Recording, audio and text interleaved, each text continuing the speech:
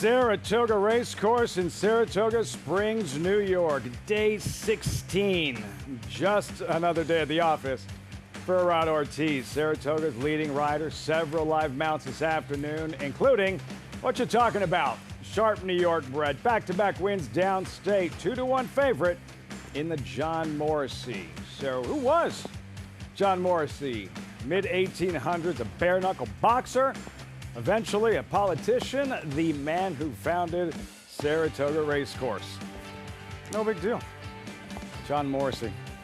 Feature this afternoon. That story about him, all part of this venue storied history and fascinating. Great to have you with us on Fox Sports 2. This is Saratoga Live. Weather, yes, a factor. Rained all morning, but the racing continues. And horses in the paddock for the first of 10 races. Just outside the paddock. Welcome, everyone. I'm Lafitte Pinkai. What a time to be in Saratoga Springs. Despite the weather this afternoon, tomorrow the Hall of Fame induction ceremony. On Saturday, the Grade 1 Whitney, not to mention 3 other Grade 1 events. Monday and Tuesday, the Saratoga Sale. Just about everything for the racing fan that makes Saratoga special, and even on a day like this where, yes, the racing is impacted by the weather. Today's race is brought to you by Claiborne Farm. 100 years doing the usual, unusually well. New turf racing, races 1, 2, 5, 7, 10 off the turf. Main track is sloppy. A distance changes in the early pick 5, races 1 and 5 now. 7/8 of a mile. So I welcome in my co-host, handicapper Jonathan Kinchin, New York Racing Association analyst Andy Serling. Guys, yeah, the bad news that there is no turf racing this afternoon, but the show does continue. The good news, JK, Whitney weekend, and looking ahead, weather looks great. That's all you can ask for. It's one of my favorite weekends of the entire year. I always joke that if I could get 3 days to be here, only 3, I would pick Whitney Saturday, the Sunday in between, and the Sale on Monday. No argument for me. I think the Whitney's a great race. It's been my favorite race. First one I saw was 1975 when Ancient Title, the California horse, came and won that race. I fell in love with him, and I fell in love with Saratoga all at the same time. And the Whitney is a great, great race, and this race holds up with any of them. Yeah, one of the most celebrated races every summer at Saratoga this Saturday on Fox. Back to today's featured event and that John Morrissey a little bit later on this evening with New York breds. There is the field. Only 3 long shots defected. Good news. 7/8 of a mile. Number 9, what are you talking about? What you talking about? 2-1 morning line favorite. And this is part of the reason why, Andy, the Nayrud, May 10th, Aqueduct. What you talking about? Watch him in between horses battling bravely to the wire. Oh, he's a very good horse who's gotten better, but he has that one big fig 2 back, and otherwise his numbers sort of put him in a contentious position here. And there is other speed in this race, and he's got 7 furlongs, and I don't know. I think he is vulnerable. I would use him in here, but I prefer others, Jonathan. I feel like he's just gotten really good. You look at his past performances, you try to identify what changed for him to be so good starting in early this year. And he did take the blinkers off, so there's a possibility that he grew up a little bit, took the blinkers off, and maybe that's the reason why his last 2 races will absolutely win this one. What do you think about the fact that trainer Wesley Ward was considering running him in the Grade 1 Bing Crosby out west at Del Mar last week, like he decided to pass, but still, what does that tell you? Tells me that there's no race that Wesley wouldn't consider running his horses at any race anywhere around the country. I mean, that guy's unbelievable. He must have every condition book in the entire country memorized because he's everywhere all the time. Feels like it's just confidence to me in the fact that he felt he could compete at that level with the very best sprinters out west. At least considering I think when the winner got a 105 buyer, Wesley decided that staying east was the right call. They can ask Crazy Mason if he doesn't believe me. John Morrissey, race 9, post time around 5:44 Eastern. Whitney Week Stakes schedule in total 9 stakes races, 8 of the graded variety. As mentioned, 4 Grade 1 events all on Saturday, only on Fox. Field for the opener, New York bred 2-year-olds. You can hear that call to post off the turf. Again, that distance change, 7/8 of a mile. 4 to 5, the Obliterator, main track only, will meet the field. Post parade for this first race, start of the early pick 5. And Force, the first one you'll see, the Arundel debuting homebred. Yeah, it's a horse that worked on the turf. When I see horses that work on the turf and then stay in and off the turf races, I don't necessarily trust them. Minor inconvenience. Did take money in his debut. Did take lots of money in the debut. Did no running, probably on the surface he would prefer. Twirling Lad at number 4, the 3 Colleen Stable first-time starter. Yeah, Twirling Candy as a sire. These horses will run on anything. Verbinden, another fresh face, cold on the board somewhat. Yeah, this is a bar that wins races up here, but they usually take more money than this. The Obliterator, make the rider Rod Ortiz, not to be mistaken with Obliteration, the Saratoga special favorite. Like everybody else, I picked this horse on top. I thought he needed his first race. He did a little running late. He gets more distance, and otherwise, I was just guessing with horses that were entered to run on the turf. 2-year-olds in the Thursday opener. Early pick 5 begins here. Whitney week at Saratoga. Only 4th week of 8 this summer. So much great racing ahead. Sign up today. Get involved. NYRABets.com. Play the races when the track is fast, when the track is sloppy. Get involved. Use that promo code SPA200. Enjoy betting on over 300 tracks around the world. Start winning today. Join now. NYRABets.com. We welcome Maggie Wolfendale to the broadcast. Standing by in the winner's circle, hopefully under some cover. Maggie, let's start with the favorite. Entered main track only. What is the Obliterator showing you? Well, Fade, I'm not afraid of any rain. Come on, man. I'm out here enjoying it.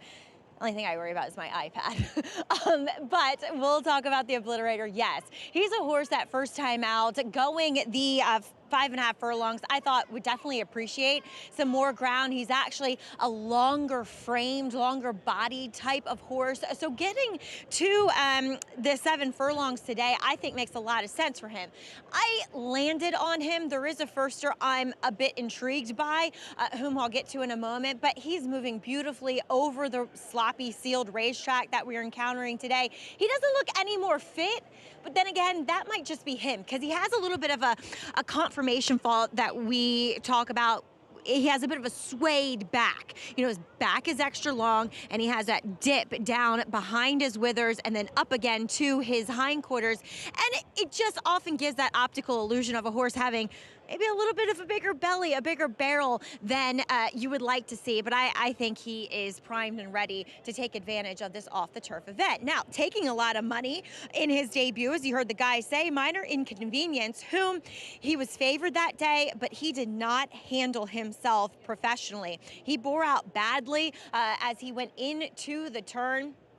John Velasquez really had his hands full. Now he comes back. I wasn't in the paddock, so I don't know exactly what equipment he had on, but looking at the replay, it looks as though he only had on a pair of short cup cheater blinkers, and today he's equipped with full cup blinkers and a Halton bit, a cage bit, as we like to say, that gives the rider power steering. And I will say this, Ricardo Santana is one of those jockeys that I do like on horses that can be a bit hard to handle. He's a jock that has soft hands, but isn't afraid to kind of tell the horse what to do, give the horse as much direction as they need. But again, I wonder if this is really ultimately the surface that he wants to compete on. First time starters to take a look at. Number 2 Force does intrigue me quite a bit here. He looks really ready, very fit, very strong, but also looks as though he could be quick. Had a real bright demeanor in the paddock, and then once he got tacked, he was sharp. He was ready to get out there and go. As you see, Jose Ortiz has him nicely framed up on the racetrack. Now, yes, as JK pointed out, he probably does want the turf, but looking at him, he's not overly turf meant. And because he looks as though he could be quick, and the fact that I'm hoping he's quick out of the gate, it could put him in an advantageous position here in this one. Number 4, Twirling Lad, son of Twirling Candy. It's funny the different types of physicals Twirling Candy can throw. Some of them can be quite narrow-bodied. He himself wasn't necessarily that way, but some of them are a bit small and just a bit of a lighter frame. And that's exactly what Twirling Lad is, but that's not the worst thing when you're dealing with this type of racetrack. He does overall look a bit more turf meant. He comes in here fit. He has been extremely professional. And I did watch his last breeze, which was from the gate on the main track here with an older mate by the name of Antiola, who we'll see in a Claiming 50. Is that tomorrow, I think? I don't know. She's in sometime this week. But he had a little bit of trouble keeping up late. But I thought it was, a good sign that Horacio De Paz chose to work him with an older mate. It just usually speaks as though they're doing better than the other unraced 2-year-old. So we'll see how he negotiates the sloppy going today. He's one that I'd gander a guess, Lafitte, that the turf is ultimately what he wants. Horacio De Paz, twirling lad. Naturally, I'll forget the name. The horse that he won with the other day, the claim. Yeah. 10 days later, he's sprinting on dirt, brings him back in 10 days, and he wins going a mile and 3/8 on grass. Yeah, Kigali? Kigali. That's it. He a great pick Yesterday. by Greg, who really liked that horse yesterday.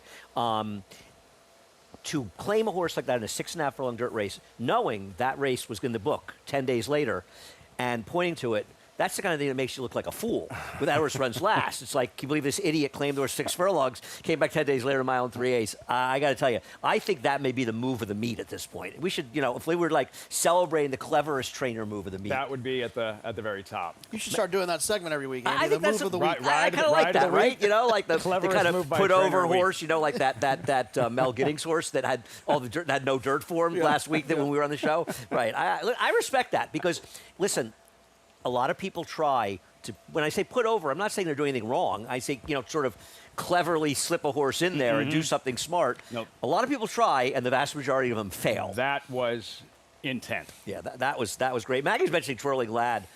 His second dam is Caroline Thomas, who makes me think of my good friend Bonner Young, who had so many of those good horses, including Caroline Thomas for Barclay Tag for years. And I hope she manages to get up here at some point this year. But it's so much turf. And that's what Maggie was saying, of course. But I'm looking forward to seeing this one get on the turf for Horacio. And it comes up, but just to remind viewers who might be watching, okay, so this is on the main track, but it was slated for a mile and a 16th. Why aren't they running a mile out of the Wilson Chute? Why the 7/8 distance? Well, we had been mistakenly running these in the past. They all went to 7 furlongs, mile Yeah. 16th races, mile races. No, the 2-year-old races did. I think the mile 16th went to a mile and 1/8 for the olders. They went to a mile for everybody with the new Wilson Chute, but the 2-year-olds aren't even running 6.5 furlongs yet, and they're having to go a mile in the middle of July. So I think it's just the trainers and people in general wanted a less distance, better for them. Agreed. Obliterator 3 to 4. Any final thoughts as they start to load, JK?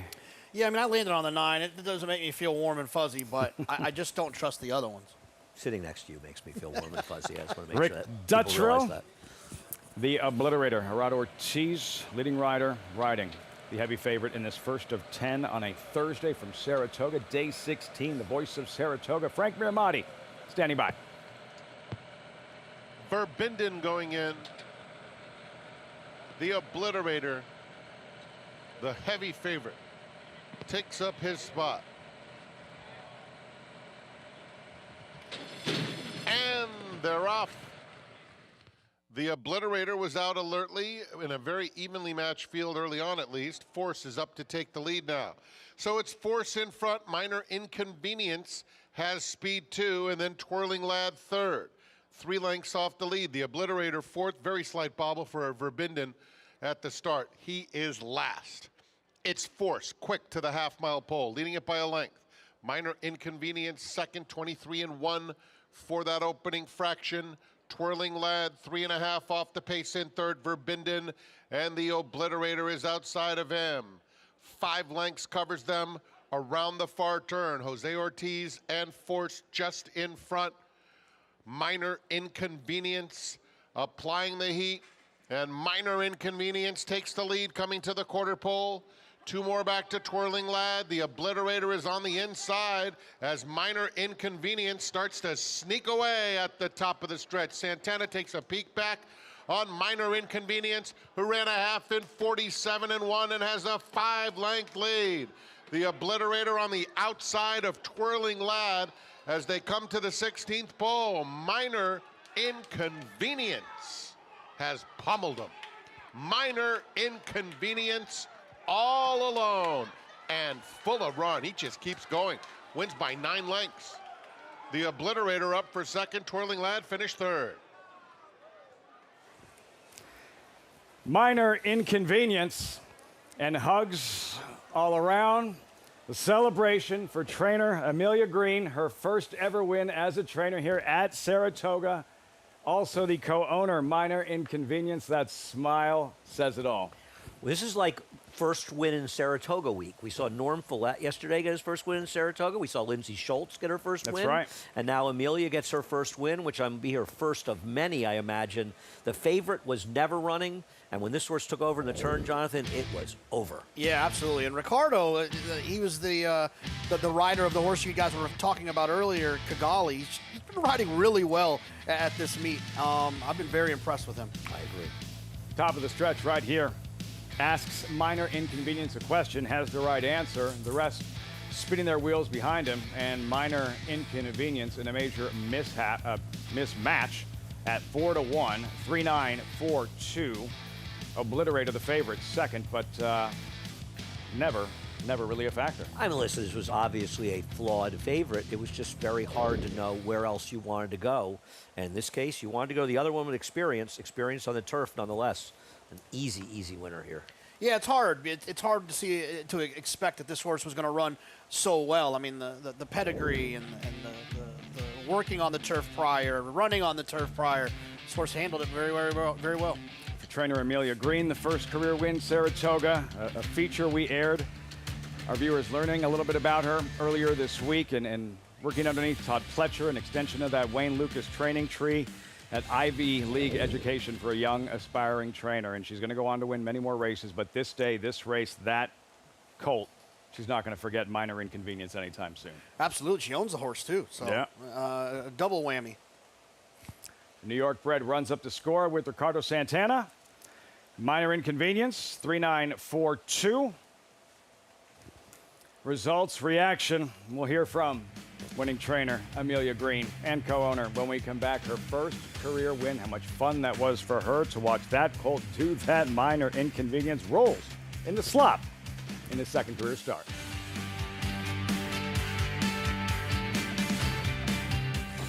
You bet with Naira Bets. Bet any track, anywhere, anytime. Download the Naira Bets app to play today and get a $200 deposit bonus. Watch live horse racing. Get expert picks. Boost your bankroll with weekly promotions and hone your handicapping skills with exclusive tips and tutorials. Download the Naira Bets app now. Sign up now to claim your $200 deposit match bonus. You bet with Naira Bets.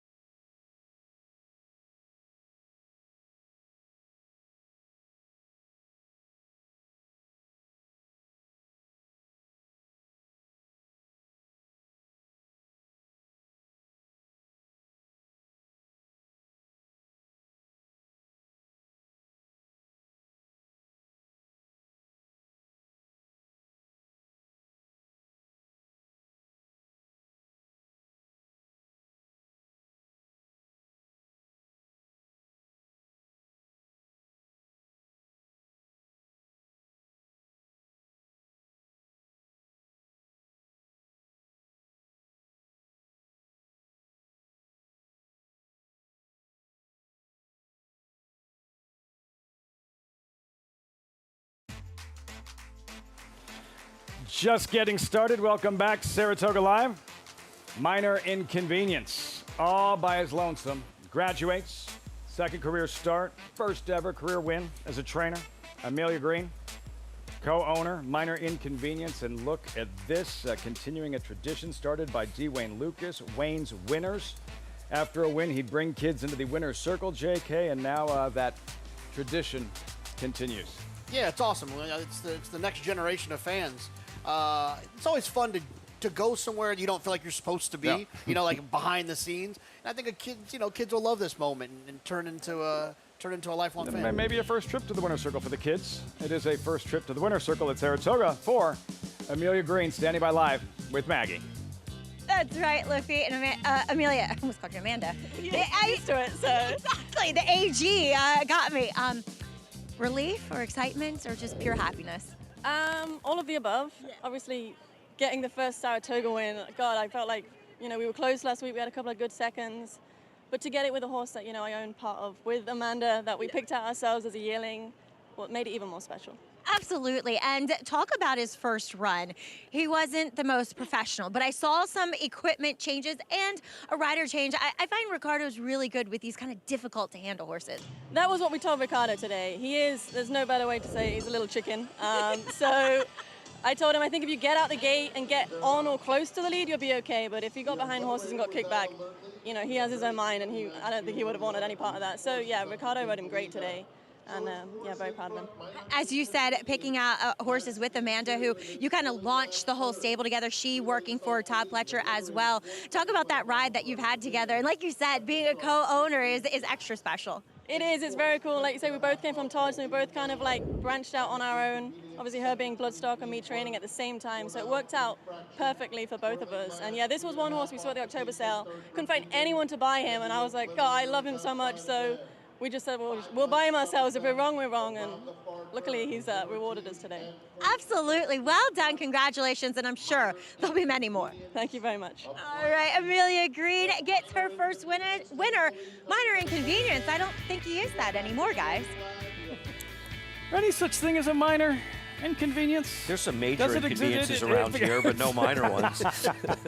They tend to become, yes, major inconveniences. It's not raining for Amelia Green anymore today, is it? Nah, what it's all about, Jonathan. This is fun to watch. The embrace, all the hard work that goes in, it pays off. And finally, that not a first career win, but a first time she gets to enjoy that moment in the winner's circle here at Saratoga. It's a special place, and I think that you can get a win somewhere else, and your first win, I'm sure her first win elsewhere was very important to her, but getting one here, especially spending all that time with Todd Pletcher and Todd winning, 14 training titles here, it's an important place to him and his staff. She was once on that staff, so it means just that much more.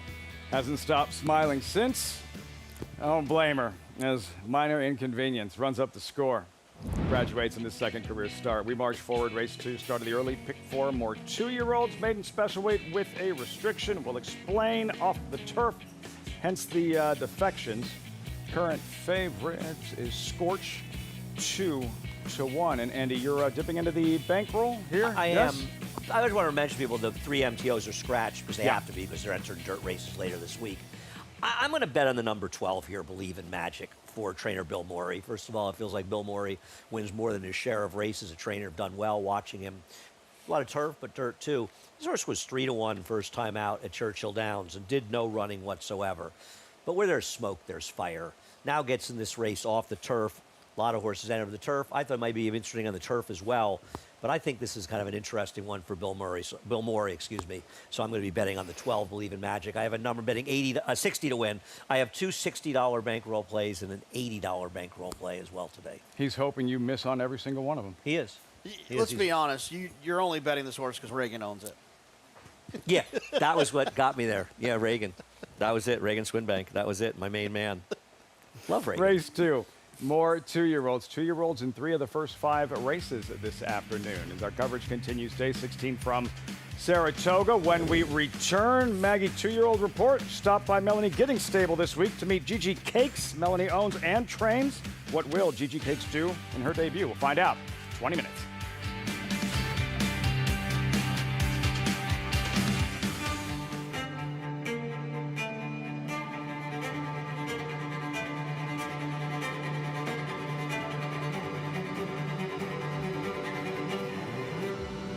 At the top of the stretch, even obliteration. All Obliteration, perfectly named individual, is romping home in the Sanford. 7 lengths past the 16th hole. Obliteration is a star.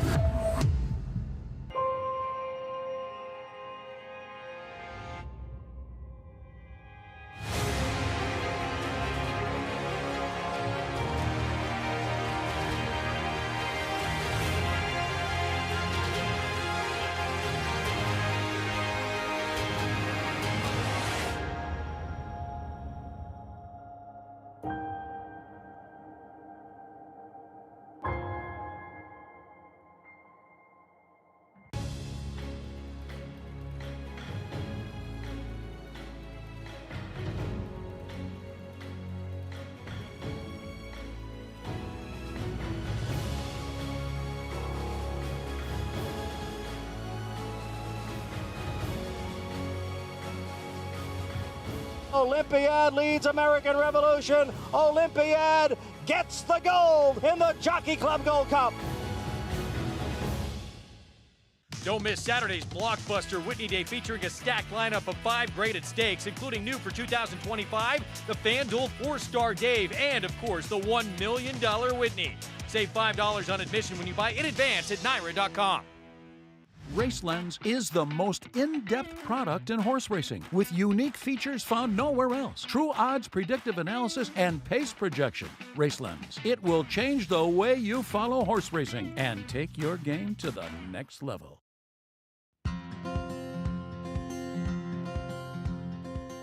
Mel sending out Gigi Cakes for her debut, 5.5 on the turf. Now, she didn't work that fast at the OBS sales. She's a little bit green. Talk about her development from buying her at the sale to now. Yeah, green to say the least. She was mentally just not, there. She kind of, which most of those 2-year-olds at the sales aren't quite, it's too early. But she's come a long way, and I'm really proud of her. I'm kind of excited to run her. Absolutely. Her work on the turf, I thought, was really impressive. She was very, very professional. Yeah, and she's just totally turned a corner, so we feel like she's ready. You've got your main man up as well, Sean riding Gigi Cakes. Does that help so much, having him just be in the barn every day and know these horses so well? I think so, absolutely. I think the horses get to know you as a rider, and I think the rider feels comfortable riding them and knows every little quirk about them, so I think it makes a huge difference. Mel was telling me you're a big fan of celebrating birthdays, hence Gigi Cake. Yes, we celebrate birthdays here. And I bring the cakes in, so hence Gigi Cakes. Yes, Gigi is my nickname, and the cakes for the birthday cakes. And yes, Gigi Cakes was born. Well, wishing you the best of luck. Thank you, Maggie, so much. Thank you, I appreciate it. Maggie's 2-year-old report brought to you by Spendthrift. Gigi Cakes are breezing on grass. She'll be racing in the slop by Tis the Law. Won a Travers here, of course, and out of a Vineyard Haven mare. Vineyard Haven Grade 1 hopeful winner on dirt here at Saratoga years ago. Well, you don't see his name in the PPs that often now. If memory serves me right, Bobby Frankel bought him at a race at Calder. He won the Hopeful. I think he won the Champagne, and he sold him to the Chic for something like $12 million. And I could be wrong. I feel like Joe Torre might have been involved in the ownership group as well. That was a score. I got nothing. I know he sold him for I know the race crazy amount of money. I don't remember the story. Let's go Crazy Mets. amount of money. I know that. Let's go Mets. Did he got Easy. put? He got winner. Easy, He got Ty. put up in the Those Jerkins next those year. Those are fighting Kings words, Bishop. man. Gigi Cakes, what will she do in her debut, the 2nd of 10 at Saratoga in 16 minutes? Start of the early pick 4.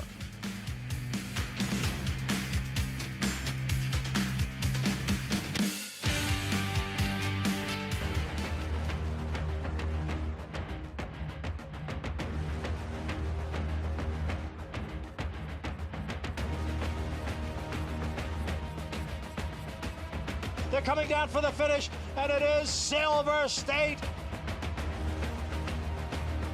10-25, 10-25, at 25-35, 335,000. Grade 1 winner Silver State, standing at Claiborne Farm.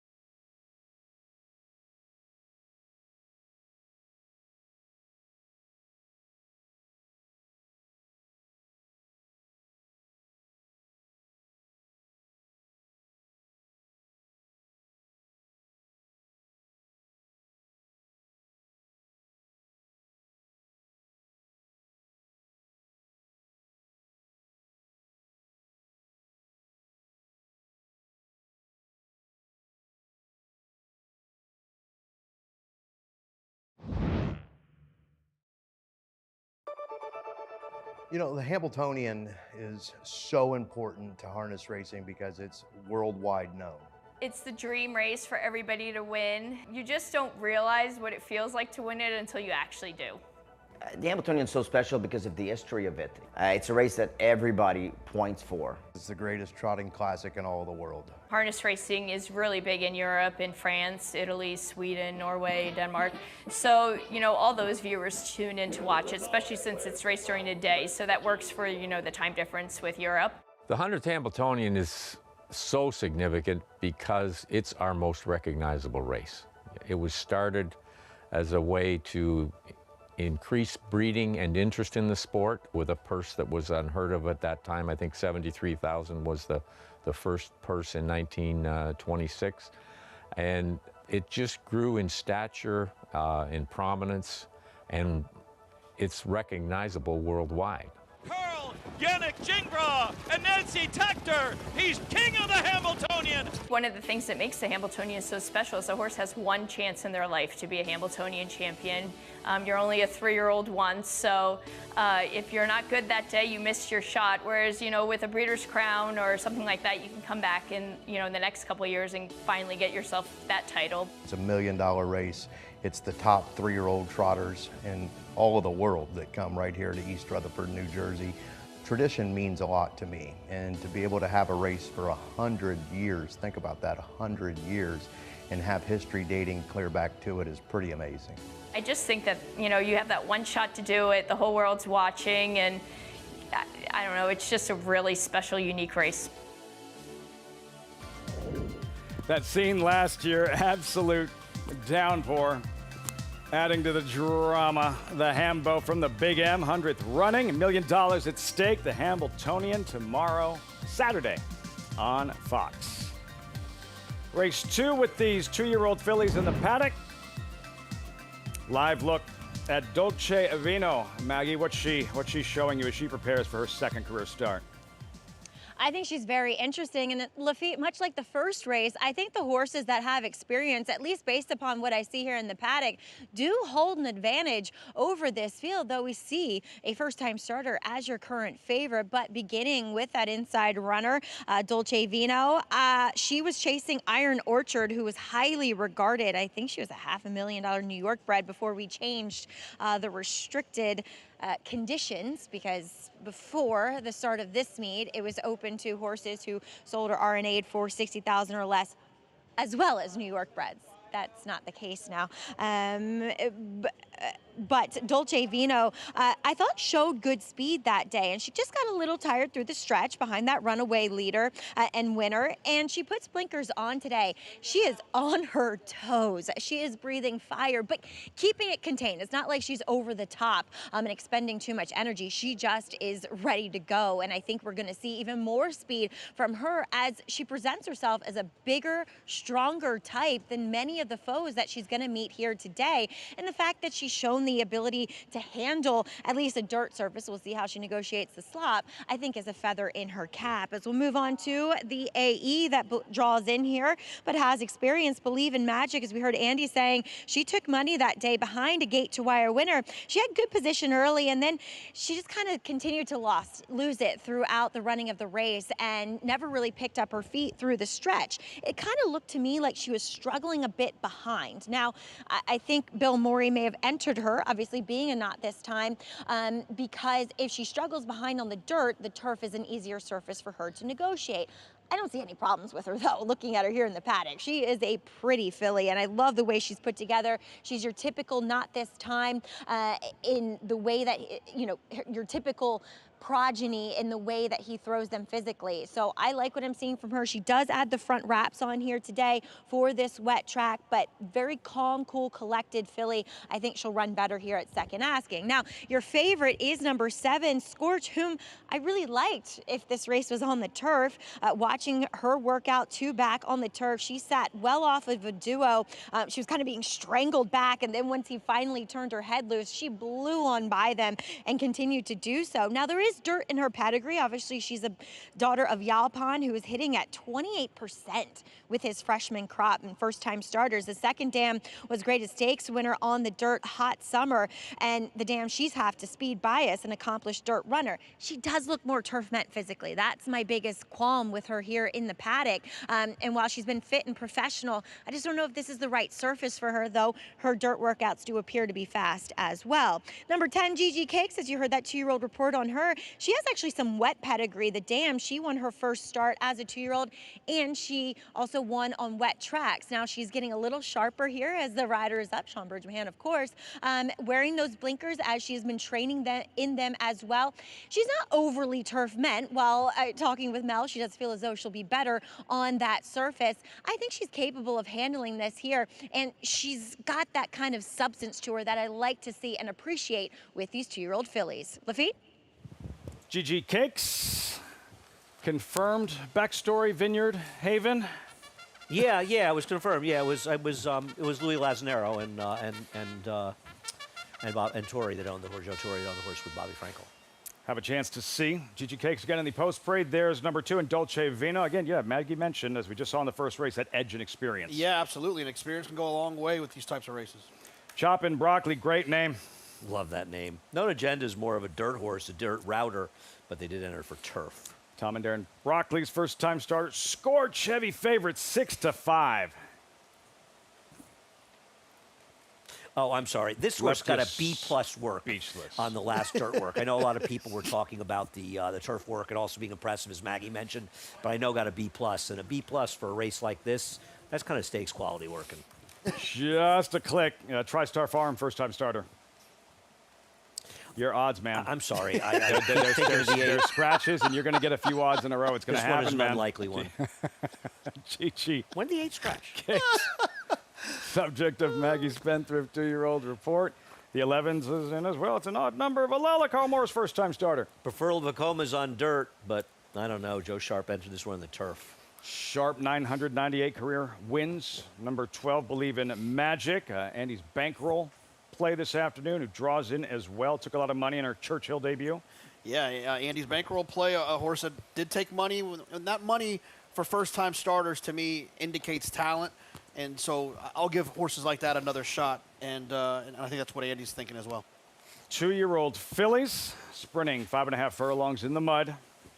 Post time 5 minutes. Another look at Scorch here. All right, so 6-5, Andy. How surprised are you that she's this short? Well, hearing that information on the workout makes me less surprised. I mean, and keep in mind, this is a restricted, it's one of the restricted races. So these are horses that sold or RNA'd for $60,000 or less. So you're not looking at horses with these giant pedigrees, these huge purchase prices.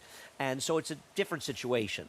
And then you have it off the turf, and this horse has that dirt work. Now, Maggie has some interesting things to say, because she's not the only one that said that workout was very impressive. She's actually one of 3 people that I respect that told me that that horse had an impressive workout on the turf.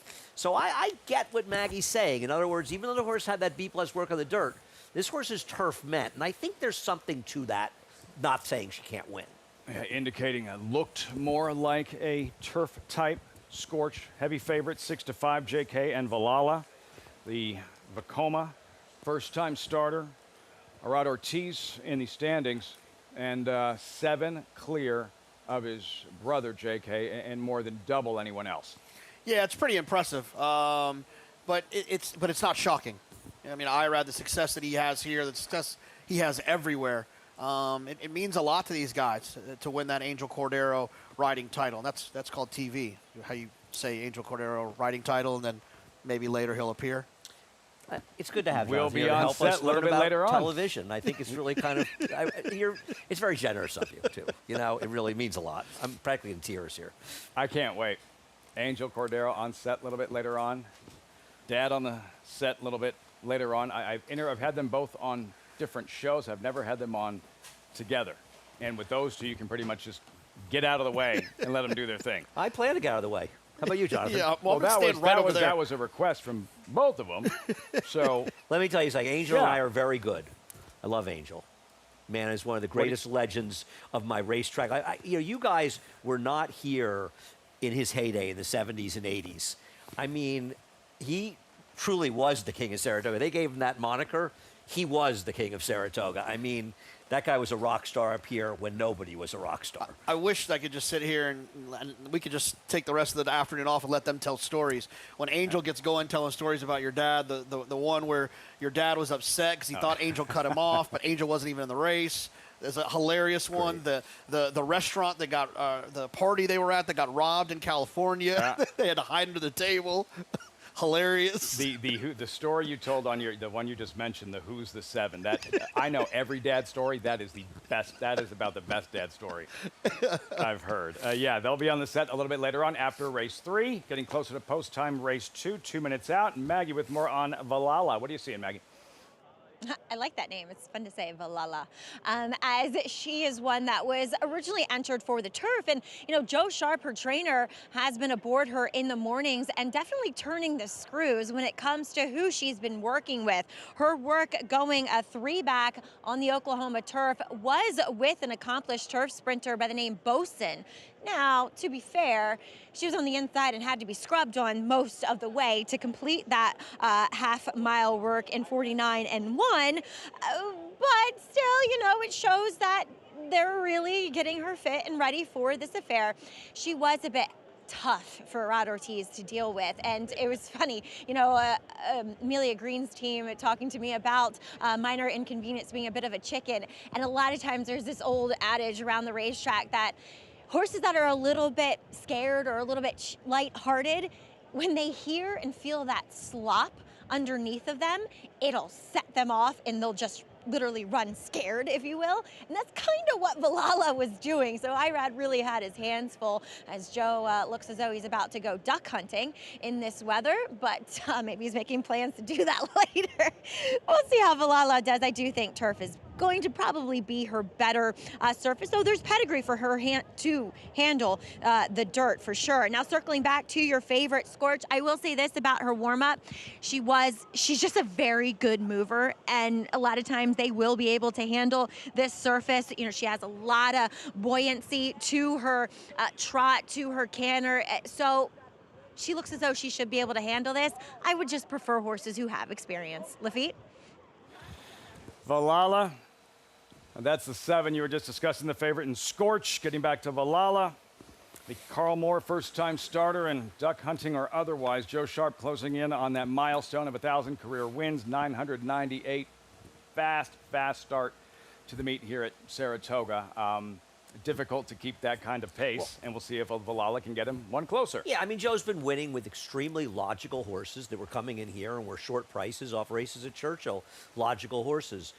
This horse, Jonathan, I know you kind of like this horse.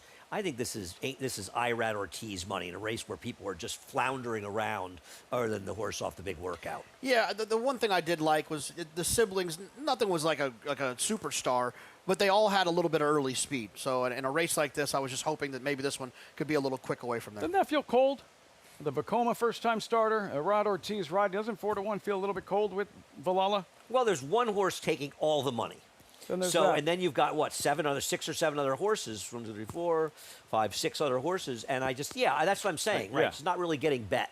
But I don't know, we know why the 7's getting bet, because of the big workout, and the workout reports play a role. Those DRF workout reports are sensational, and that's why that horse is getting bet in the workouts. But otherwise, I think people are just sort of grasping at straws. And Abreu looking on, and we've seen it, We've seen it time and time again, though, in these 2-year-old races, where how much of a difference experience has made. And here's the first-time starter. That's the wrong Abreu. That was Jorge. That's not Fernando. It was an Abreu. But they are related, so we were close. Yeah. But he's probably rooting for his brother here, so there's that. Yeah. Catching strays. Catching strays. He was an Abreu. Filing in. They don't just really a click. Look alike. They don't really look alike, do they? It was dark. It was shadowy. I'm relaying information. I'm being told. What do you want from me? We're going to see Pinkai a little bit later. The better-looking one. Indeed. 2 more talented Indeed. In every way fathomable. Angel and Dad joining us a little bit later on. Post time for this second race. These 2-year-old fillies. Frank Miramati standing by. Believe in Magic will be the last one. They're in the gate.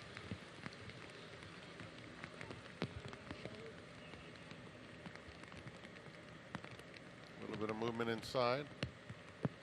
Scorch. And they're off. Dolce Vino is hustled out and takes command. Valhalla is up close in the opening stages. Believe in Magic on the extreme outside is right there too, as Scorch moves up along the rail. They're followed by GG Cakes, who's 5th and 5 lengths off them. A gap of 3 to the 2 trailers at the back of the field. And those are Just a Click and Choppin' Broccoli, 22-1 as Valhalla surges forward to take the lead from Dolce Vino. Now opening up nearly a length. Believe in Magic on the outside, running a good race into second, and they are followed by Scorch in fourth, top of the stretch. Valhalla a length and a half in front. Believe in Magic is set down in hot pursuit second. Out in the center of the racetrack, GG Cakes is trying to pick up a little bit of momentum. In the meantime, Scorch is third. 16th pole, Valhalla. Believe in Magic. Do you believe in Magic on the outside? Gets up, handridden to victory over Valhalla. Scorch third, and Just a Click finish fourth. Experience. Second career start. Believe in Magic. Dylan Davis in the second at Saratoga, and Andy cashes on the bankroll wager. Yeah, nice job. Happy for our friend Reagan. Absolutely. And the others as well with this win. And Dylan Davis just kept persevering. You were right about the 11. That horse was very live, ran well, and the favorite was never really comfortable out there. And I think when you look back on it, a lot of Maggie said made a lot of sense, you know, just because, you know, the really good work was turf. And is a good horse, so he worked well in the dirt, but he's really turf meant. You can almost see it. He's got talent, but this is not the right surface. No, and look, he probably didn't work on a racetrack that was like this. You know, there's also a possibility that he didn't enjoy the racetrack. Maybe he needs a fast dirt track to do his best running. But yes, great win, great call by you as well in the 12. 7-1 in Magic. Yep, absolutely. Congrats to Black Type Thoroughbreds, Swinbank Stables, and Atkinson. Steve Atkinson. Bill Moore, winning trainer. Get them all in there. I don't Believe leave in anybody Magic. out. Not this time. Philly graduates in their second career, starting at 12, 11, 7, 9. Valhalla, who you like, JK, putting up all kinds of fight. Tried to repel the charge of Believe in Magic, but too much Believe in Magic in the end. Absolutely, and the experience paid off, and it's just another reminder, I think, that when a horse takes money on debut, it's typically for a reason, whether they've worked really well, they've got some talent, and then when it doesn't show up on that first start, there's an opportunity to make some tweaks, do some things differently, and they can still run well. We saw that with Tom's horse, Amos's horse, who's in the Adirondack this weekend. Took a ton of money first time out, didn't run a step at Churchill, came back here and wired a field at a nice price in the second start. The money is usually meaningful. It doesn't mean you always cash, but the money is meaningful, especially when you're talking, I mean, Tom Amos not included, good trainers. Saw so much of that a couple of summers back. The poster child that comes to mind was Chocolate Gelato, who was supposed to be automatic in her debut. Heavy fit, didn't run a jump. Came back in her second start, like 10. Absolutely aired, an eventual grade 1 winner. Where there's smoke, there's usually fire. Could happen this weekend as well with Tagermean, who took a bunch of money on debut for Steve Asmussen, is in this weekend. I don't remember. I think it's probably Saturday. Cassie horse with experience blew that horse off the track. Yeah. It's in the first race on Saturday. Saratoga Special Saturday, all part of the Whitney program. Here, Believe in Magic breaks through. Results when we come back, 12, 11, 7, 9. Plus, we'll meet the runners in the Whitney. A couple champions of RSVP. Fierceness, 2023 2-year-old champ. Travers winner, Sierra Leone. Last year's 3-year-old champ, Breeders' Cup Classic winner. That's next.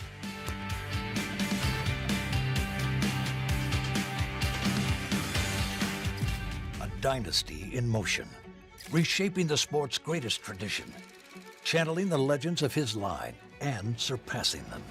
4 of the last 6 Derby winners carry his genes. A Golden Son, a Horse of the Year. Another chapter written beneath those iconic spires. Derby dreams fulfilled for the titans of our industry.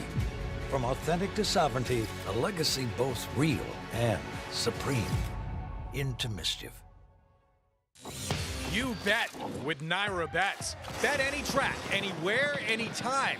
Download the Naira Bets app to play today and get a $200 deposit bonus.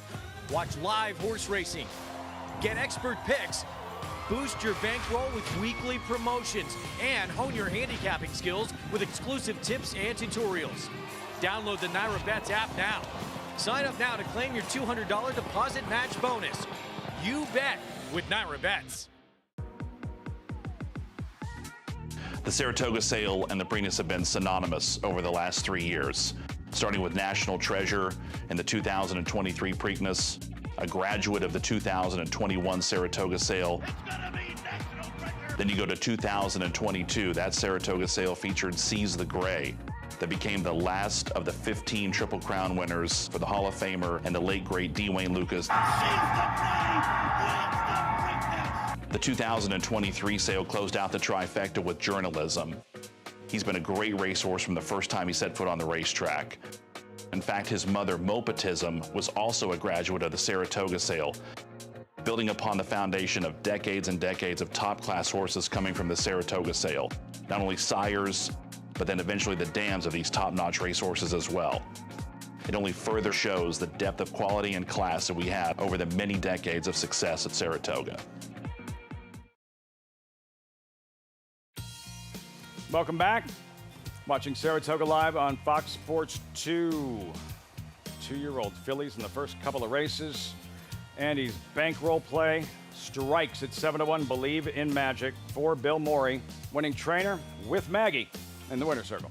Here with Bill Morey, conditioner of Believe in Magic. And Bill, she debuted down at Churchill.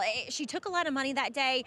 What happened? It just felt like a non-effort, and boy, she really came through this time around. Yeah, we were pretty high on her going into that race. We were all very confident in her. She had worked very well.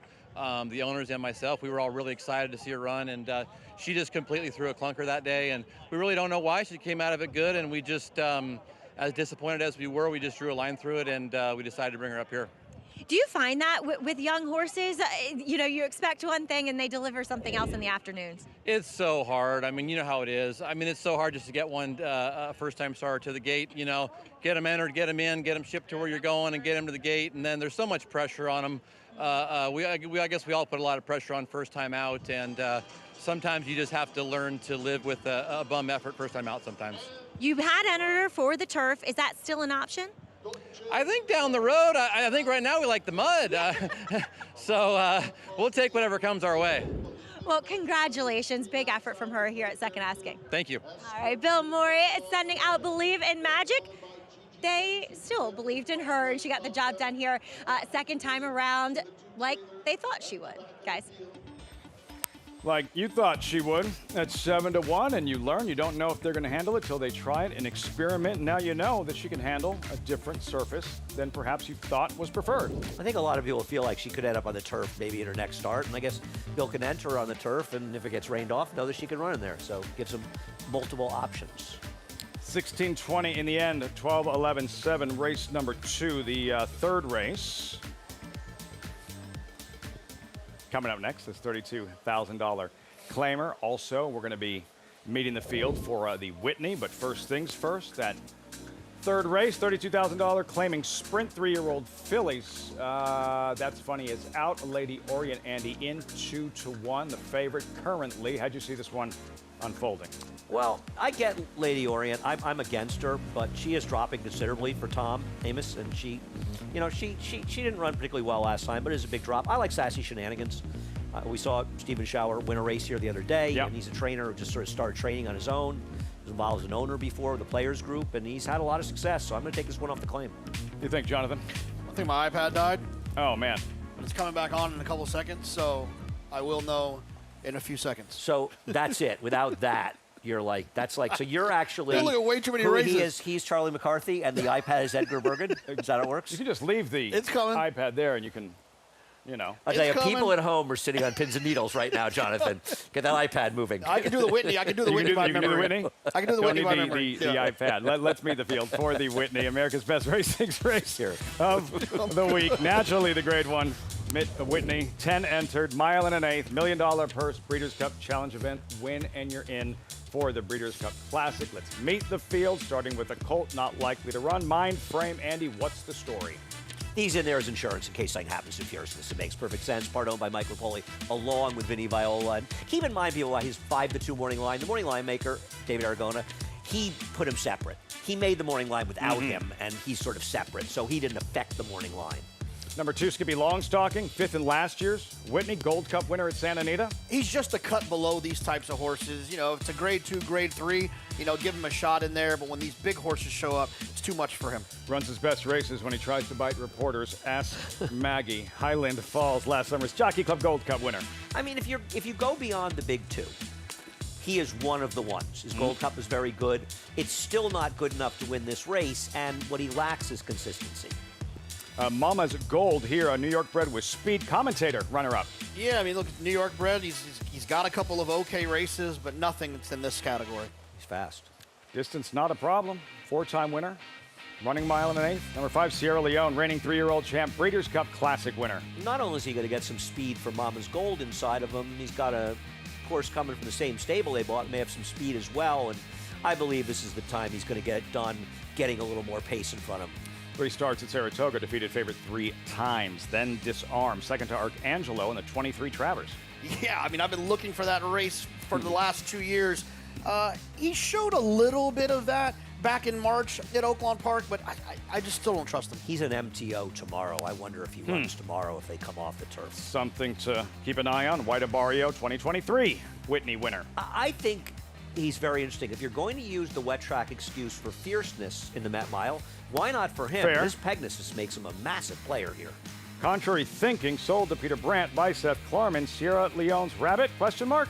I mean, I think that it's pretty obvious to assume that that's the situation. And to be fair, I've got absolutely no problem with it. None. At all. None. Never understood the gripe. Then Fierceness, morning line favorite. Outside draw is key. A Rabbit doesn't hurt Fierceness because he's learned to rate and be comfortable. The Rabbit helps Sierra Leone. It doesn't hurt Fierceness. He's got to put in a good effort after his disappointing Met Mile. Number 10, Post Time, 3rd in last year's Whitney. Such a cool horse. He's probably one of the coolest horses in the race. I think he's probably better going a little bit shorter and probably going against a little bit lesser than he's going to face. I agree, but his Breeders' Cup Mile was good. And, I mean, you see a horse that's mostly deep closers, 11 for 18, and he never missed the board. Last fall's Breeders' Cup Classic, we revisit hot, fast-paced JK, Fierceness battling, Sierra Leone, table set, and he cleans up. Yeah, it's funny. I mean, only one of these horses won, but in my opinion, it was 2 of their lifetime best races. Here's the thing why I don't really care so much about the Rabbit and why I still like Fierceness is Fierceness with the Rabbit in the race still is not going to go as fast as he went here. Yeah. I mean, he went so fast here and still almost won. He's going to be able to go a little bit slower, and he's going to sit off of that horse. And I think that Fierceness gets frustrated and doesn't run well when he gets rank and wants to go faster. He's going to have a target in front of him. He'll just be able to sit off of that horse. What about the Met? It doesn't bother you at all that he ran so badly? I am forgiving that performance from where he was drawn. The racetrack was weird. It was changing that day. We had all that rain. I'm forgiving that. His 4 performances prior to that have more weight to me than that one performance. Quickly, for both of you. For you, Sierra Leone. Sierra Leone wins the Whitney if what? If he runs his race. I hope he breaks. He didn't break that great in the last race in the Foster, but I think if the pace is on. Okay, he wins if the pace is honest. What's an honest pace? You see the time, what is it, and you say table set. 40, half mile. 47 and 1. Not flying. Yeah. Not like the Honest. paces we used to see with Angel and your dad riding. In those days, they must start crying when they look at the paces in races. But an honest pace where they're moving up front. Mama's Gold going, Contrary Thinking going along with that one, and making them run enough early for him to settle early so he can make his run. Fierceness wins if he's comfortable. As long as he's comfortable. I don't care how fast he goes, as long as he's doing it the right way. Like Richie always says, it's not how fast he's going, it's how he's going fast. What a great Whitney. Can't wait to see this one, how it all unfolds. Multiple champions and multiple Whitney winners. White Barrio trying to become just the 4th ever multiple winner of a Whitney, and all coming your way this Saturday on Fox. The slate, the schedule for the rest of the summer, the Whitney along with 3 other Grade 1 events. Fox Saratoga Saturday, the Sword Dancer August 9th, the Alabama presented by Keeneland Sales with serious championship implications, and the DraftKings Travers every summer, the highlight at Saratoga. When we return, oh, there goes the neighborhood. Hall of Fame riders, fierce competitors, very, very close friends. Angel Cordero and the other Lafitte Finkai Jr. on set together. What could possibly go wrong? That's next on Saratoga Live.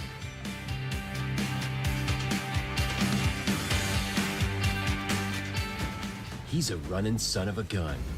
Papa Cap now has the advantage. A graded stakes winning 2-year-old. Grade 1 Breeders' Cup Juvenile runner-up at 2. Multiple Grade 1 places at 3. Finished in the top 4 in 11 out of 12 starts. And from here on in, it's just a matter of how far. Papa Cap, an easy winner of the best pal. Papa Cap, standing at Walmack.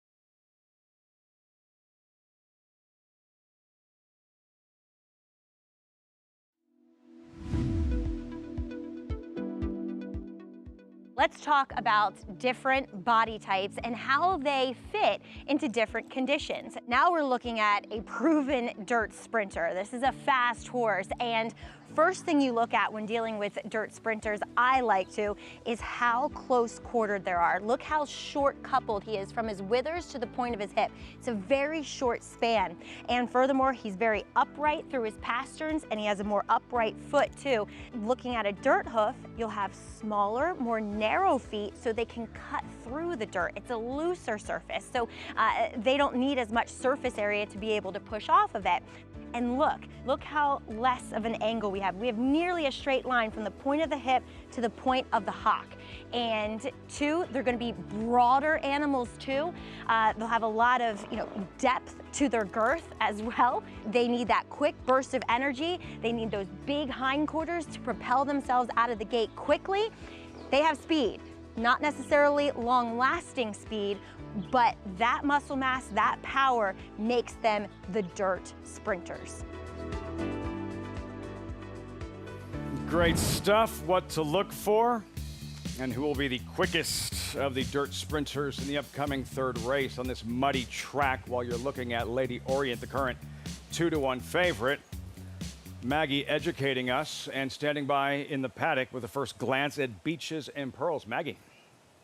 Well done to our producer Josh for putting that segment of paddock pointers in before this race, because we are dealing with several horses in here who are turning back in distance.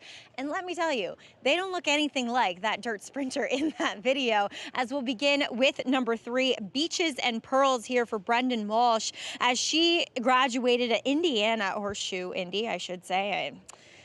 The ever-changing names of racetracks, in an off-the-turf event. Now, the second place finisher, who she beat emphatically by 10 lengths, did come back and win and improve her Beyer to a 62. So at least and that was on the dirt. So at least there's some live runners in that race. The problem with her is I know she won on the dirt last time, but she looks like a turf horse, and also she looks like she wants every bit of distance she can get. She also has that neuromuscular condition called string halt. It's very exaggerated when a horse is at a walk. It's in her right hind, as you can see here with her. And two, on top of that condition, which you really don't notice when they're at top speed, at a gallop, or really running, she just looks very weak behind, and I'm afraid she's going to struggle over this surface that we have here today. So, well, I love me some Brendan Walsh. I don't particularly love Beaches and Pearls. Moving on to your favorite, Lady Orient, as she's one that has at least shown the ability to handle the main track, but she's done so at Churchill. Now, maybe with the sealed track here at Saratoga, it's going to be a little bit firmer for her. But that Churchill surface is very kind to horses who prefer the turf.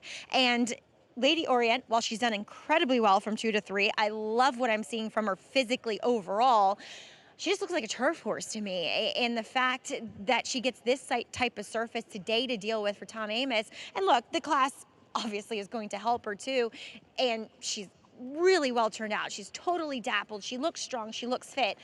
Just not sure about the going. Now, we have a horse in here that is coming off of a layoff, and she'll need to get a little bit faster, but not too much so. That's number 1, Maxaluna here for Michelle Nevin, and she did something that usually horses out of Michelle's barn don't do, and that's win first time out. So obviously hinting at some ability. Granted, it was for a maiden 40 in the middle of winter at Aqueduct, but she makes a great impression on me here in the paddock. Now, maybe an issue arising out of that March 28th effort as she does come back here today. She's just a brawny type of filly. There's a lot of muscle mass to her. Looks like a dirt sprinter through and through here. Now, the front wraps do go on, but I do find that Michelle will do that with her horses dropping or encountering a off track. So I think she's pretty intriguing. You're going to get a nice price on her too as she comes back here today, Lafitte. Looks the part, and a solid Maxaluna, 9 to 1. Circling back to Beaches and Pearls, number 3 at 3 to 1. Arada Ortiz, the co-second choice, and to revisit, there she is, her maiden win last month. This is at Horseshoe Indy. She's favored. Andy, Beaches and Pearls on a good track, and she just pours it on. She did, and this race might be a little better than the 58 buyer suggests. The problem is off-the-turf races often live in isolation. The bigger problem with her is she's probably a horse that should be about 9 to 2 or 5 to 1 here, and because Irad is riding, you're going to get a much lesser price. I considered putting her on top. I just don't want to take Irad with horses I think should be bigger prices because he takes so much money at the windows. The great rider, but they're underlays. Yeah, I like her here. I mean, I thought that she handled the dirt really well, and she just feels like one that could take a step forward off of that. There's a lot of these other horses in here I don't necessarily trust. And you know, there's been a horse that's won out of that race, so it makes me feel comfortable about that as well. I think she's maybe found a new home on the dirt. Beaches and Pearls, live look. Tom Amoss with Lady Orient and Jose Ortiz. Lady Orient, key to success for her today. Jonathan as the 2 to 1 favorite, and riders up. Jose in the saddle. You know, I'd like for her to show a little bit more speed, try to take advantage of that outside post. She's going to have to take a little bit of a step forward, in my opinion, though, if she wants to beat some of these other horses. I think she's a bad favorite. Yeah. I mean, listen, we're not even talking about Dee's a Rock, and I don't. She's quick. Love the races from Finger Lakes, but Mr. Worsu's quick, and she's probably going to be the lone lead in this race. And I think I don't love her chances, but that makes her dangerous. Dee's a Rock, Christopher Elliott. There's Javier Castellano, Hall of Famer with 7 Travers victories, and I believe 6 Alabama wins. I think a 6 last year. In the Alabama most prestigious race for 3-year-old fillies at Saratoga, another look, Jose Ortiz, Lady Orient. I worry about Lady Orient's last race. I didn't like it. I know there were better horses, but you shouldn't do any running in there. But, you know, I think one of the reasons, listen, one of the main reasons that Tom's won as many races, obviously he's a very good trainer, but is that he's running his horses where they can win. And I think in that situation, he was running where she couldn't win, and today he's probably running her where she can win. The favorite 2-1, and a reminder with the Whitney on Saturday. Whitney tickets on sale, as you saw. The iconic Whitney Day features 5 graded stakes races, including the FanDuel 4-Star Dave. Don't forget to showcase your outfit in the Best in Pink Fashion Contest, Andy. Do not forget. Best in Pink Fashion Contest. Save $5 on admission when you buy in advance at Naira. So pink is the color to wear Saturday? My pink suit coming out? My pink shirt. I mean, you were, you know. What are you wearing? I don't know. Little pink No, little think outfit about. you Do you got?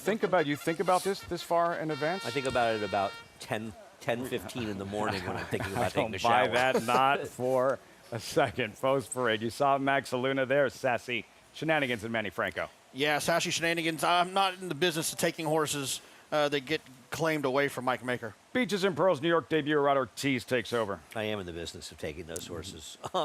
I think she is interesting, but I think because Irod's riding, you're just getting no value. Deezer Rock, representing speed, just won in the slop. Has won in the slop. Yeah, nice style to have on a racetrack like this. Shasha Wren, claimed from Brad Cox by Lolita Shivmangal. Also, not in the business of taking horses claimed away from Brad Cox. Reminds me, Andy has a birthday wish to send out to a viewer in a moment. Lady Orient, Class Drop, Jose Ortiz takes over. Only if Jonathan sings happy birthday. Rooting for Tom, but she's not my cup of tea at a short price in this race. 2-1, 6 minutes out, race 3. These $32,000 claimers, 6.5 furlongs. These 3-year-old fillies.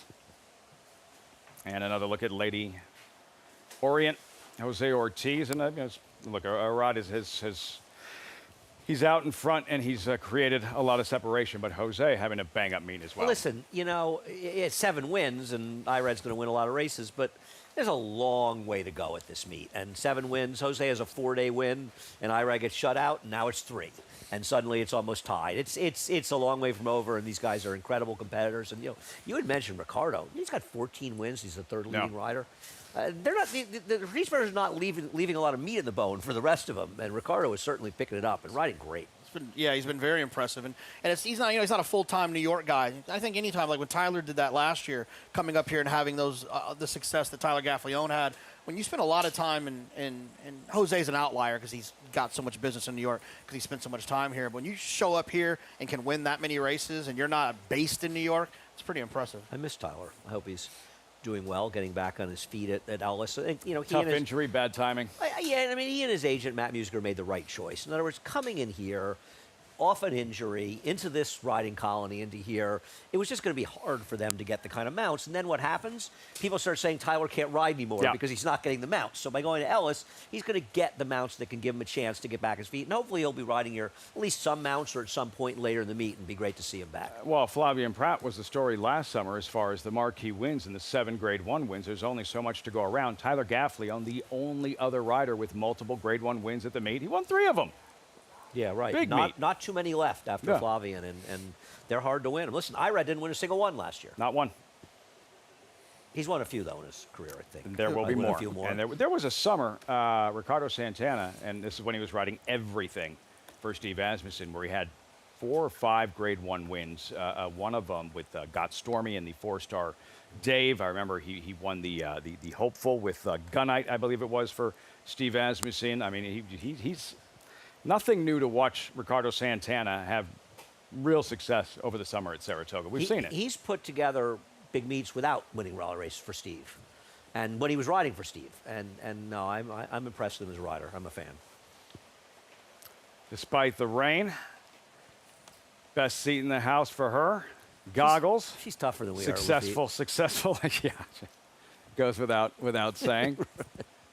Have you just in the first couple of races, the races in the mud, have you noticed anything? I'm not asking you to have you established a trend to follow, but just anything you'll keep your eye on?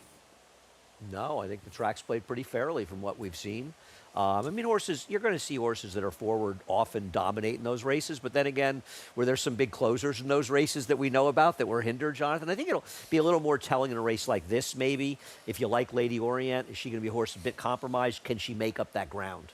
Yeah, absolutely. I mean, it's one of those situations where, you know, dirt racing in general, you want to be forward, but to me, it's even more so on a sloppy racetrack like this. And Sassy Shenanigans, there she is. Maggie, what's she showing you here before this third race, running at the same level where she disappointed a little bit in her most recent? That is true, Lafitte. But she looks sensational out on the racetrack. She looked good in the paddock, but she really, not that I'm picking her, because for me, this race is all about 1, 2, and 4, and I'll take the better price on number 1, Maxaluna. But Sassy Shenanigans just moving beautifully over this surface, a surface in which she hasn't been on in the past, but at least based upon the warm-up, looks as though she is enjoying herself out there for trainer Steve Schauer. I know, can she rebound off the disappointment that she showed last time for Mike Maker? And we'll see. I just felt as though there were 3 confirmed sprinting types in here, and it is the 1, 2, and 4. And number 4, Diza Rock, as Andy pointed out, is the likeliest speed horse. Now, she has been doing her better running whilst out of town at Finger Lakes. Does that translate here? We'll see. She isn't the biggest, most imposing 3-year-old filly, but she is by Bustin' Stones, and they do typically run small. That's pretty much all of his progeny. They are quick, sprinting types. But she warmed up well underneath Christopher Elliott, and they have a game plan, and that game plan is go to the front and see how far they can take this field. Lafitte? Pedal to the metal right from the start. Her win, one of her wins at the 6.5 furlong distance. A threat to steal with Christopher Elliott. No, I can't argue with that. No question about it. She's fast. Wayne Potts won a race here the other day. He struggles over, let a lot of trainers do. A lot of handicappers struggle over in Saratoga. So we'll see. But I agree. She is the controlling speed, and you could do worse than her. Christopher Elliott, Stu Elliott of Smarty Jones fame. Tomorrow, Smarty Jones to be inducted into the National Museum of Racing and Hall of Fame. Sassy Shenanigans, your top selection here at 5-2. Yeah, I mean, I wouldn't take less than 5-2 on her, but I've seen Steve Schauer do very well off the claim with these horses, and I think she makes a lot of sense. She should be sitting second to Diza Rock here, and Manny Franco, I think she's got races that make her a very logical horse in this race.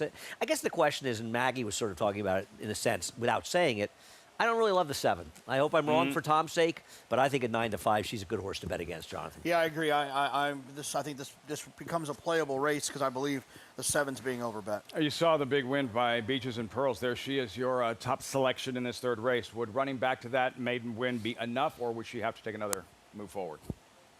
Be pretty close, but I also think she might improve a little bit with the cutback too. So, I think that there could be a step forward for her. I think she ran pretty well on the dirt. It's not the same. This is a sloppy racetrack. It could play a little bit differently, but at 7-2, I'll pay to find out.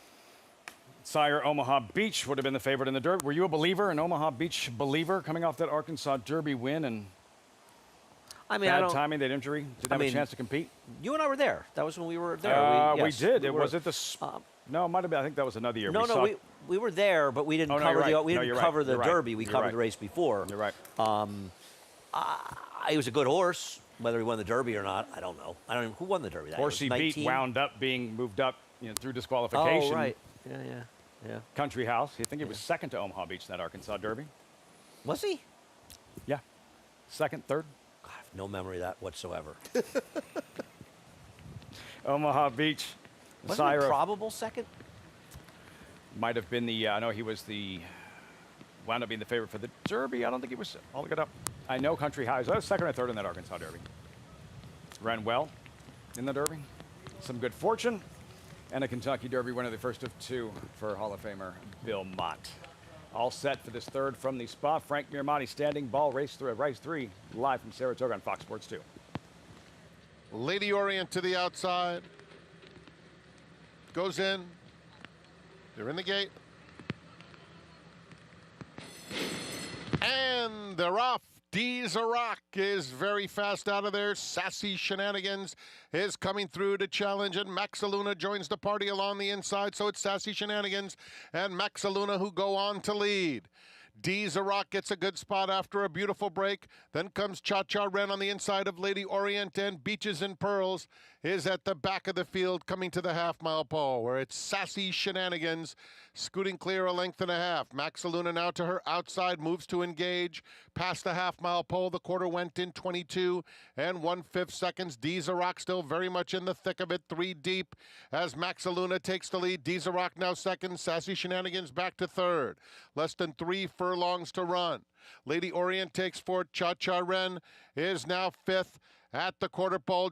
Rock taking advantage of that perfect trip, pounces on Maxaluna, wide, but opening up at the top of the stretch. It's Rock in front, chased intently by Lady Orient, and suddenly Rock gets very weary, and Beaches and Pearls hugs the rail and gets into the mix too. Maxaluna has come back. Wild race. Maxaluna in front once again, opens up a length and a half. Rock resurgent. Lady Orient on the outside. Beaches and Pearls did not go on. Maxaluna. Lady Orient was second. Rock finished third. Beaches and Pearls fourth. Maxaluna, Ricardo Santana, 2 wins in the first 3 races. Maggie told you it looked like a dirt sprinter. She goes out there and performs accordingly. Maxaluna in the third at the Spa. Called by Maggie. You would not have taken 7-1 on this horse top of the stretch. She'd already been usurped by the 4, and Amos's horse was looming on the outside, 8-1. Great call, and this horse just came back on. Off the rail, I am wondering a little bit if you don't want to be on the rail. The way the 2 stopped badly on the turn, the way the 3 came up the fence and completely loomed in there, maybe neither of them were any good, but I wonder if you want to stay a bit off the rail. It's definitely a little bit of an indicator when you see good horses you thought were going to run well, get down on the inside and kind of spit the bit. I mean, we talked about it. Ricardo's riding lights out. This horse struggled getting out of the gate in the first 2 starts, broke much better today. Maxaluna over Lady Orient, 1-7-4-3, 8-1. Maggie zeroing in on this one. What surprised you early on watching how the race unfolded, Andy? Well, I think it's surprising that the 4 wasn't in front. I wasn't unhappy that Manny went the lead, and I don't think it mattered because the horse I liked was just bad, even if the inside was the problem. More than that, but I was just very surprised the 4, but she stumbled a little bit, but still, seemed like Christopher Elliott was happy to rate with her. Now it almost looked like it would work out. It didn't work out, but I'm not sure he did the wrong thing in here. This is an oddly run race. Oddly run race. Maxaluna biding her time. There she is, just off the leader, gold cap. Ricardo Santana goes to work. She responds and able to repel the charge of Lady Orient. Ricardo Santana off to a fast start in this Thursday afternoon. He sure is, and a fast start this Thursday and a fast start to this meet. Michael Dubb, Elkstone Group, go ahead. No, 16 wins for him. Impressive. In the groove. Maxaluna, 8-1 over Lady Orient. Rock, Beaches and Pearls, and as you mentioned with the inside, just something to watch in the races ahead with the inside part of the track. Yeah, I'm not saying it's a strong opinion at this point. We had a sloppy track race here where the rail was gold earlier in the meet. So just because it rains, sometimes riders stay away from the rail, but feels a little bit like, and maybe the 3 wasn't good. You know, maybe my 2 wasn't any good, and maybe it wasn't really the rail, but something to watch a little bit if the rail's a bit of a problem. I voted for you to stay on. He suggested otherwise, and now neither of you hang out for all the fun. We don't like you. That's why we're leaving. You hear that? Truth hurts. Bring your dad to work day when we come back. Lafitte Pinkai Jr., Angel Cordero on set here on Saratoga Live. We'll be right back.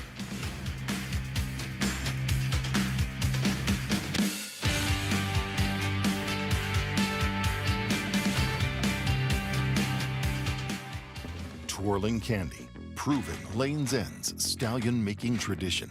Twirling Candy has seen success on the track and in the sales ring, siring multiple Grade 1 winners and millionaires, including Exalted, Ice Cream You Scream, AG Bullet, and Fian, and reaching 7-figure yearling and 2-year-old sales. Twirling Candy, a leader of his generation.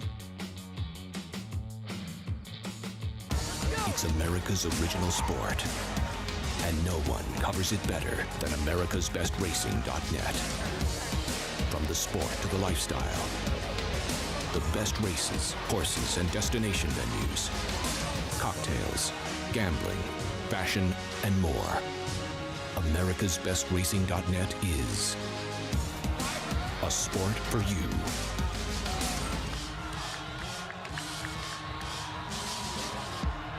Introducing Peace and Justice, new to New York in 2025. A proven sire with over 200 wins, 16% wins per starts, and one of only 2 New York-based stallions to have a graded stakes winner at Saratoga in 2024.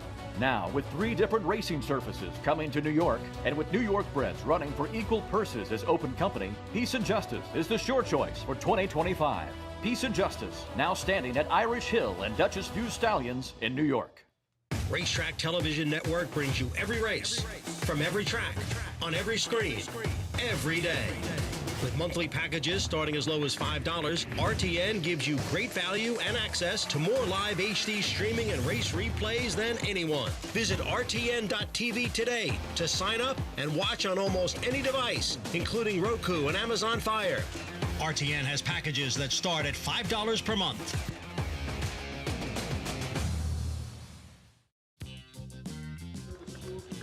Welcome back to Saratoga Live. They might be a sloppy track, but there are no bad days here at the spas. We are proudly brought to you by Claiborne Farm, 100 years of doing the usual unusually well. As we saw Max Luna gliding to victory, a hard-fought victory. In fact, 4-trainer Michelle Nevin, Ricardo Santana gets his second on the card, and I'm pleased to be joined here by co-owner Paul Farr. Hold on, we'll get our camera in a moment, Paul. We'll put your shining face on. But winning in your silks as well, Titletown Racing, of course. But a good 24 hours for you. It's been amazing. 2 wins and 2 runs so far this weekend, and it's always awesome to win at Saratoga, obviously. So.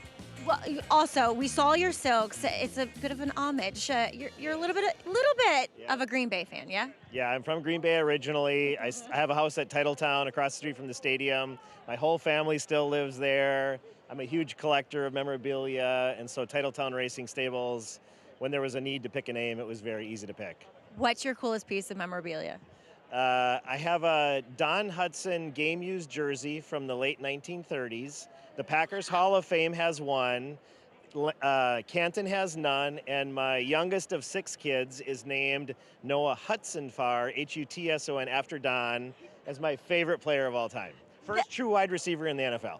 That is so cool. More detail than you needed. We feel you. We feel that importance of Don. But massive congratulations. And you are a man who also gives back to our racing community. I'm going to pump you up a little bit because I know I'm familiar with you, but a big supporter of BCCA as well. And our annual fundraiser coming up at the end of August. Yeah. Anybody that's anywhere near Saratoga that weekend, please come. It's an amazing event, an amazing cause. Everything my wife Kim and I do is all about kids, and so it's really critical. And everything the backstretch workers and trainers' kids and everybody that uses those facilities is so important to us, so we're happy to. Oh, well, thank you for everything that you and Kim do, and congratulations here with Max Luna. Awesome, yeah. She was... And Kyla's cause, yeah.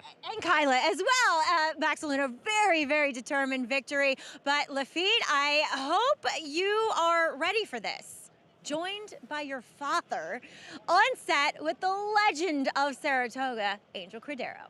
Take it away, guys. No pressure. No pressure whatsoever. Is Georgie watching? Someone about is he watching? Georgie, before the end of we just a joke from Angel Cordero, but we'll make sure that he tells our audience. Georgie Lafitte got you a good joke. Believe me, I will tell you when you get here. Couple of Hall of Famers, Lafitte Pinkai Jr., my father, Angel Cordero, the king of Saratoga, joining us on set. Guys, I've had you each on the show, but we've never done this together. Really looking forward to it. Dad, I thought about this moments ago, you running around Saratoga with Dad, with Angel. He's really, really popular.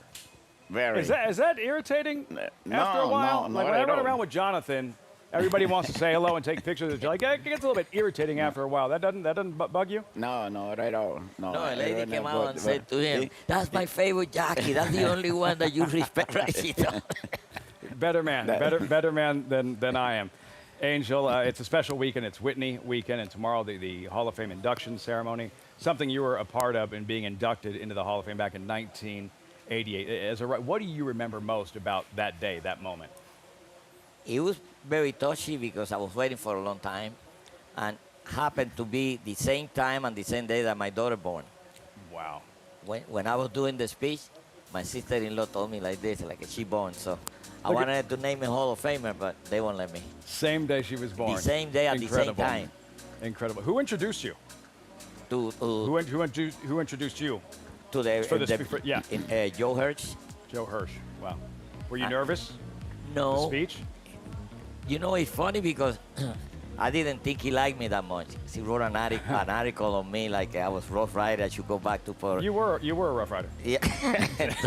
And then when they was coming to the Hall of Fame, he wrote me something to say, about it.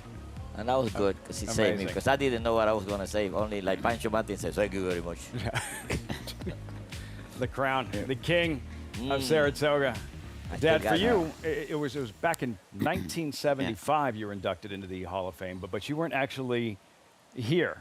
What was the story? Well, what happened was I had a broken collarbone, and I was a fear in those times to talk in front of people. So I took that as an excuse, but I regretted not being here because it's so important to be there and receive that honor, and I told my agent to receive the trophy for me. On your behalf. On my behalf, yeah. And you, to be inducted into the Hall of Fame, there's a win with Capote in the Breeders' Cup Juvenile for Dwayne Lucas. You start your first start in America in 1966. What was that like being so early in your career in 75? I was so surprised, but I guess I was doing so well and winning so many races that I was happy I did, but I didn't show up, and I regret that. You've had a chance to see your bust, yes? The plaque? Plaque? Yeah. Definitely. Okay, Yeah, just I have seen it. Yeah, I have seen it, yeah. Back in 1975, and not that it needs explaining for either of them, but part of the reason, look at some of these stats of why they're both in the Hall of Fame. It is staggering when you look at this tale of the tape. Pincay and Cordero combined 16,587 wins. That's a lot. Grade 1 wins. Dad got you by 6 there, Angel. Triple Crown races 1. Angel got you by a couple there, Dad. More than $400 million in earnings combined, not to mention 7 total Eclipse Awards between them. Guys, you also won 3 combined Travers Stakes, but the one we want to discuss is not one either of you emerged victorious. He knows what's coming. That infamous 1978 Travers Stakes. Dad, you're riding Triple Crown winner Affirmed, George Velasquez on arch rival Aladar, Angel Shake, Shake, Shake. We pick up the action on the backstretch, Dad. What happens? Well, Angel was carrying me out, and I thought I was going to lose too much ground on the turn, and then I looked back and I saw Alidar in the inside, and I said, he's probably making a race for Alidar, but he told me in the first turn that my horse getting out, he told me, in going to the first turn. And then going to the second turn, I didn't believe him that the horse was trying to get out, So I said, you know what, I'm going to move before Alidar start taking the rail. So I moved, but I missed Josh. I'm maybe because traveling all night, maybe being tired. I didn't realize how far I was from George. And when I dropped in the rail, I thought I had enough to go, and I didn't. So I got him tight in the rail, and that's why he got disqualified. But yeah, that's why he told me the horse trying to get out. I drove them to the airport that night. Yeah. I drove him to the airport that night, remember? Yeah. I run into people, and I went up so he could make the plane. So everybody thought he was mad. I said, if he would have been mad, he would have never run on my car. Yeah. But, they're always blaming it on me, and sometimes it wasn't me. It was somebody else. Did you set the trap? No, my horse was getting out, that's for sure. And I told him, but I know he probably won't believe me. But when we got on the backside, we were way out, and he saw Alidar moving. He got me first. he shot me off, but I wasn't going anywhere. But what happened to him, I know how friends used to make the lead and pulled up. Yeah. He was clear when he started, but as soon as our friend saw daylight, he relaxed, and that's what happened. I forgot to say that but yeah, he got to, when he gets to the lead, he'll wait. Yeah. So he's waiting, and me judging how far I was from George, I went to the rail too quick, and sure he had to come out of there. I remember you telling me that was the worst you ever felt after a race and didn't want to ride, but then went back to California the next day, Del Mar, and had a pretty good day. Yeah, I had a very tough flight back to California. I believe me, I felt so bad, you know. And I told Linda, your mother, I said, listen, I'm gonna take off today. And she said, okay, if you don't feel like riding, don't ride today. By the time I got home, I started thinking, I said, you know what, I'm gonna have to face the music. If not today, it's going to be on Monday when I come back to riding. And I rode that day, and I ended up winning 4 races and the stake. So I was glad I did. You know, so yeah. the best medicine. Yeah. He may be okay with you, Angel. I'm still very disappointed what took place in that 78 Travers Stakes. You always think I did it on purpose. Because here's what you did do on purpose. Spin it forward to 1983. The Belmont Stakes. Pick up the action, entering the far turn. Dad, you're on caveat on the inside. Au point in between horses, and Slew of Gold gonna slam the door, Dad, right in your face. Take a good look at it. When he went in, when he started, it was room, but when he got there, now there's no room. See? Yeah. There's no room there, but I don't blame him. He didn't want it, but it was no room. No, when I started going, it was room. But when you got there, and then you notched that. No, when I got put there, your it was guy no to room. block But it, if I don't do that, I'm gonna go down. You know. So I had to go. Believe me. And but you nudged that horse a little bit. Yeah, I pushed the horse on the Yeah, front. yeah. The horse in front, it was too far away, so I pushed him, trying to get to him before. And we did. We closed the hole before he got there, but he was already committed to go, man. He was going anyway. What's going through your mind right here, Dad, as the hole No, is I'm going, and it's a hole there. It's a big hole there then. And then Angel looked back, and he just nudged that horse a little bit, but I was already committed, man. I said, whoa, I got to go, or I'm going to go down, or I'm going to lose the race. So, yeah, that's what happened. There's scraping paint, and then there's that. I remember you came back, like you actually had holes in your boots from scraping paint. He hit the fence a couple of times. I could hear the fence. Boom, boom. Yeah, I scratched the fence pretty good. Well, you know. How long was it? Because Woody Stevens trade caveat. It was a little while before you rode for Woody again, yes?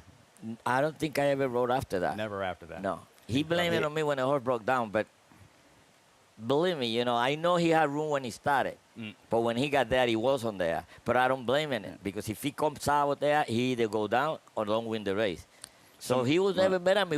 He never been mad at me. Only one time that I didn't do nothing to him. I got to tell you this. He came back after the last race one day, and I didn't ride the last race. So I was watching Muhammad Ali fight. He walked in, and knowing his temperament, because he reduced a lot, and not only he reduced a lot, he was very clean rider. So whenever you do something to him, he took it personal. So I told him one day, when you learn how to do that, you won't fight anymore. So he came back after the race, and I know he was mad. And he looking, so he came to me and sitting in there, and he come in front of me and said, what excuse you give me for me not to hit you? What I do? He said, don't play stupid with me. You almost dropped me. I said, I didn't even rode in a race. So he said, who's number 3? So he head for the shower. Knowing that he likes to fight, I went behind my friend. Come on, Laffy, don't worry about it. No, who's number 3? He was number 3. Who's number 3? He's number 3. He was number 3. He was looking forward to that day. I mean, I never thought that he would ever swing at me because we was good friends. But that day, he scared me because he stood right in front of me. What would you do now if I swing to you? I said, I guess go down because I don't know what to do. You told me this is how you would disarm him, making him laugh.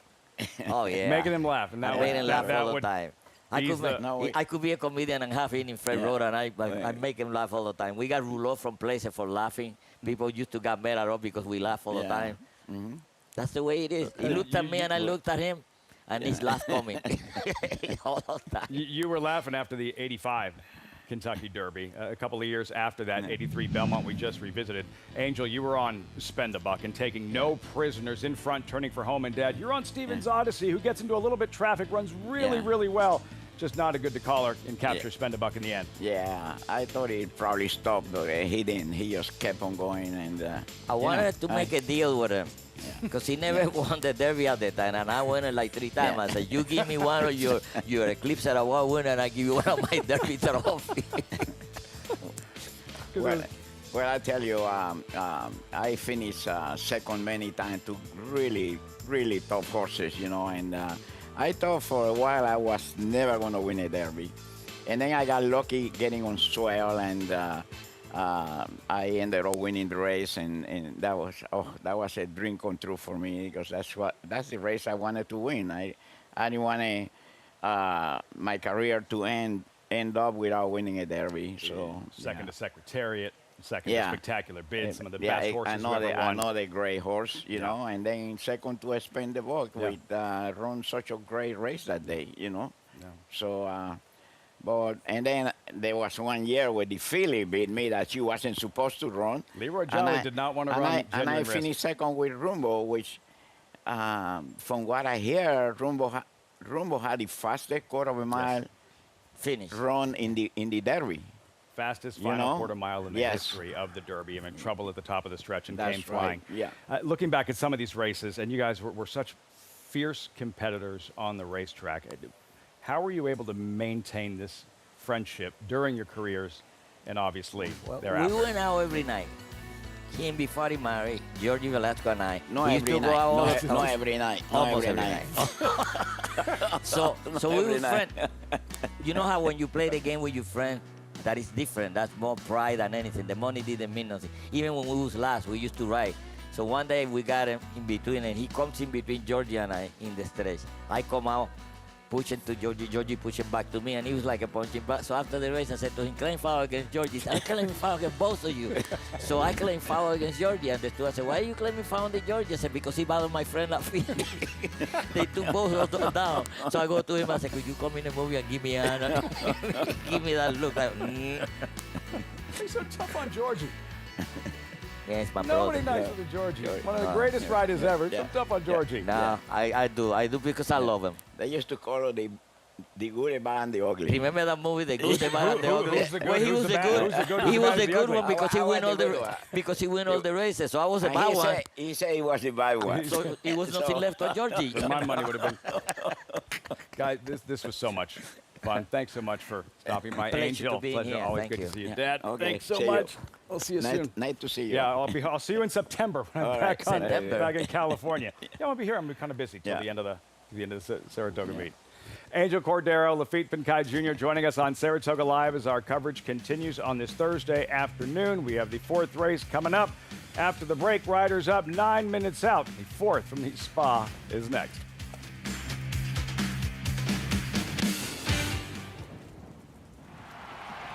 Galley to the outside, Elite Power coming down the center. Nakatomi is 4th, then the Joe's in front. Elite Power to the front at the 60 pole. Galley is 2nd, but Elite Power does it again in the Breeders' Cup Sprint. These particular horses, Elite Power, I feel like these are horses we want to see in the breeding shed if we want to develop the thoroughbred breed. The power of Juddmonte.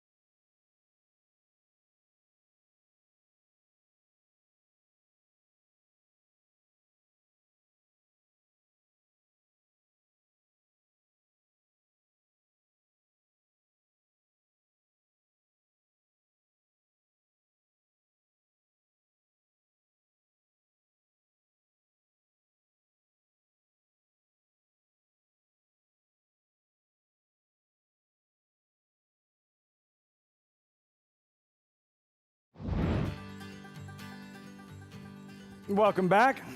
Live look. Saratoga Racecourse, Saratoga Live, brought to you in part by Naira Bets. Bet any track, anywhere, anytime. Visit Naira.com or download the Naira Bets app to get started. Race 4 in a post parade, $17,500 claimer. Non-winners 2 lifetime. All for sale, all one for something. There is Handle on You and Flavien Prat. Probably the weaker half of this entry, but an entry that's a little tough to take to be 7-1. That's the fact, Jack. Yeah, 2 for 1. You're getting 7-1. Yeah, I just don't know where his recent races are that are necessarily good enough to win here. He could be a little forward, though. Romero Mirage in the saddle, then Sail Away. Jose Ortiz, 6th rider in 7 starts. Yeah, he has one in the dirt, more of a turf horse, and his lack of speed, I think, a problem. Carolina Smoke Show, soft as she's faced. Yeah, I think the drop is why this horse is taking so much money. The races aren't particularly that much of a standout in terms of the speed figures. Brooklyn Dance, Triple Crown winning rider, Victor Espinosa. Yet another horse with a lot of opportunities and just 1 for 22. Blue-Eyed Scout claim from Horacio De Paz by Wayne Potts. Yeah, this horse has just been bad in the last 2 starts for 2 good trainers. Spirit of Esther will be next there. She is a first main track race this year. Well, I think the favorite's a likely winner of this race. I think Spirit of Esther might be the other horse. She's better on the turf, but she can handle the dirt. Santana looking for a 3rd win this afternoon. Then Rock Harbor to the outside, who struggled at this level opening week. Yeah, it hasn't been too good in the last few starts, but there is a race at Keeneland earlier this spring that could get him in the mix here. The runners in the 4th, and Carolina Smoke Show. There she is, revving her engines. This was her most recent, 2.5 weeks ago. Ellis Park in the slop. Andy, Carolina Smoke Show does run out of ground, but finishes strong to run 2nd. You know, and maybe there were complications. I am not somebody who beats up on Florent Giroux. He's a friend and a good rider. This was probably not his best ride. Got a little lost early in this race, to be honest. Having said that, you wonder a little bit, and I did pick this horse. You got a horse that was this competitive at a higher level, has run slightly better races, and Whit Beckman brings this horse to Saratoga to drop significantly, which basically he's saying, I'm not leaving with Carolina Smoke Show. And I never loved that with a drop down. Having said that, in this field, I believe she's very much the one to beat. Little will go a long way as we check in with Maggie Trackside. That is very true in this field, Lafitte, as we do take a look here at Carolina Smoke Show, who I saw back in the paddock, as she does stretch back out in distance, but as she has competed at this mile before, I do feel as though that she is one that is more than capable of handling it. She's got a lot of scope to her frame. She's, longer bodied, and she comes in here incredibly fit. Almost too much, though. If I really had to split hairs on this heavy favorite, I wish she was carrying a bit more conditioning. And to be fair to her, her wet track races, albeit against some tougher company, are a little worse than her fast track. Again, just really trying to split hairs on a horse that's a short price. And I'm just going to take a shot here with a horse who really caught my eye in the paddock, and that's number 3, Sail Away. I can't stop thinking about that song. That sail away. I don't even know if that's what they're saying. Anyway, I digress. Lone Star on the dirt, granted a maiden 25 at Delaware off the turf, so not beating perceivably any world beaters, but then again, the 2nd and 3rd place finishers did come back and win their subsequent starts, improving their buyers. So at least Sail Away has that going for her. And while she does look a little bit more turf meant overall physically, I usually find that with these Omaha beaches, they often handle wet going, and I like the way she warmed up. She's incredibly well turned out for trainer Anthony Dutrow, and I just feel as though that if I was blindly picking horses without a form in front of me, I would land on her each and every time. As we'll move on to the outside, as JK said, there's one race with Rock Harbor that makes her pretty competitive here. Now, granted, that was for Kenny McPeek, and as I always say, I don't like horses claimed away from Kenny McPeek, but yet again, she's caught my eye in the prelims. I don't know. I'm going to fall, not that I'm going to pick her, but I'm going to suggest her because she is moving so well over this wet going. She's run over it before to no success, but just really caught my eye in the warm-ups. We'll see if she can grab a piece at a big price of 18-1, Lafitte. Can she surprise and shock At a big number. Maggie likes what she sees. Rock Harbor, outsider, break from the outside. Carolina Smoke Show, 6-5. Another look at her. So how should she be ridden differently today by Manny Franco, Andy? Well, I just think she doesn't have to lose that much contact with the field. She's a horse that can be mid-pack, and Manny's an aggressive rider, so I think he'll look to get position. The forward horses near are probably the 6, Blue Eyed Scout. I don't think you'll disagree unless lost the speed since leaving Brad Cox's barn. Or the number 8 in the outside. I think Rock Harbor has some speed as well. We'll see how fast they're going up front, and that's obviously a big key to the race because there is a potential for them to be moving a bit in this race. It is tough transitioning back to the $17,500 claimer after listening to those two over the last 15 minutes. Like, really tough. But you know what made them great is they would have rode the $17,500 claimer like it was the Kentucky Derby. You're not lying. And the good news is now the desk is a couple of 17.5 claimers. So, you know, compared to the perfect race for us. Yes, yeah. Big class drop for our viewers as the field approaches the starting gate here in this fourth race. That was the proverbial tough act to follow. They're so much fun. I would know Dad would be on the phone, and I would just hear laughing. He'd just laugh and laugh and laugh. Oh, he's talking to Angel. That's how I would have just laughing for 5, 10 minutes. He's on the phone with Angel. And if you weren't around when they dominated the game, and some of us were and many weren't, you can't really know.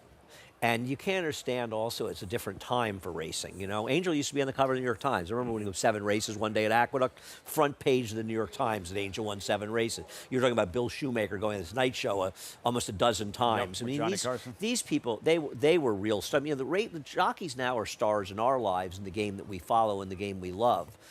These guys were bigger than life. I mean, I remember Angel being sitting in front of me at the Garden in Knicks Bulls game with Michael. He and Mutombo had the front row seats at courtside sitting together. Awesome. You know? Angel tells a story of hanging out with Bob Marley. Bob Marley probably told people about hanging out with Angel. You ain't lying. Just a storyteller. So much fun. Really enjoyed it. Hope the viewers did as well. I hope you enjoy this fourth race at Saratoga as we turn things over to Frank Miramati with the call. Race 4 live from the spa on Fox Sports 2. Sure, the viewers loved it on Fox. 2 icons of the game. Rock Harbor goes in. And they're off. And it was an even start. Handle on You and Sail Away among the early ones vying for command. Carolina Smoke Show in between horses now moves up to take second, and Blue Eyed Scout makes it 3 across the track along with Sail Away at the rail. They're followed by Spirit of Esther, who's 4th as they swing on to the backstretch. A length and a half clear of Rock Harbor. Then it's a gap of 3 back to Handle on You, who shuffled back a bit after being prominent through the early strides. Brooklyn Dance, and That's the Fact, Jack. Sail Away, opening quarter, 23 3/5 seconds. Heading to the half-mile pole, has the lead over Carolina Smoke Show, who's just a neck away in second. Down at the rail, Spirit of Esther, Blue Eyed Scout losing ground steadily.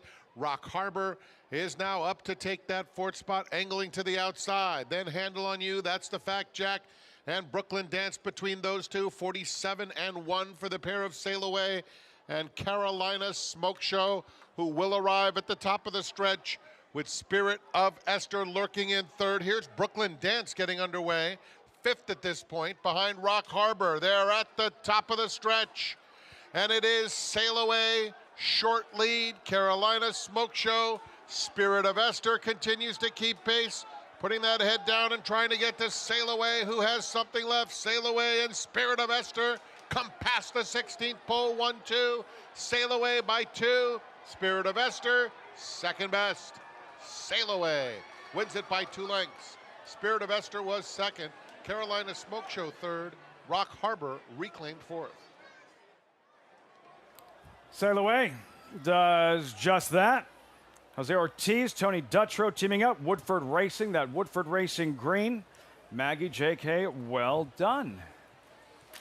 Yeah, this horse, you know, that dirt race 2 back was kind of hidden in between those turf races. I thought this horse ran sneaky good last time on the turf. Came running late to show that the horse was in good form and gets it done here off the drop. I mean, the 3 horses that were it's somewhat logical on paper. Ran 1, 2, 3. I think the crazy thing about this race is that the 3 and 4 were dueling at an extremely fast pace for this level of horse in this race. 23 and under 4 at 4/5, just under 4/5 is very fast coming out of the chute. Usually that second quarter speed up a lot, and then they went 47-38. They were moving up front. This guy never stopped running, or this gal, I should say. She ends up being the second choice at 2-1. I never expected these two to be forward, and they dueled, and she ran well. No excuse for Spirit Aster, who couldn't have had a better trip, as Jose Ortiz gets a win, and Ricardo just misses on his 3rd win already in 4 races. Expecting her to fatigue and deep stretch at some point, JK, and sail away. Just keeps digging, reaching, and finding more. Yeah, it was comfortable on the front end. I mean, it's, if you're new to the game, watching riders' hands is a great indication of how much horse they have. And while Carolina Smoke Show started to be asked, Spirit of Esther had already been asked as well. Jose was still sitting pretty chilly on Sail Away. Now having won 2 of her last 3, Sail Away gets away clean. Little brush, establishing position. Hustled by Jose Ortiz, finds a good spot forward. Ran fast early, and especially at this level, just expecting her to tire at some point. I think they pack did. It in, and she, yeah. I think they did, Lafitte. I just don't think anybody behind could catch them. I just don't think the others did any running whatsoever, right? I mean, basically, even the 8. I mean, the 8, Rock Harbor finished 4th, and Luis Rivera was all in about a half mile before the wire to keep the horse contentious, and yet nobody could even pass that horse. Maggie liked what she saw with the 8. Rock Harbor thought maybe she could hit the board at 19-1. Close. 4th place finish, 3-7-4-8. And Sail Away strikes in the 4th race here at the Spa. Results, reaction when we come back. Much more on Saratoga Live this Thursday afternoon. So I'll be John Morrissey a little bit later on and getting closer and closer to Whitney Saturday.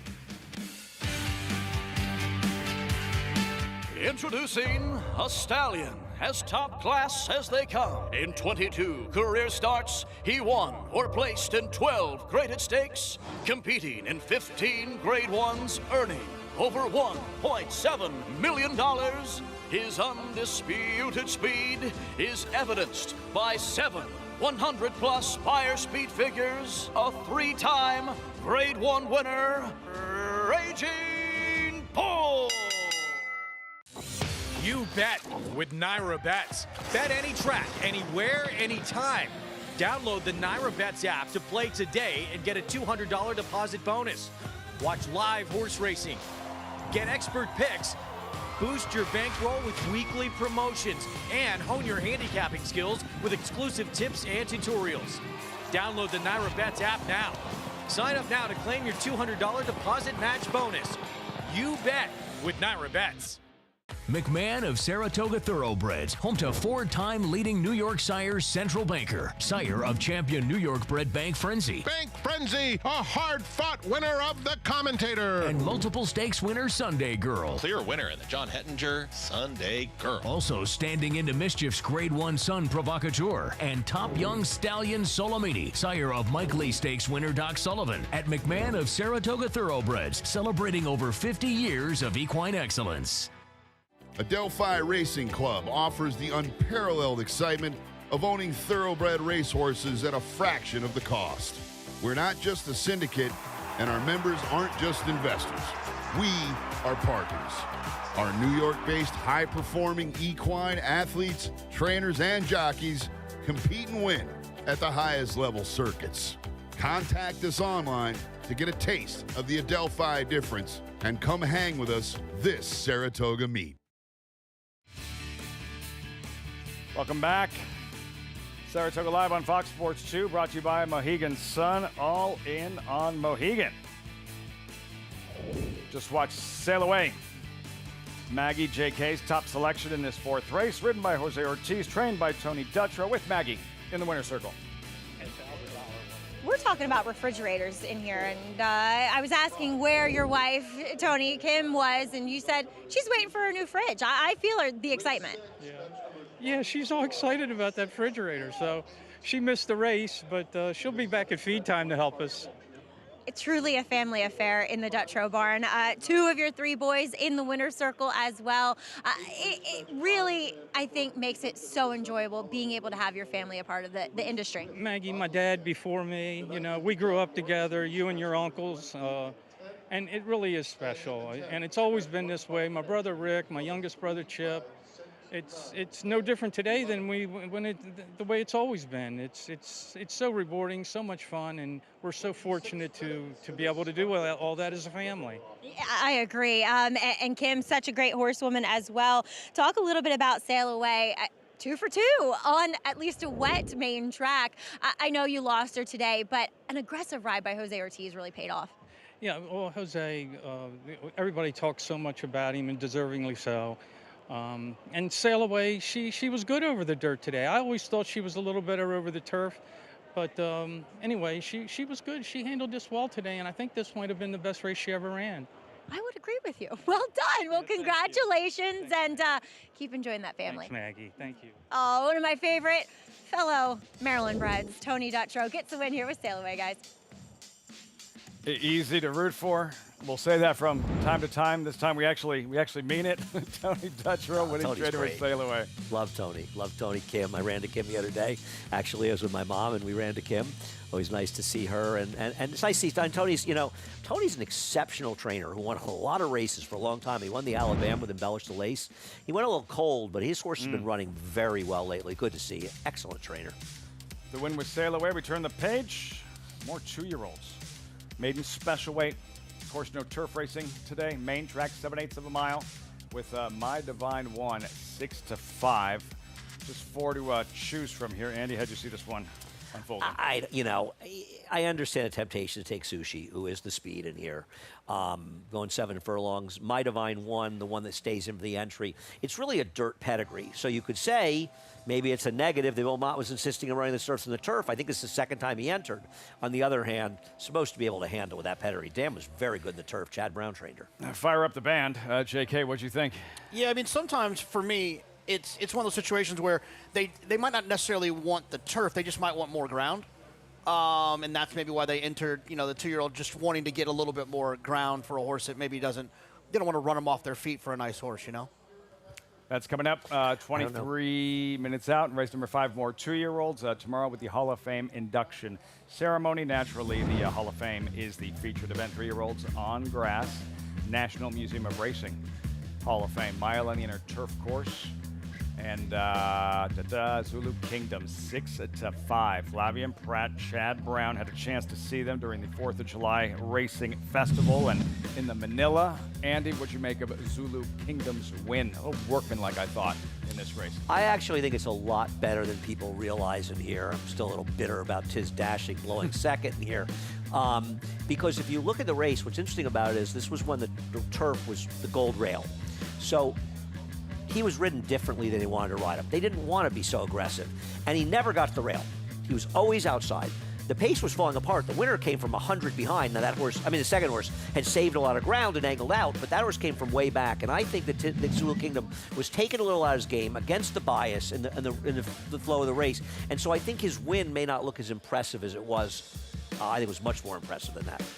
This might be the only time I'll ever say this. I 100% agree with everything that Andy just said. Okay, I was wrong. Revamp and go back to the drawing board on that one.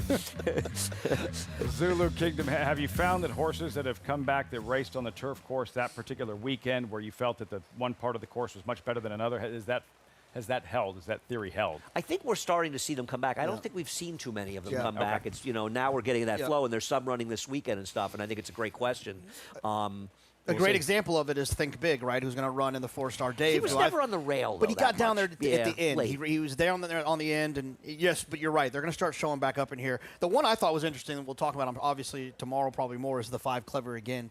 Had all that success on the dirt, and now moving to the grass. Yeah, you like him more than I do. For Zulu Kingdom, you had a chance to spend some time with his trainer, Chad Brown, and J.K. riding in the back. That's what happens when you roll with the big boys. Todd Pletcher, Chad Brown, J.K.'s guest this week on Cart Talk. That's next. For 104 years, success starts at Saratoga. Offering the highest concentration of quality of any U.S. yearling sale, Saratoga is ranked #1 by percentage of Grade 1 winners. Recent stars include Preakness Stakes winner Journalism, Eclipse champion and Breeders' Cup Classic victor Sierra Leone, and Grade 1 winners Kings Barnes. And one more time, to Penn Street and seize the gray. The 104th Saratoga sale, August 4th and 5th in Saratoga Springs, New York. Where will you be?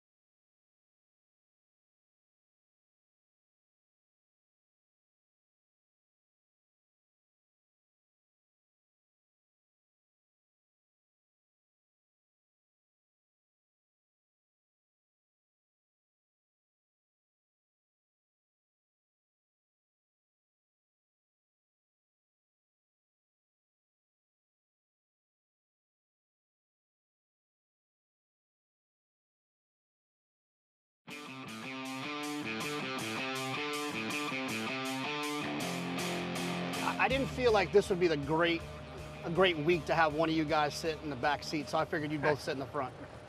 I'm just being driven around by the goat here. I'm having a good day. Since 1998, there's been 26 summers here at Saratoga. 21 of those summers, one of you two has won the training title. Chad, when you close your eyes, is there a race that you can think of where Todd snapped you at the wire and you wish you could have that one back? Kentucky Oaks. I had search results. He had Malapat, and when she broke bad, I knew, I felt it was a two-horse race. I said, this is finally my day here. Search results, undefeated fillies, 1-2 down to the wire. Who's going to win it? It's Malapat! I just didn't feel as bad when I get beat by a horse in a photo. That was tons the best. When you get beat in a photo and you were the best, those are the hard ones. I'll think of one for you, Todd. It's not a premier race, but one time in the Champagne, you had Syndergaard, and I had Practical Joke, and I'm telling you, that might have been the closest photo I've ever been in. It couldn't have been a sheet of paper between them. I bet most people don't know that you guys even shared grade ones. In 2021, you guys shared a grade one with a dead heat with Domestic Spending and Colonel Liam. Colonel Liam, Domestic Spending, flying finish, photo!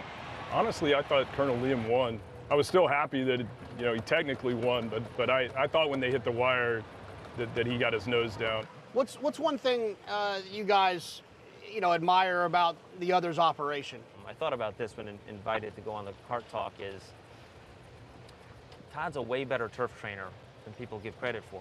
And I'm a way better dirt trainer than maybe people give credit for. Yeah, I mean, I think you train what you get the opportunity to train, and I think Chad's mislabeled as a turf-only trainer, which clearly is not the case. Let's talk a little bit about this Whitney. Todd, we'll start with you in fierceness. What are you expecting from him on Saturday? I mean, we always expect him to run well. He's an interesting horse to train because he's very laid back in his daily routine. You know, he doesn't tout himself in his morning gallops. The one thing that seems like is in common with his starts that aren't as good as his brilliant ones is it usually involves when he doesn't get away from the gate well, when he gets bumped around a little bit. He seems to kind of take him out of his rhythm, and you know, he performs up to his standards. He's got a big chance. Chad, Sierra Leone obviously inches away from giving you your first Derby, literal inches. But then also another horse that was frustrating at times until he wasn't in the Breeders' Cup Classic. Yeah, I'm looking forward to the horse running well. I mean, he hasn't won at Saratoga, so you can see he doesn't like the track. I think it's just he hasn't won. I think his numbers are fast. I just think, you know, he's been in Saratoga in situations where horses have run a little better than him over this track, but he didn't run bad. Would you guys take another dead heat?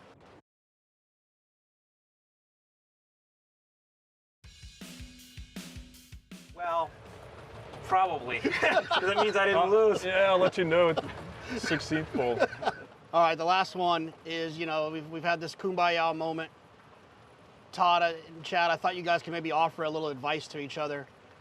Chad, maybe you can give Todd some advice on how to win a Diana, and Todd can give you some advice on how to win a Spinaway. Oh, no, I'm not sure I have my blueprints for the Diana, JK. You know, I got that one race there. I got the stranglehold on.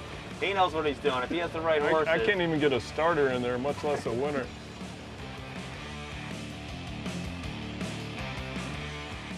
Card Talk with Jonathan Kinchen, brought to you by Gainesway Power. Passion, performance, other than Jonathan hitting pause right towards the end of the feature there. That's great. That was great. so much Love fun. that. The best part is when we first got there, we didn't have the cameras and the mics on yet, but I was warning Todd that golf cart pulls bad to the left. I mean, it's dangerous almost. And I was warning him, telling him, and he goes, "Oh, like Sierra Leone." And Chad laughed. They both laughed. It was very funny. It was very funny. Todd. I think Todd sometimes would be nice if he shows his personality more, because he's always very reserved. And I think people don't realize how funny he is. We've done some draws. I remember when the best draws we did for the Belmont Stakes, it was Dale Romans, Bob Baffert, Wayne Lucas, and Todd together. And Todd was really funny, and I just always felt, I remember saying to Tracy, his wife, you got to get Todd to do more of these things, because he's incredibly entertaining and funny. He just sometimes is like afraid to let people know what a good personality he has. There was a press conference, and Mike Rapoli was talking about, it was something Stay Thirsty was getting ready for a big race, and he questioned Todd about running him in New York when he should have run him in Florida, something like that. And like, Todd just quipped, walked right up to the mic, and he's like, that's why we call it Mike Romanaging. Yeah. Todd Fletcher, Chad Brown. That was fun to watch. And this weekend with the Whitney on top. And these numbers, Andy, the damage they've done over the years, and continue, both of them, out of the gates. Fast starts here at Saratoga. The interesting thing is the Breeders' Cup wins, right? That Chad has more than him when you consider the time. And look at the difference. I mean, Todd has won more than twice as many races as Chad has. Twice as many. Now, he's been around a long time. But you know what? Chad's been around, I think, around 2008, 2007. 2008 when we met Miram. Right. And there's Chad Brown at Santa Anita, yeah. Well, Todd didn't go on his own until 96. That's when I met him at Gulfstream when he went on his own. So, you know, Chad wins a lot of races. He's got a ways to go to catch Todd. JK, you've been a big fan. Fierceness, a champion at 2, last year's Travers winner. This year, that record-shattering win in the Ali Shiba at Churchill Downs, not just a stakes record, but a course record, and then defeated as a favorite in the Met Mile. What are you expecting? Yeah, I mean, Andy asked a great question earlier. You know, what's the excuse really for the Met Mile? How do I feel about that? And I'm expecting him to run like he did in his 4 or 5 previous races to that. I think those hold more weight to me. The outlier is the Met Mile. And I think he had an excuse being down on the inside. There was a lot of pace in there. Johnny had to kind of send him away from there to hold that position. And I just think that, you know, in this situation, he's going to just be a little bit more comfortable than he was there. But I think Todd actually hinted on it, basically. The problem with fierceness. He needs things to go his own way. He is not a horse that has ever overcome any adversity whatsoever, and he never has. And I think Todd's talking about it a little there. He got bumped a little coming out of the gate. You think of the Champagne, you know, in his second start, he got bumped coming out of the gate, and he just threw in the towel. He's gotten more mature, and he's doing things differently, but he's still a horse that struggles with adversity. But I will say that you would agree, I think, that not being results-oriented, he did overcome adversity in the Breeders' Cup Classic, although he still lost. He ran so well. He ran great in there. I don't know that he overcame adversity as much as I would say he ran super. Listen, I've said this since day one last year. He is the most talented horse in that crop. When he runs his A race, he's a brilliant, brilliant talent. He just is a horse that sometimes little character flaws in there. Now, Sierra Leone has them too, right? He's a more pace-dependent horse. Fierceness can make his own trips. That makes Fierceness in some ways a better horse, but in the Breeders' Cup Classic, that bit him in the butt a little bit, right? That'd be great in a trouble line. Lugs in as much as a golf cart. That was great, though, John. That really was. I give you a hard time. That was excellent. Whitney on Saturday, 5th race coming up, Saratoga. Right now with these 2-year-olds in the paddock, we check in with Maggie. Yeah, and this race affected obviously by the weather and off the turf, so therefore we do have a lot of scratches. But we'll begin with the plain one who opts to stay in here, and that is My Divine One.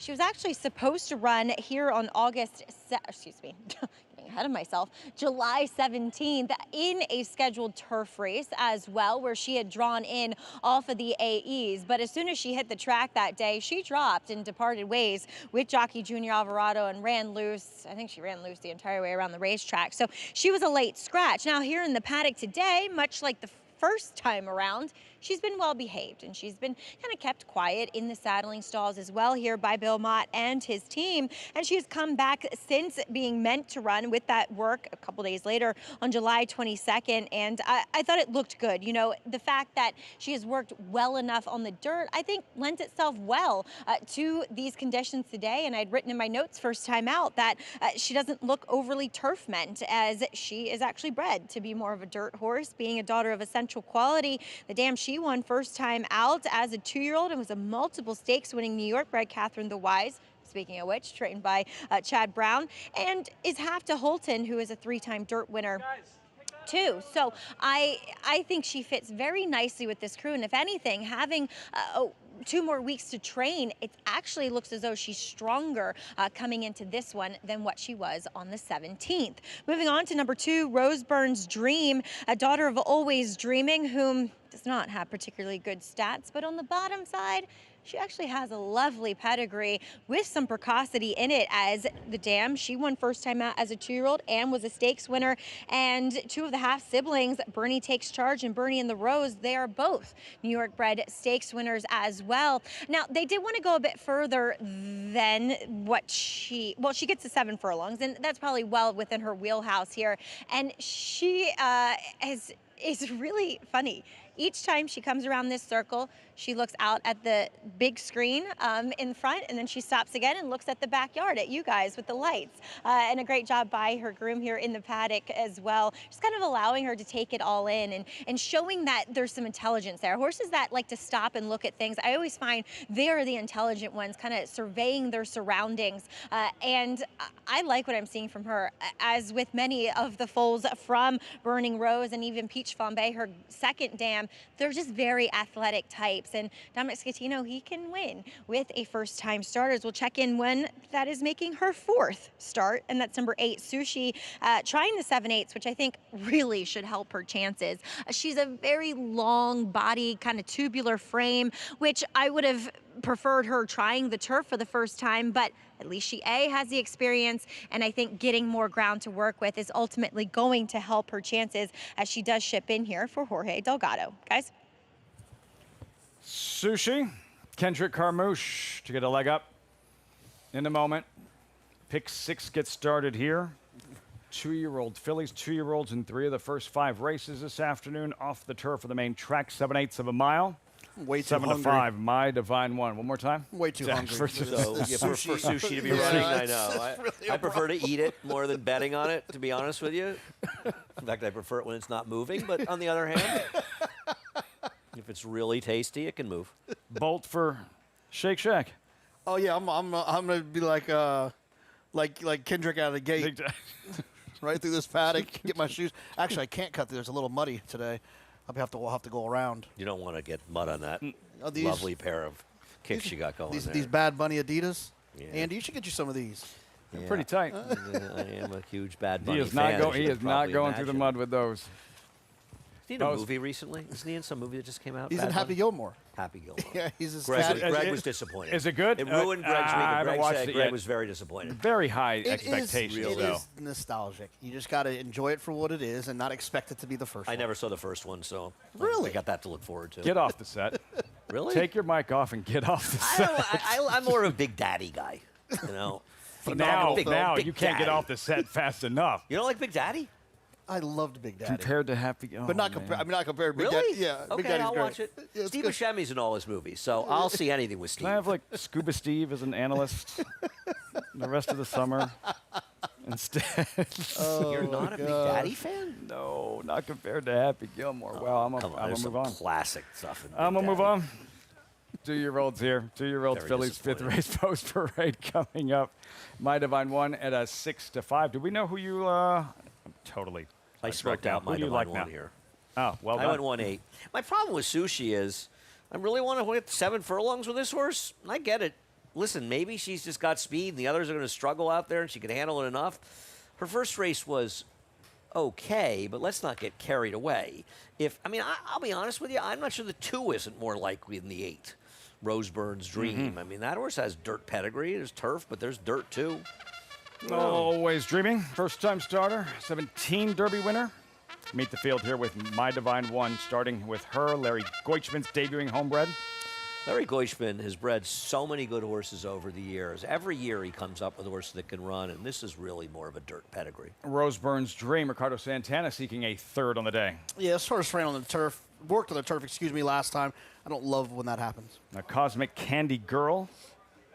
First-time starter, 9-2. Yeah, there is a twirling candy, so sometimes those can run well. Jimmy Ryerson, 7% with first-time starters throughout his career. Sushi, that edge in experience. Yeah, I mean, I'm hungry. This horse is drawn well, tactical. A lot of things in this one's corner. Uncle Chuck, I noticed, was the sire. I bet Uncle Chuck when he lost to Tis the Law and the Travers. Oh, yeah, I picked him too. Moronic pick that was. Tried to beat Tis the Manny Law. Franco yelled at me. He's like, I can't believe you didn't pick Tis the Law. It's like a pick Bafford's horse. He was right. It's an idiot. These 2-year-old fillies, who's ready to graduate? We'll find out. Post time in 4 minutes. You're watching Saratoga Live on Fox Sports 2.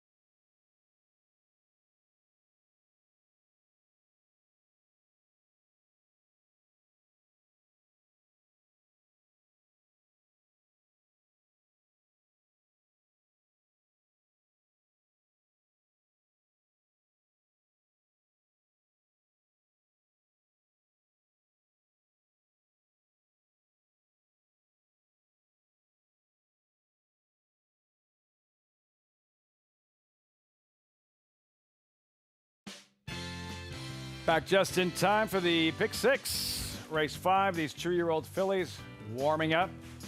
Maggie, looking at My Divine One. You were looking at her in the paddock, now through the warm-up. What's caught your eye? Well, it's going much better than what it was meant to back on July 17th. It feels as though having the extra 2 weeks with this filly has done wonders, both mentally and physically. And the way that she's moving over the racetrack really suggests to me that while she's been entered for the turf in 2 races now, or as she is going to hopefully make it to the gate this time around, I think she'll handle the surface. They may eventually win her on the turf. I don't know, but she has shown no,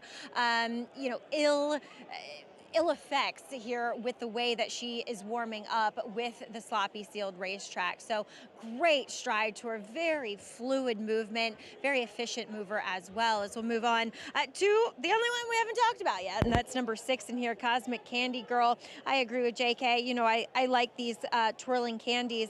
She is a stronger one, and with the Galileo on the bottom, I was worried that she was going to be one of those slighter built twirling candies, and she's not. She has a nice engine on her, but boy, does she look turf met. And furthermore, it just feels as though Jimmy Ryerson's keeping her in here to get that race into her from a fitness perspective as well. She's been professional, I'll give her that. Her head is screwed on tight, and she's done everything right so far in the preliminaries. But again, just think that this, as there is a lot of turf on in the bottom half in the second generation as well, that this is just not her surface. Lafitte? Cosmic Candy Girl running in the mud in her debut, and at 9-2, these 2-year-old fillies with My Divine One, even money. JK, as we've reached post time, final thoughts before we get started in this pick 6 sequence. I'm hopeful. I'm a little confused now because this horse was entered turf sprinting and scratch. So my idea was maybe that they just wanted to get a little bit more ground, but then why would Bill have entered there? And now I'm all confused. I just think she's probably the best animal in the race. And so I felt comfortable in this small field siding with who I thought was the most talented. Yeah, I think, and I also think you have to be careful about splitting hairs on things like that. You know, maybe Bill wanted to get a race into her and get her started or something. And, a lot of times you'll see trainers will run at 5.5 when they want to go a little bit longer the first time because it's a race that comes up and the other race is coming away. They have another horse for the other race. They don't blah, blah, blah, blah, blah.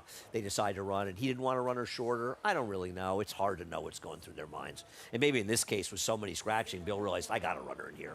And maybe Larry Goichman didn't want to run that day, and he said, I'll run today. You never know. I think sometimes we try to guess too much, and I do it too, about things we just can't really know. 4-5, My Divine One. Spent a lot of time discussing the Whitney. Is there a storyline or a horse or a race in particular, aside from the Whitney, that you're looking forward to most this weekend? I'm excited. I'm sure Andy's done all the deep dives, too. I'm excited to see this horse hot as hell? Yeah, he's going to be tough in the Saratoga Derby, but the 4-star Dave's a super race. The Test came up, an absolute barn burner, always one of my favorite races all year. I can't wait for the Saratoga Special. The entire card is sensational on Saturday. That's awesome as well. You've got interesting, sexy-looking 2-year-olds debuting. You've got some big fields. You've got that war in the 7th race, that allowance race. This card Saturday, and the weather's going to be spectacular, is going to be one of the great racing days of the entire year. We'll have it all for you. Fox Saratoga Saturday with the Whitney, the centerpiece. So much to look forward to. But first things first, these 2-year-old fillies. We reach post time in the gate for the 5th. Here's Frank Mirmati.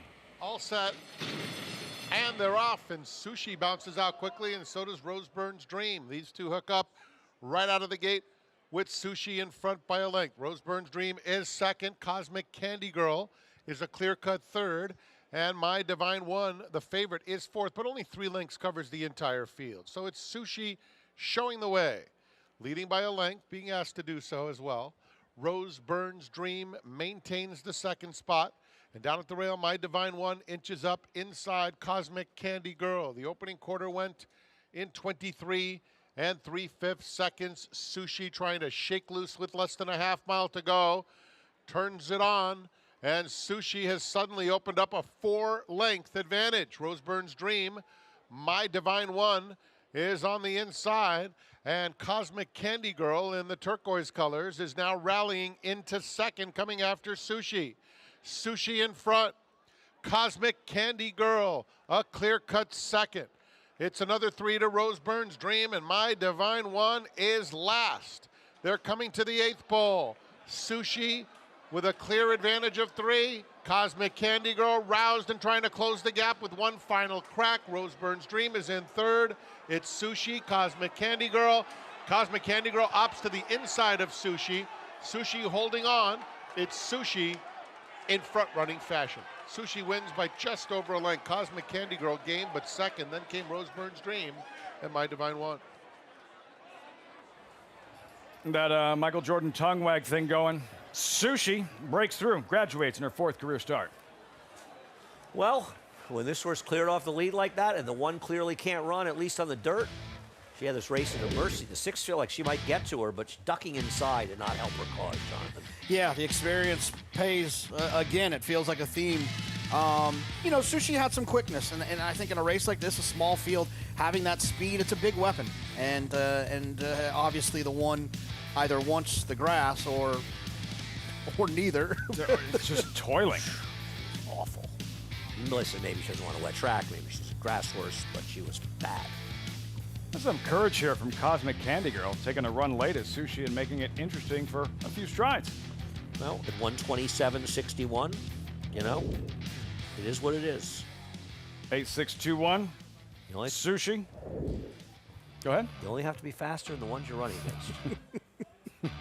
Or less slow in some cases. Faster than these 3 was Sushi on this afternoon by Uncle Chuck. Cosmic Candy Girl goes towards the rail. Too much Sushi in the end. As she graduates in her 4th career start, 8.621. Kendrick Carmouche. Solid meet for him as well in the first few weeks. Yeah, agreed. That's what's interesting about the success that Irad has here is like he's not picking on a inept group. He's beating some of the best riders in the world, and guys that show up in like Kendrick and Ricardo and you know, not even it's amazing to me the consistent success that Irad has. Leading rider, Rod Ortiz, Kendrick Carmouche gets the win here, 8.621. Before we say goodbye, bankroll plays from both of you. You hit earlier on a 7-1 shot in race number 2, and you have one more? I have 2 more. The rest, I'm in a free roll, actually. I'm definitely going to win a few $100 in the bankroll today. I'm betting a goofy horse in race number 7. I'm betting $60 winning 13 red flags. I think she has races that are good enough to win. If we can put that ticket up. Races are good enough to win. She's going to be an enormous price in here. I don't love her. I just think she's the kind of horse I like to fool around with in a day like today off the turf in this race where I don't love anybody in there. Probably maybe use her with some others in exactas. And in race number 10, I like the 13 horse, Always Practical for Linda Rice, who has exceptional numbers in off the turf races in general with horses stretching out a little bit. So she stretches from 7 to a mile in here. I like Always Practical in the last bet, 80 to win on her. Goofy horse, goofy idea, goofy play. What you got? No, I don't think it's too goofy. Not much of a goofy. Who you calling goofy? Race 6. I'm going to take the 10, Tuthill Town. Looking at that workout report that's been, you know, was useful for us earlier in the card as well, the DRF workout report, you'll notice that this horse worked with Ginger Ale and outworked Ginger Ale, and Ginger Ale was a horse that took a bunch of money on debut for Rudy Brissett. Search results. Yeah, exactly, and didn't run all that great. But we're talking about first-time starters. We're talking about talent. This horse clearly has some talent. 200 to win. You hit that QR code. Get your phone out. This horse worked Scan and ride along, play along. This horse had a very impressive 2-year-old sales work at Timonian of 10 1/5, which is very fast down there on a wet track. We showed it actually earlier today. Best of luck to both of you. Great stuff. The other 2 that occupied those seats, though, they put us to shame. Much way, better. Way. They're somewhere way up there. Coverage continues. Sushi graduates in race 5. Greg Wolf and the crew stepping in. So the John Morrissey. Much more from Saratoga right here on Fox Sports 2. Deep in the heart of horse country, from these Kentucky hills has sprung a legacy rivaled by few. From the all-time greats of yesterday to the breed-shaping bloodlines of today, our roots hold strong with the promise of tomorrow. For over a century, our passion has guided us to where we stand and everything we stand for. Claiborne Farm, the tradition continues. Japan's legacy of beauty lives in all we do. rare sensibilities, and breathtaking skill show the way to the finish line. That beauty and that power take you to another world. Racing is art. The brilliance of the legendary Arrowgate and the speed and stamina of the sire of sires, Uncle Mo. Introducing Petulante, the first son of Arrowgate to stand in New York after winning handily at first asking. Petulante! He's got a kick here, and he's going to prove much the best. He won or placed in all 7 of his lifetime starts, including the Grade 3 Salvatore Mile. Petulante, Nimbus Class, Petulante! Petulante, now standing in New York. For information, visit IHDVStallions.com today. Racetrack Television Network brings you every race, from every track, on every screen, every day. With monthly packages starting as low as $5, RTN gives you great value and access to more live HD streaming and race replays than anyone. Visit RTN.tv today to sign up and watch on almost any device, including Roku and Amazon Fire. RTN has packages that start at $5 per month.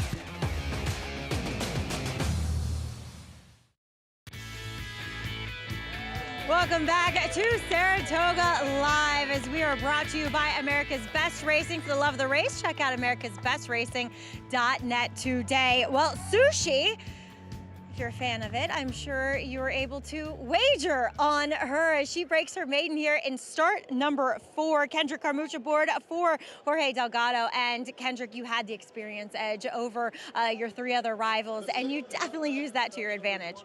Yeah, you know, it looked like Jorge ran this horse a couple times open, which, you know, he's back with his friends now, you know, in New York. So I figure, you know, coming off those 5 furlong, going to the 7/8, you know, might as well break sharp and make those horses use their body real early where they can't compete late, you know. She held on at the end, but she ran a very good race. I'm just very pleased to be back in the winner's circle for the same stable twice in 1 week. You know, that helps. That really helps. You know they're based in Florida. I mean, you're not gonna go there for them, are you? You can keep Florida. I feel you. I'm an aqueduct guy in the winter. You know, heat don't pay the bills, cold do. That's why we love you. We had the Saratoga High School baseball team here in the winner's circle. You were giving them some words of encouragement. Yeah, you know, I encourage all young people. You know, if you're gonna do something in life, don't shortcut yourself. Don't give yourself a plan B. Always work with A and make A work. If A don't work, you know you always can do something different in life if you apply yourself. So always give 1,000% to plan A. B is an excuse. That's the way I look at it in life. That's great words of wisdom from a professional athlete, of course, himself. And I feel like we need our daily dose of Kendrick every day on this show. So thank you. Thank you very much, Max. And I want y'all to know, right out the boot, baby. We doing it. We doing it. We doing it. Out the boot. Louisiana in the house. I'll say it for him as Sushi delivers here.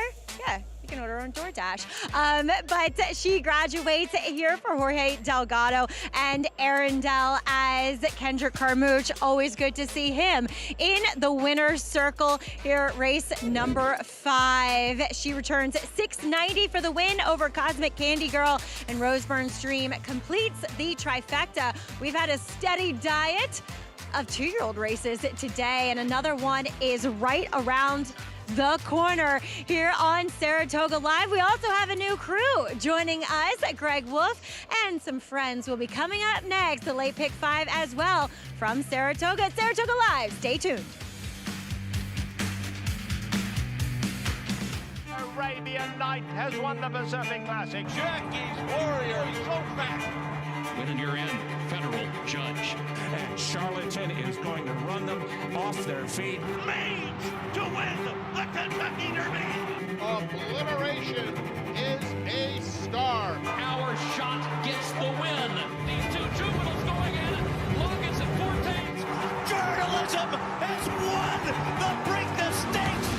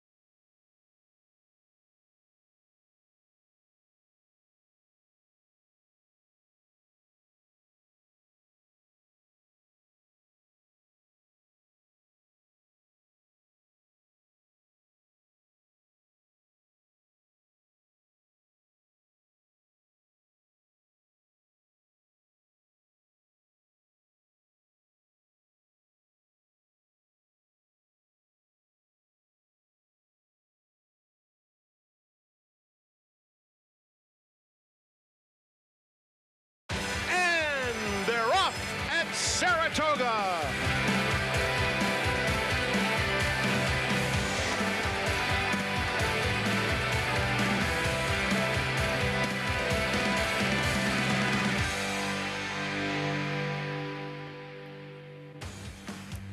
Welcome to Saratoga with a showdown in the Whitney, just 2 days away. And today's John Morrissey. Bank Frenzy has reached new heights as a 5-year-old. Today, he looks for his 4th consecutive stakes win against New York breds. There is no stopping Arat Ortiz Jr. The meet's leading rider is on pace for a new Saratoga single-season record. Today, he looks to add to his strong first half of the meet on recent graded stakes winner What You Talking About for trainer Wesley Ward. Is fierceness ready for revenge in Saturday's Whitney? Last year's Travers winner gets his first crack at Sierra Leone since their Breeders' Cup Classic 1-2 finish. And off back-to-back graded stakes wins is Echo Sound, ready to ace her test on Saturday in her Grade 1 debut. All that and more coming up on this Thursday edition of Saratoga Live here in upstate New York. A little bit of rain this afternoon. We are off the turf for this Thursday card, about 18 minutes away from kicking off the late Pick 5. Good to have you with us on our Fox Sports 2 coverage. Greg Wolf with you here. We'll look ahead to all these big races coming up over the weekend. The test year in, year out, always a sensational group, and of course, one of the most highly anticipated editions of the Whitney in a long, long time, with that top 2 finisher rematch for the Breeders' Cup Classic, former champion Sierra Leone and Fierceness going head-to-head, not to mention a former winner of the race in White Barrio. We'll look ahead to all that coming up, including, of course, this Pick 5 ahead, which includes that John Morrissey. Take a look at the feature on this Thursday coverage. 7 furlongs, 3-year-olds and up. And What You Talking About? Wesley Ward, Arat Ortiz Jr., coming off a Grade 3 victory last time out. Is 7 furlongs pushing things for this one? We'll discuss that and more with me. Champion jockey Richie Migliori, 4-time Major League All-Star Paul LaDuca, Corbin Blumberg from Starlight Racing. Good to have you all here. Mig, What You Talking About? Wesley Ward, he's come in with quite a bit of firepower at this meet. What are your thoughts on What You Talking About? Well, he's fast. He's the main speed, and speed's always dangerous, particularly in, muddy or sloppy conditions. But he does have to negotiate another furlong. He got run down going 6.5. Now this is 7. But there's some questions about your favorite, Bank Frenzy, backing up to 7. So it might be a little too long for one and a little too short for the other. Is that possible? I guess it could be possible. I don't know what you think, Corbin. I thought What You're Talking About is the horse you have to be, but Mick does make up a good point at 7 furlongs. It's 1-for-1 over a wet surface. That's what he'll get today. Yeah, I thought the main factor here is that even though this is a New York bred stake, I thought it was a tougher race potentially than the Nehru. And I actually think What You're Talking About has run better today than he did in this race. I thought that was a really competitive race at Aqueduct, but I just think this is an exceptional version of the Morrissey today. Yeah, it does come up an incredibly strong group. You look at this horse coming off a Grade 3, but then, of course, Bank Frenzy, who has been beating up on New York breds. He's won against Open Company as well, but his last 4 times in against New York bred in stakes races, he's beat them all. He's won 6 of his last 7, Mig. Oh, he's honest and hard knocking. He just shows up, brings his lunch pail, goes to work. He's 5 for 6 on wet racetracks. He's 2 for 3 with a second here in Saratoga, but he's 0 for 2 at 7 furlongs. So I just wonder, with that inside post, 7 furlongs, is that enough to diminish his chances? He's a horse that has tactical speed going 2 turns and does tend to get really good trips going 2 turns from the rail going 7 furlongs. He's going to have to really work to get a good trip. But I think he is sort of the class of the field at this point. Loves a wet track, too. Yeah, Mig made a good point. 5 for 6 over a wet track. He's good over in synthetic. I think you just put anything underneath him, and he runs well. He hasn't never run on the turf before, but he probably would like that, too. But he is just right now an ATM. He's just printing out money. My math was off, too. He's won 5 of his last 6, looking to win, 6 of his last 7. The very good group coming up in the John Morrissey. That is race 9 on this card, part of this late Pick 5. Chaotic things can happen on off tracks. We'll see how things play out. Here's what's ahead, presented by Claiborne Farm. Races 6 through 10 comprise the sequence. That late Pick 5 muddy off the turf today.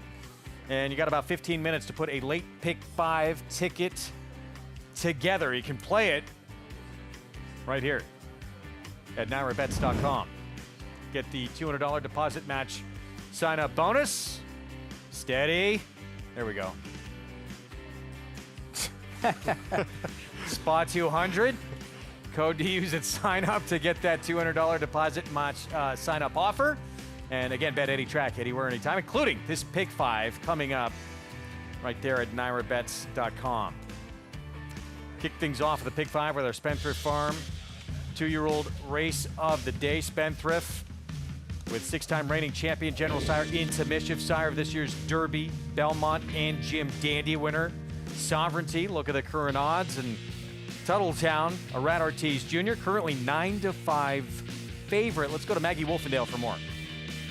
And Greg, we have already seen 3 2-year-old races on this card, and every single one of them has been won by horses who have experience. So the lone runner with that experience in this field, however, is one that ran on turf first time out, and that's number 2, Tai Rose, for trainer Horacio De Paz. But first time out, I'd written in my notes that she doesn't look overly turf, and she is half to a 2-year-old dirt winner from last year. You got to have hope, and she's a daughter of Union Rag. So there, speaks dirt to me overall. And physically, she looks that way too. And she's done exactly what you hope races do for horses physically. It just kind of tucks them up from underneath and brings them up across their top line. And she looks stronger, she looks fitter. But she's also still really laid back here in the paddock. She was laid back in her debut. Definitely that first race has not rattled her whatsoever. Now she's going to have to improve, as she was behind a very fast pace, well behind it in fact. But I'm wondering, with maybe a little bit more ground to work with, on a surface where honestly she looks more inclined to favor the main track, she could run much better. And obviously that experience is at a premium. Number 7, Big Heleonora for Linda Rice comes in here, daughter of Audible. Now, she RNA'd at the OBS March sale for $140,000 after working 10 flat. I like that work, to be honest. She lowers herself nicely into stride. She has an efficient, kind of quick stride, and that's what I gathered from watching her workout there. Her early workout is the only one you can find on First Racing, First TV, I should say. And she, typical of Linda Rice, though, looks as though she'll benefit from a start from a fitness perspective, but she's definitely all dirt sprinter. She's stout, she's kind of compact and broad overall, and I just thought she was a bit intriguing here, considering that OBS March workout in which Tori Gladwell, owner here, decided not to sell her, as she RNA'd for that. Now, number 9 is Grazie.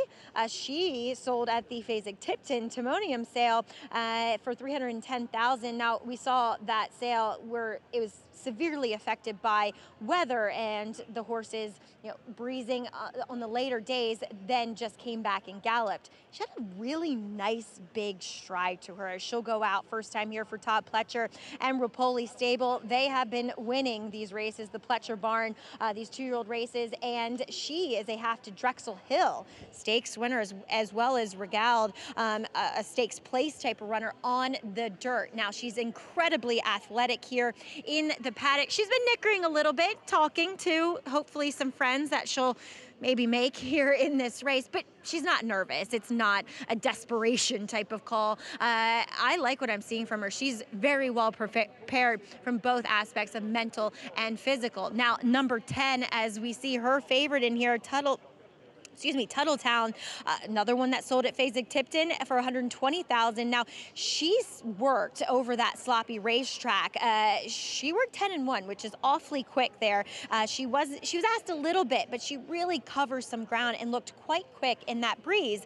And if you were watching the earlier half of the show, you heard Jonathan Kinchin mention that she was working with Ginger Ale, who is highly regarded here for her debut. Now, she did not run that well, and I think it's fair to point out that Rudy Brissett doesn't necessarily win with his first time starting 2-year-old maidens. they often win and come back and run much better at second asking. Now this girl, Tuttletown, she was able to outwork Ginger Rail. Arad Ortiz was in the irons that morning, and she was going better than her throughout that breeze. So I like what I'm seeing, what I saw from that work. I like what I'm seeing here in the paddock. She is muscle bound. I mean, this is a strong, strong looking daughter of Classic Empire. But the fact, Greg, that Rudy Brissett isn't necessarily known to get them to win first time out, taking a short price on her doesn't seem that smart. See how it plays out here. Yeah, favored right now 2-1 with the meet's leading rider aboard. That's always going to hurt your price when Arad Ortiz Jr. is aboard. Paul, pick 5. How are you going to play it? Well, I'm going to use the 9 and 10 here. I think it seems like a lot of people are using the 9 and 10, but I'm going to use the 10 and the 11 in the next race. You know, the next race is, I almost used the 7. It was a 30-1 shot that I think you can use. 1, 3, 4 in race number 8. And then I'm going to spread in the Morrissey. I like Lightman. I think that horse got a big shot in the 13 hole. I wouldn't throw that horse out in the Morrissey at all. And then in race number 10, I thought the 4 was a very sneaky horse in the last race, Broadway Lights from Michael Maker. I thought that last race was very difficult. Last race coming off the grass is, very tough. And that's a horse with speed, stretching out. Flavia Pratt will be aboard. See where you get tripped up in could be a difficult sequence. Good luck to everyone. Still 8 minutes to get your late pick 5 tickets together. Or you can scan in Pauly's and play along. 316,000 in the late pick 5 pool. There is the man that had just a rocket start to this meet. Arad Ortiz Jr. will be on the favorite here. He's on pace, guys, to win coming into today 77 races at this meet. That would be a new record. The record 66, Ramon Dominguez had said. Obviously, it's very hard, Corbin, to keep up that kind of pace, but what a start. He's just riding incredibly well. He's in the right position, seemingly in every race, turf, dirt, long, short, and just putting his best effort forward on 2-year-olds claiming races and in the big races as well. That's what impresses me. It does not matter what kind of race, if it's a lower level claimer or a grade 1, he is riding on his belly. He just wants to win everything. Paul, you're going a long season in the major leagues. There's got to be days where it's just a little harder to really get motivated. Can you kind of compare it to what you did and what this guy does on a daily basis? I say it all the time because, one thing I wish I would have taken back in my career was the Tuesdays and Wednesdays where you have like a day game and there's nobody at the ballpark. I remember sometimes in Miami I could hear the other bullpen phone ring. There was nobody there. So it's hard to get motivated for a Wednesday or a Thursday card, but that's one thing that Irad does. He does not take at-bats off or rides off, and you got to be very disciplined. And we played, half the year. They play the whole year. So it's amazing what they got to do. Focus is just amazing for all these guys, but particularly, Arad Ortiz Jr., what he has done there. He is looking for a 4th consecutive riding title here at Saratoga. Let's go back to Maggie for more on this 6th. Well, it is Hall of Fame week, and I'm pleased to be joined by a Hall of Famer, Todd Fletcher, sending out Grazie here. Paid $310,000 for her after just the gallop at that Fasig-Tipton Timonium sale. Talk about her development. Obviously has some nice pedigree on the bottom side, but out of a kind of unknown sire. Yeah, son of Uncle Mo's a talented horse, so he's been a good sire of sires, so hopefully that's the case here. And she's been very straightforward filly to train, so hopefully she breaks alertly on this track, and we'll see what she can do. Now, we also see you well represented this weekend in the Whitney. Obviously, Fierceness is kind of choice number 1. You did enter Mindframe as kind of an insurance policy. Talk a little bit about the thinking behind that. Yeah, we just didn't want to, come up with a scenario where, God forbid, Fierceness get a temperature, something crazy happen late. So just entered Mindframe just in case. But the plan right now is Fierceness will run and Mindframe will wait for the Jockey Club. Excellent. Well, looking forward to that, and best of luck with with them whenever they run. And, of course, Grazie here. Thanks, Todd. Thank you. All right, Todd Fletcher sending out Grazie here, and we'll see. Fierceness, can he get back on track in this Saturday's Whitney, Greg? What a resume the former 2-year-old champion has put together. Last year's Jim Dandy and Travers winner. And, some felt he ran the better race in defeat against Sierra Leone in that Breeders' Cup Classic. Just incredibly fast early, still hung around late. It was a brilliant 1-2 finish, and now they meet up again for the first time in their 4-year-old seasons after that Breeders' Cup Classic 1-2 finish Saturday in the Whitney. Here's Ty Rose, the only one in the field with experience. That experience came on the grass.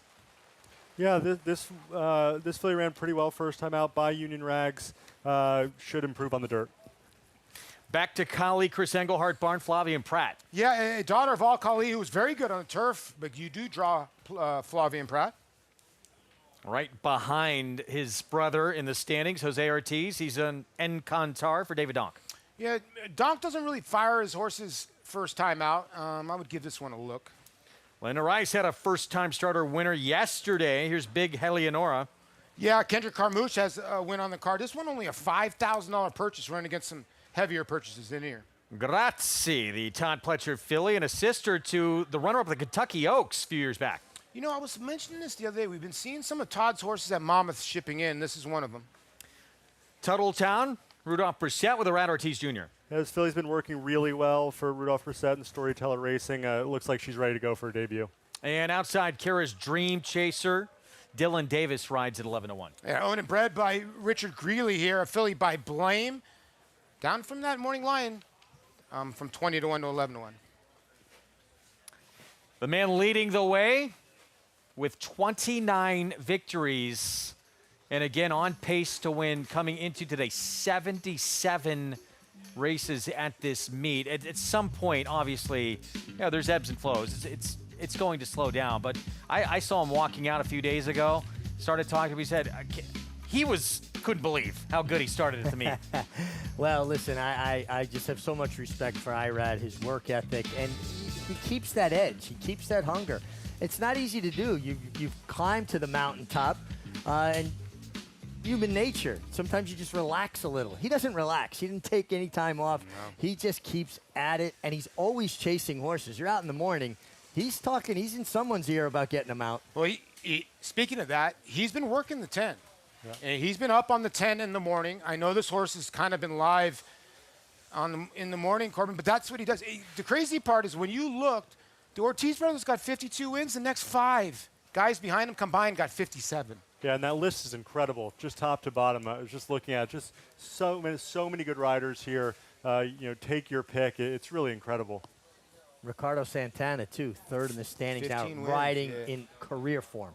9-5, though, this man leading the way, and we'll see if Rat Ortiz Jr. can collect his first of the afternoon. We welcome in for the first time on our coverage here, Acacia Clement, and you see this kind of money on a first-time starter, it's usually meaningful. It usually is, Greg, and sometimes it is a case of morning glories, as we call them, with horses that just train exceptionally well in the mornings and don't necessarily transfer that to the afternoon. But watching this filly warm up, and she is my pick that I chose earlier on the handicapping show, and I'm going to stick with her because she really perked up a lot on the track. Ears up, spirited warm up, moving exceptionally well. And as Paul mentioned, Irad Ortiz has been aboard in the mornings. He knows her well and certainly has the confidence to take her away from the pony, keep her moving out there. To the number 9, Grazie, also got a big warm-up, also moving well, but kind of circling back to what Maggie had mentioned in the paddock about her being a little bit vocal, not agitated, not distracted, but she started throwing her head around when Luis Saez took her away from the pony. Took her a few strides to settle, but she finally did. She's by freshman sire Modernist, the 9, who's had 11 starters, 3 winners, all of them sprinting on the main track. So off to a hot start thus far, though this filly, to my eye, does look like she will appreciate a bit more ground. I think the 3, Back to Cali, is a bit interesting. I watched one of her recent works, or I should say looking at the Clocker Report with her. Unfortunately, since she's been at Belmont, no works available on First TV, but she's been out working her mates in the morning. And yes, Al-Khali, you don't see that many starters from them. It seems Chris Engelhardt has had pretty much all of them, but they're runners, and this one is a really well put together. She likely could tuck up a little bit with a start, but she didn't link with the pony in the post parade, but she framed herself up so nicely, talking about the 3 on her toes, touting throughout. One that I'm going to watch with a lot of interest, dappled out from head to toe as well. Like I said, maybe a little bit for fitness, but one that I think is very intriguing and looks quick as well. The number 11, Kara's Dream Chaser, had a solo work last time, which I watched on First TV with Dylan Davis aboard too. And maybe Richie can expound on this a little bit. Just the benefit from a rider being able to work 2-year-olds in particular, even if it is a little bit of a maintenance work. This one does have a little bit of a turf and dirt type of pedigree. The more effective runners, the more successful ones, such as Stakes Place English Breeze and Stakes Place Tara's Dreamer, more turf horses, but 3 other of the 5 siblings were dirt winners. Just looks like this horse is going to want some more distance and maybe need a race for a little bit of a mental focus to come together, but I do like that Dylan was aboard for that workout, and rides are here today. She moved nicely in the warm-up as well, Greg. Acacia, thank you. 15 to 1 shot there outside. Even money, though, Mig, on this first-time starter.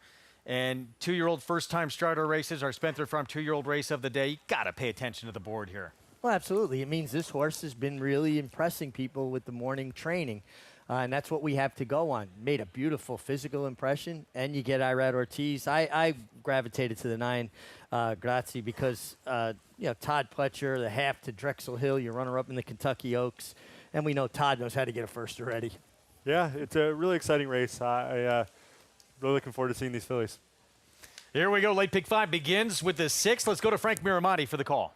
Thanks, Greg. We're just waiting on one more, and that's Kara's Dream Chaser to the outside. Big price on her. She goes in. They're in the gate.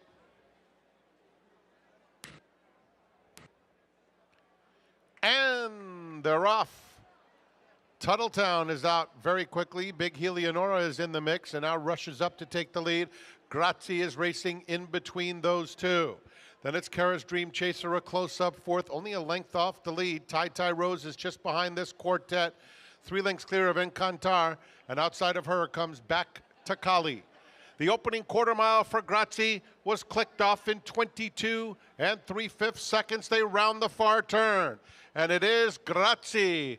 Grazie is the leader. Coming toward the quarter pole, leading it by a length and a half. Tuttletown is racing in second. Tai Rose trying to get into contention. Big Helianora is dropping right out of it as they come with a quarter of a mile to go. Grazie traveling comfortably, maintains the lead as they straighten up for home. Tuttletown trying her best to close the gap on the outside, and Tai Rose in 3rd. They're in the final furlong, and Grazie has a 4-length lead. Tuttletown is a clear-cut 2nd. Late interest from Encantar, who's coming through swiftly along the inside, but it's too little and too late to get to Grazie, who was just too fast. Grazie in front-running fashion wrapped up, wins by 4. Encantar was a promising 2nd. Tuttletown 3rd. Tai Rose finished 4th. And thank you very much. First time out winner here, Todd Pletcher, Rapoli Stable. 2-year-old filly, debuts, sharp early, keeps on going, Mig. Yeah, Todd just so good at preparing these young horses for their debut. She broke alertly. Luis Saez had her in the game, and she never looked like she was in danger after turning for home. I was a little worried, guys, because she was hanging, lingering on her left lead, and sometimes horses get a little bit late. She just had way too much cushion. Yeah, and, you know, Todd put so much foundation under his horses. I just thought when this horse outbroke everybody and got to the front end, the race was kind of over from there. Yeah, I thought this filly may improve with distance. You'll be a half to Drexel Hill, who really improved when she stretched out to 2 turns. But when she showed that much speed, I thought she was in a pretty good spot throughout. Her sister, who you brought up, won the Busher, runner-up at a huge price, the Kentucky Oaks. So maybe some big things ahead for this winner at first asking, for the man who is leading the way at the meet here at Saratoga. 13th win for Todd Pletcher, who of course owns 14 Saratoga training titles, but it's Chad Brown, who is an overwhelming favorite to win another. Pletcher's not going away. Todd Pletcher is not going quietly into that good night. He is a world-class horseman, a Hall of Famer, and his barn's going well.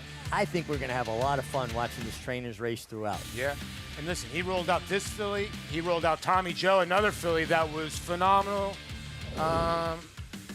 It's Todd Pletcher. Listen, we know what we're going to get from Todd. It's just a matter of the dirt races, the grass races, can he hang with Chad? Yeah, I think that's his 7th two-year-old winner of the meet now. Wow. I think yesterday was 6 and today was 7. I don't know about you guys, but I think when the jockey title is close, when the trainer title is close, it adds so much, the human element to it. I love it. I love following at the end of the meet.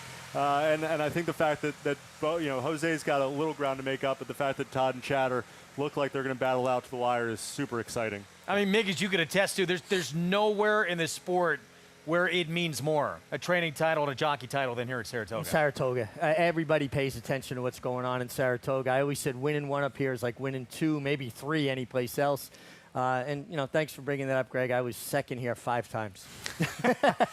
Should have won it as an apprentice, which would have been unheard of, but an injury derailed almost the inevitable. Got beat one winner by the great Angel Cordero, getting hurt the second race on the Saturday, so I missed the last 3 days. 9-5, 10-2. Grazie with a win first time out. Todd Pletcher, Rapoli stable. Those connections with fierceness and the Whitney on Saturday, who we'll talk plenty more about when we come back. It's Grazie, first time out to start off the late pick 5.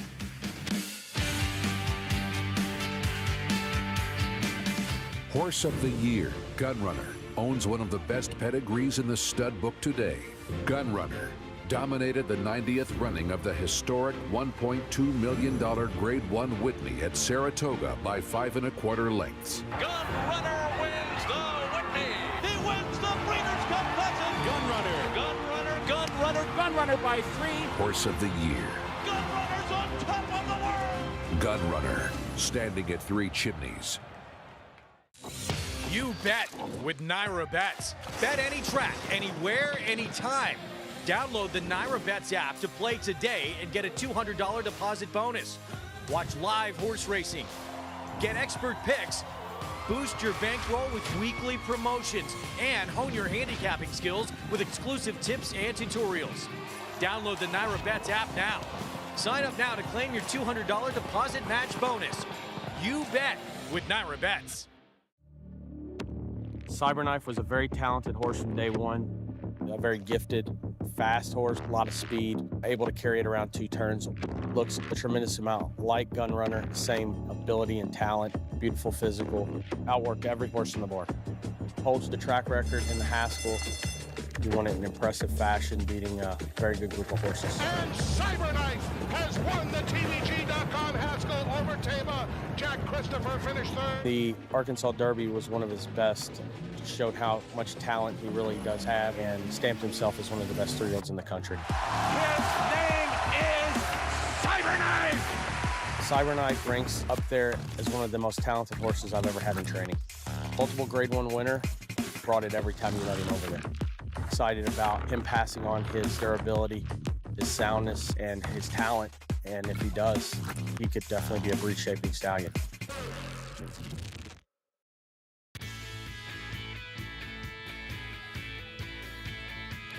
Back with you on our Fox Sports 2 coverage. Look at the 1863 Club, best food anywhere in racing.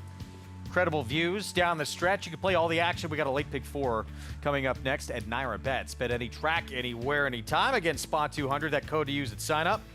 Here is Grazie, first time out. And these big barns just keep reloading with talent. Again, Todd's so proficient at getting his young horses ready. Employs Bob Duncan, one of the greatest horsemen I've ever been around, to work with his young horses at the starting gate, school them properly. And 1863 Cup, great food. Go to the racetrack in Rome. You got all them old nonnies in there cooking. That's some real food. Yeah. Spendthrift Farm 2-year-old race of the day goes to Grazie and Contar, Tuttletown. 2nd and 3rd. Anytime you beat Pauline, even money favorite though. Can be big. We'll talk more about that in a moment. Let's go to Acacia. And happy to be joined by winning rider Louis Sayas, support Gracier. A very nice filly, Louis. As you and I were just talking, you said she can really run. Yeah, she's a very special filly. So when I get on, I can feel she was ready. And Mr. Top told me you're taken away from the pony and break from there and see what we can do. But she really showed that she have a lot of talent. She was sharp in the warm-up, too, and it seemed pretty encouraging when she broke as well as she did. Oh, yeah, she broke pretty fast. I respect she's going to break that fast, but, first-timers.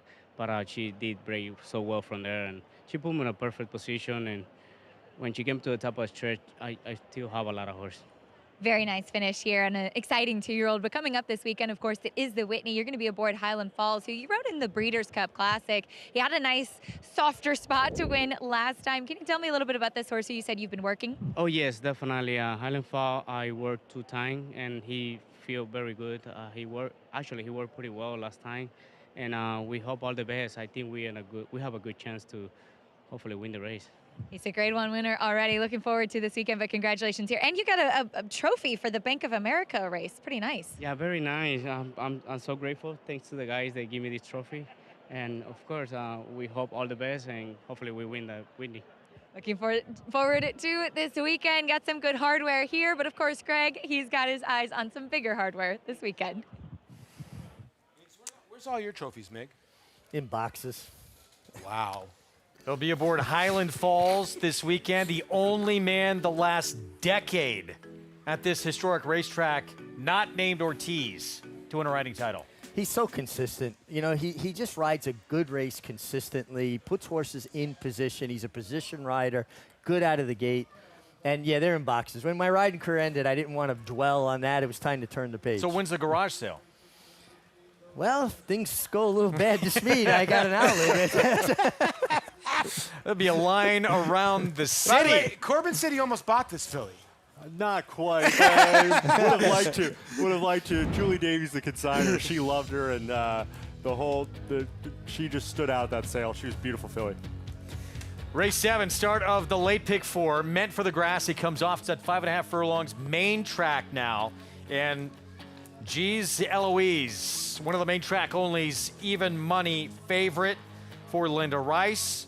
Jose Lezcano rides. Paul, 11 days back. Yeah, 11 days back. And Linda Rice, she's 23% winning on, after her last start, but bringing this horse right back. But this is what it's designed to be. This is what Linda does. Actually, when I was here a little bit earlier, she was in the room claiming some more horses. A lot of people in here claiming a lot of horses. So Linda, she's usually got this game played right when it comes to the also eligible. It's got Elegant in here as well. 8 days back for that one on the outside. Yeah, I actually thought this filly was pretty interesting. She made a big move around the turn going 7/8 the other day. Now she cuts back to 5.5, second time on dirt for Linda.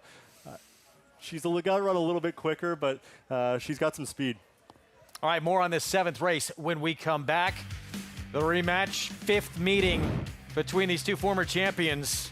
Fierceness, the 2-year-old champ, Jim Dandy, Travers winner, and the Breeders' Cup Classic winner and 3-year-old champion, Sierra Leone, getting reunited again in Saturday's Whitney. We'll have a preview when we come back.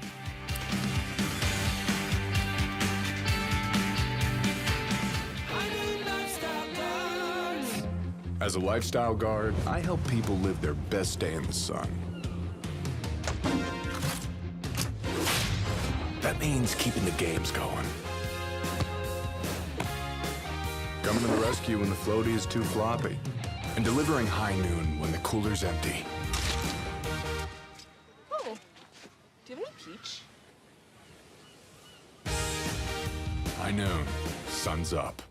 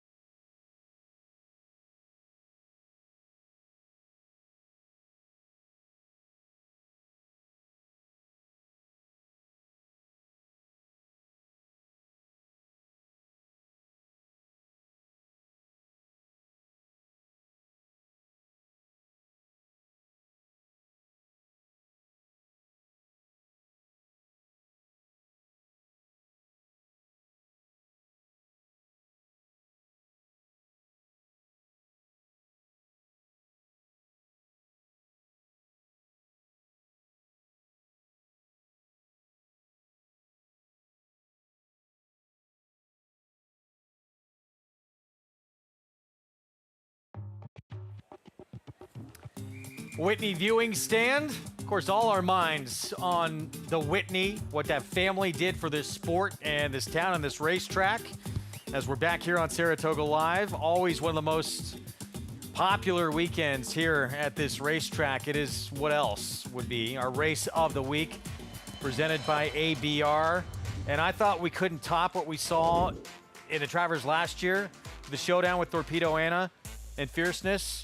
How about the Breeders' Cup Classic 1-2 finishers meeting again in the Whitney in Fierceness at Sierra Leone? Let's look back to that classic in defeat. Fierceness, sensational. How fast they went, Mig, but Sierra Leone got that pace set up and finally had that big breakthrough moment. Well, it was just a scorching pace for a mile and a quarter to go a sub 45 half mile and to still stick around at the finish. I thought this was Fierceness's maybe finest hour in defeat. He showed so much courage, bravery. Sierra Leone got the setup. He got it done. I think Fierceness was the best horse on the day, though. How do you feel? Fierceness was the best horse, but he got the setup, Sierra Leone. I've said this from the beginning. Sierra Leone needs full fields where he can get some pace to run into. And that's the one thing that Fierceness needs to bring his A game all the time. When he brings it, he's a really tough horse to beat. He's extremely talented. He's very, very proven at this racetrack, winning the Travers last year, winning the Jim Dandy, breaking his maiden here's the Travers. And I think he's a horse that showed in the Ali Sheba that he can sit off horses, but when he gets that really good sort of stalking trip, he's extremely hard to beat like he was here. And he, important for him because he's going to be able to get that. He's drawn outside in this year's Whitney. Of course, Miggy was sensational here last summer. Sierra Leone was playing catch-up to him, but he just really blossomed over the summer and answered a lot of questions. Well, he really did. And one other thing is he gets to walk from his stall to the paddock to race. He doesn't have to ship. He's really well drawn outside the other speeds. Mama's Gold's got one way to go. It looks like Chad might have entered a horse in there to be a rabbit in quality, excuse me, I'm losing it here, contrary thinking. Yeah. So he can just set up shop outside. And it's kind of easy, though, with Fierceness. When he's carrying good weight, he runs his race. Anytime I've seen him look a bit drawn up, that's when he kind of throws in that subpar effort. I see a horse right now that's carrying the right weight. So let's talk about this with these two. Just a monumental matchup with these two getting together again. Who has more to prove in this Whitney on Saturday? Does it feel like they both have a little something to prove? Fierceness came back with a huge effort in his 4-year-old debut. And then he came back with a little bit of a subpar effort in the mile. But he also was in a position where Johnny tried to leave with him. He got outrun. And he's shown he doesn't like to stop and start. He wants to get in one rhythm and stay. The outside draw aids him in that. And Sierra Leone has, he's 0 for 2 as a 4-year-old now. I thought his first race back left a lot to be desired. I thought his second start back was a step in the right direction. They both have something to prove, though. This is a tough question because I know when you sent it to me, I say Fierceness. And the reason why I just think he's the best horse in training, the best, most talented horse. I think what Corbin says completely right. He's the most talented horse. I think when this horse actually tries to learn, and I think Johnny might have figured him out in the Breeders' Cup Classic, he needs to learn how to rate on the outside, and that's what he's going to get. When he gets to the inside, he kind of becomes a target. When Sierra Leone and Flavian Pratt use him as a target, I think Johnny V has to have more in the tank. And listen, he ran unbelievable in the Breeders' Cup Classic, but I think this horse wants to rate on the outside and doesn't want to go to the front end, and I think if he does that, he's the Whitney winner. Yeah, and I think sometimes horses do run the best race. I think Fierceness did run the best race in the Classic, but he didn't get his name on the trophy. And at the end of the day, it does come down to winning these races. So I think Fierceness, if he gets a Whitney to go on with his Travers, to go with his Breeders' Cup Juvenile, which was sensational. He's a horse that's done it now 3 years in a row. He could really sort of put himself into that next level of racehorse. And Sierra Leone, he's 0 for 2 this year. So similar, he needs to go and win a race. And I think he should get a setup, but you never know until they run it. He's a little dependent upon pace. Fierceness, has he answered the question for you that he can handle adversity at all, or is that still a question for him? No, for me, it's not a question, and particularly with his draw, because the only adversity he's going to have to confront is being just off the pace. But he's in the clear, and that's what he wants to do, and allows Johnny Velazquez to put his hands down. He gets in a good rhythm. I think it's one of the deepest Whitneys we've seen in a lot of years. We're all already winners for the field that's been put together, and there's a lot going on here. And you got White Abarrio, another Breeders' Cup Classic winner. Throw him in the mix. Who won a Whitney? Yeah, and a Whitney winner. I mean, this is to me, and I've been coming here since 1979. One of the better Whitneys I've ever witnessed going in. I would have to agree with you because you can make an argument for about 4, 5, 6 horses in that race, and you're looking at horses that are going to be legitimate sires in this race too as well. Yeah, absolutely. And I said it before, I'm a Maryland guy. Post time's in there.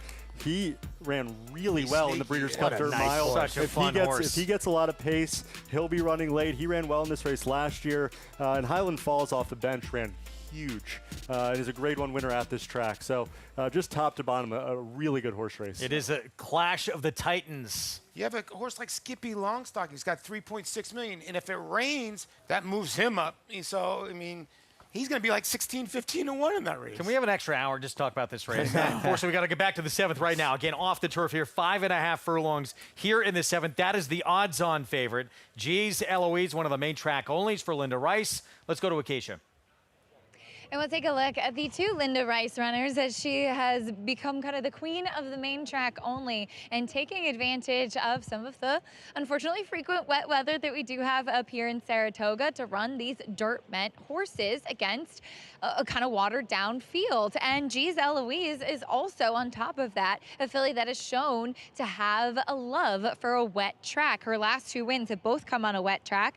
And last time out, she did get a beautiful trip. It was one of those days where it rained in the middle of the day and she kind of snuck up the rail, which seemed to be on the dirt where you wanted to be. So she got a great trip that day, but I do think again that she was one that benefited from the wet track in there. She benefited from the inside trip. Now, she is a big and leggy type. She's won at 6 furlongs in her last couple. My one slight concern with her as a favorite is that with this race coming off the turf, it goes to 5.5 furlongs on the main track, which is the shortest that she's ever run. And I just question if maybe that is ideal for her. She does come back in 11 days. She's never a horse that carries a lot of weight and conditioning. That's often been a bit of my complaint with her, but for her standards, she's doing very well. Also, she got very washed out in her last couple of starts. It is far cooler today, so she really seems to be appreciating the cooler temperatures. Now the 1A Elegant, also for Linda Rice, comes back in just 8 days, so quick turnarounds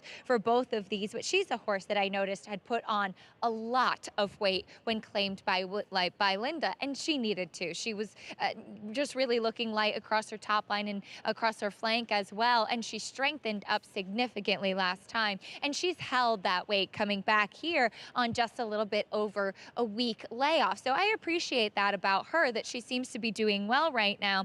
Now, she was disappointing last time out, but she does have some forward speed, which should help her, especially as a lot of the other pace horses besides Moongate scratching out. So I would imagine she should be forward, especially with Kendra Carmouche in the saddle, a horse that does seem to be doing well. We'll see if she will benefit from this kind of smaller field in here, and I think she will actually like a little bit less ground than the 7 furlongs she navigated last time. The other main track only in here is the 10 City Blocks, and while I respect how consistent she is a little bit tough to take as a win candidate, given that she's had 18 starts, 2 wins, and 7 seconds. She is a horse that did finish second last time out, though, after finally winning 2 starts back, and she ran the same Beyer speed figure. And one thing I will say is that some of her stronger races maybe consistently have come up at Finger Lakes, but she's a horse that looks like she's handling herself well, great in her coat. She is a lighter frame type, physically looking like she should appreciate a wet track and be able to navigate it well. Like I said, she's remarkably consistent, and maybe if some of the others in here, like I said, coming back on quick turnarounds or perhaps not ideal scenarios, she is one that always seems to show up. We'll see if that could be with a win today instead of another placing, Greg. One of the main track onlys. Thank you, Acacia. 5-1 City Blocks. A lot of seconds she's racked up in that career. Andy Serling, by the way, with a bankroll play coming up in this race. 13 red flags, who's shown some ability on off tracks. I almost used this horse for Mare Shockley, but you know, sometimes you just got to let a horse beat you. She's 2 for 57 on the year, but Andy's been on a pretty good roll of late the last couple weeks, so I wouldn't discount this this filly. Sounds like we'll leave it at that.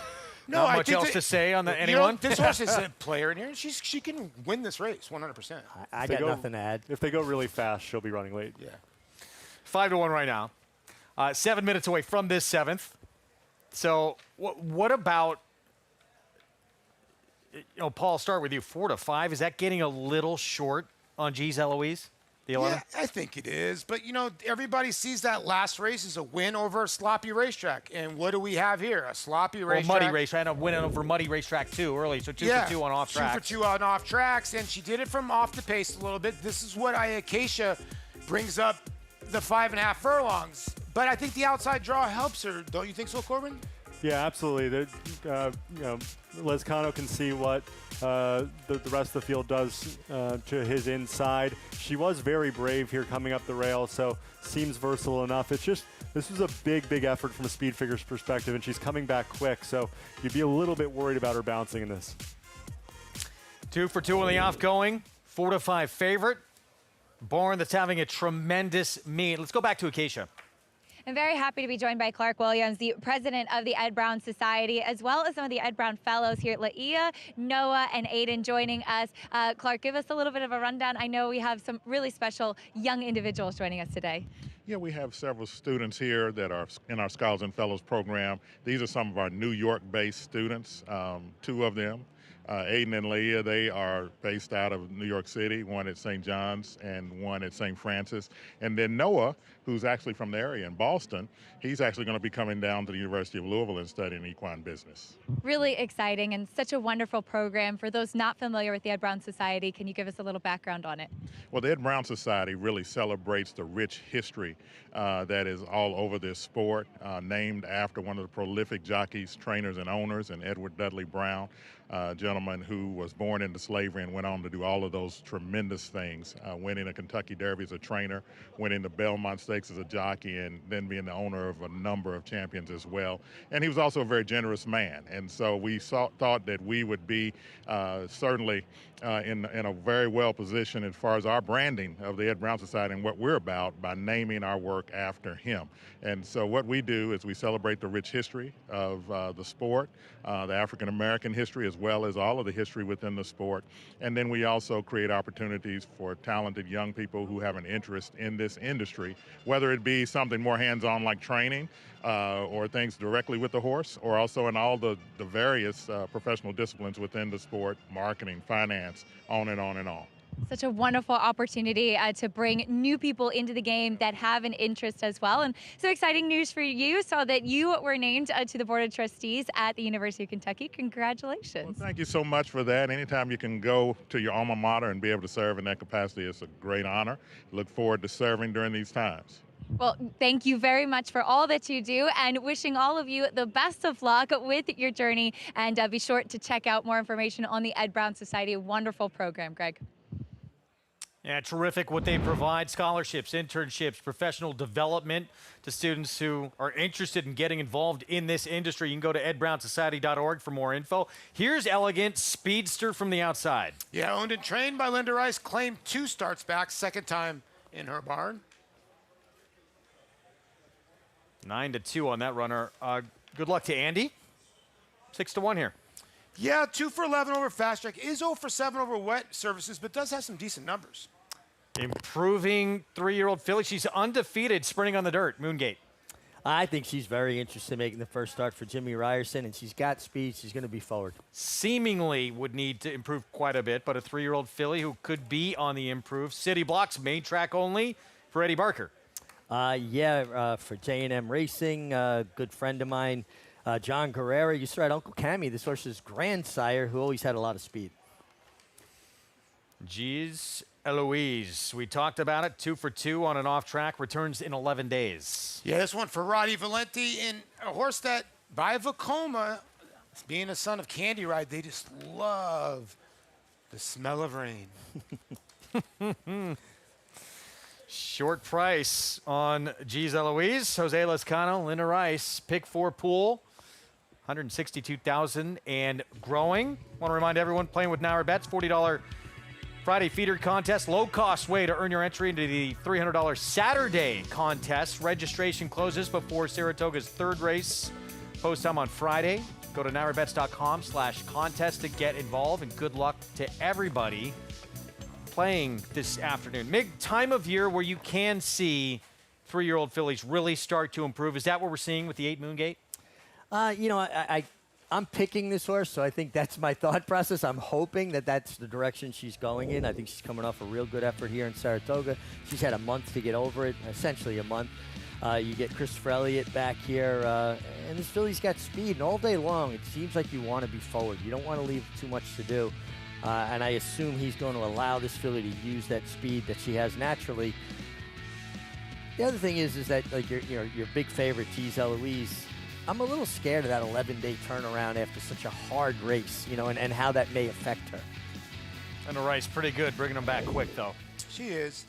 But I will say something, you know, Moongate, you know, since she's gone to the dirt, she has won 2 out of 3 races. Now, the figures haven't been great, but the last one was good. And for $32,000, it wasn't the greatest field, but if she repeats that effort, as Corbin and I always say, the best seat is on Daddy's neck. Yeah. I thought that was a pretty bad field she beat. It was. But, but she has speed, and then speed's dangerous on a racetrack like this. I mean, hard-pressed to potentially get the lead in this one, perhaps. 7-2 right now. Let's go to Acacia for more.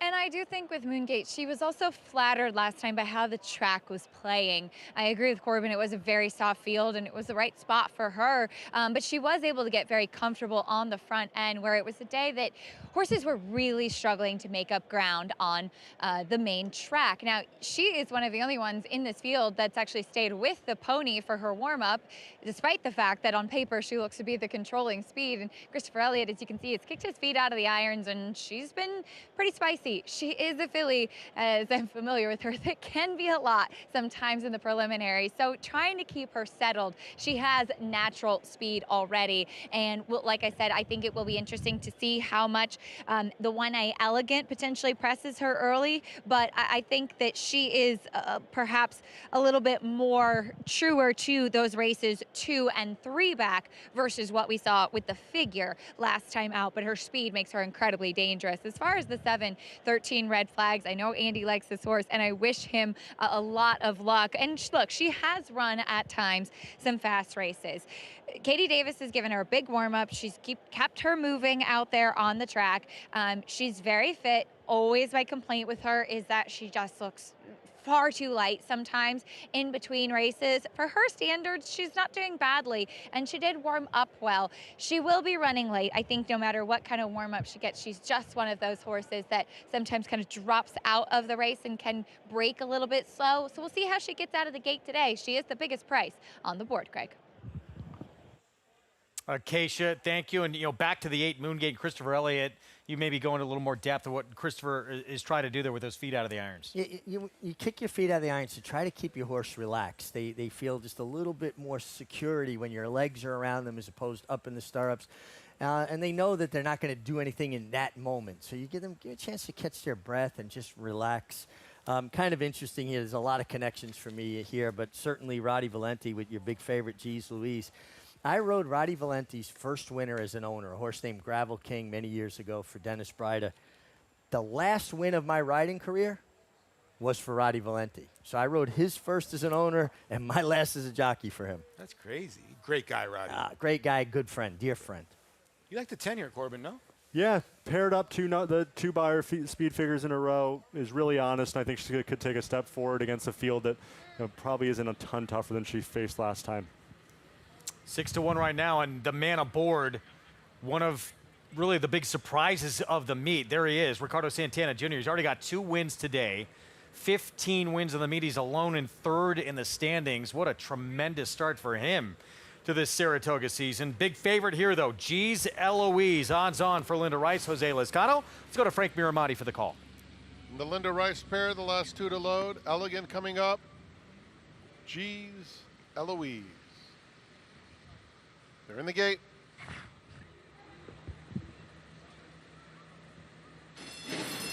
And they're off. And it's Elegant who is the quickest out of there. Moongate matches strides. These two pulled 2 clear of 13 red flags who broke well.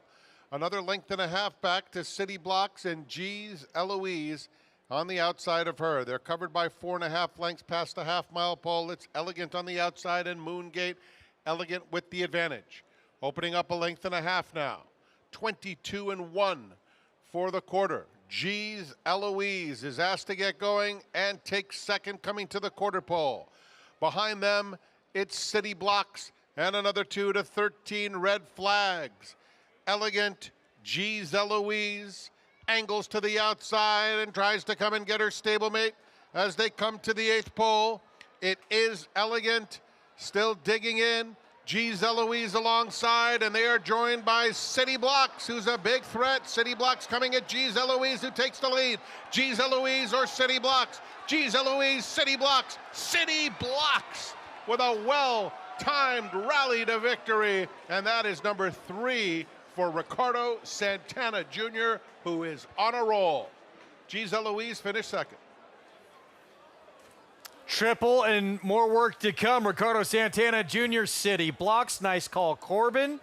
And this one now 2 victories the last 3 starts. Eddie Barker Barn. Yeah, nice to see this filly find the winner's circle. Got a good setup. There was a lot of pace on and came rolling down the middle of the track. And Corbin, good call. Yeah, what a ride by Ricardo Santana. I mean, G's Eloise actually went by her sort of at the 5/16 pole. He just let her by, followed her around, got plenty of pace, and made the last move, which when they went 58-3 is the right move in a race like that. You know what? I was going to ask you. He went hands and heels most of the way here. He got really, I guess, tossing the salad, they call it a little bit. Throwing the reins at her, keeping her motivated to Yeah. keep going forward. You know, the thing about the crop that people don't understand, and there's Eddie Barker, horses run more from the threat of the crop than they do the actual action of using it on a horse.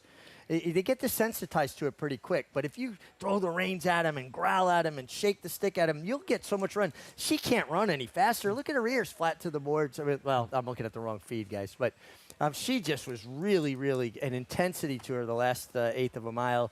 And Ricardo is showing that he really belongs in this column. He is so locked in at this. I mean, not just the wins and, 3 today for him as well. He gave a sensational ride yesterday on a horse, obviously I liked a little bit, but a horse who had to be on the lead to win. And a couple of horses rolled right on by. He didn't panic, sat his ground, waited, was patient, was able to win the race. That was Kilgality, and that's the front runner for Ride of the Week right now, guys. And, you're going to have to see somebody deliver something special to unseat him for Ride of the Week. And you see him coming back, pop the blinkers off the horse. He's really kind of taking care of everything. I think that was fist pumpers for you, Corbin. That was pretty good. I like that fist pump for that race. I guess when you know you give a good ride, you celebrate. Mig's wife, not a fan.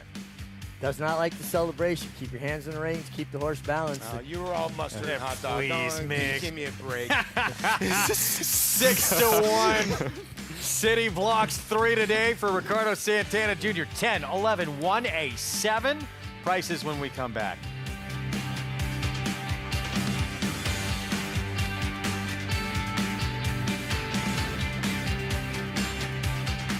City of Light, multiple Grade 1 winner, who posted 7 triple-digit buyers, stands to continue the legacy of his sire, Quality Road, with graded stakes winners, Menti, Chop Chop, and Formidable Man, sire of multiple Grade 1 winner and champion 2-year-old Fierceness.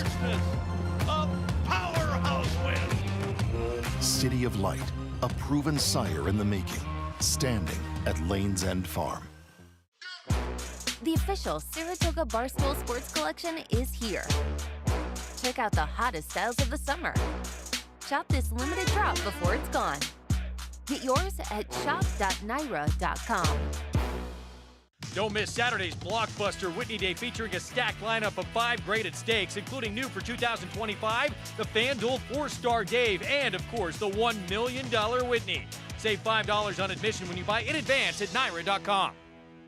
As they say, Book 'em, Dano. Prince of Monaco in between. It's going to get very close. Book 'em, Dano. if you can make it here, Book 'em, Dano in a thriller. Book 'em, Dano wears him down. Book 'em, Dano under a perfect ride from Paco Lopez to win the True North. you can make it anywhere. It's Book 'em, Dano in another stellar display, winning the Alfred G. Vanderbilt going away. Bucaro, proudly standing in New York at Iron Horse Stallions.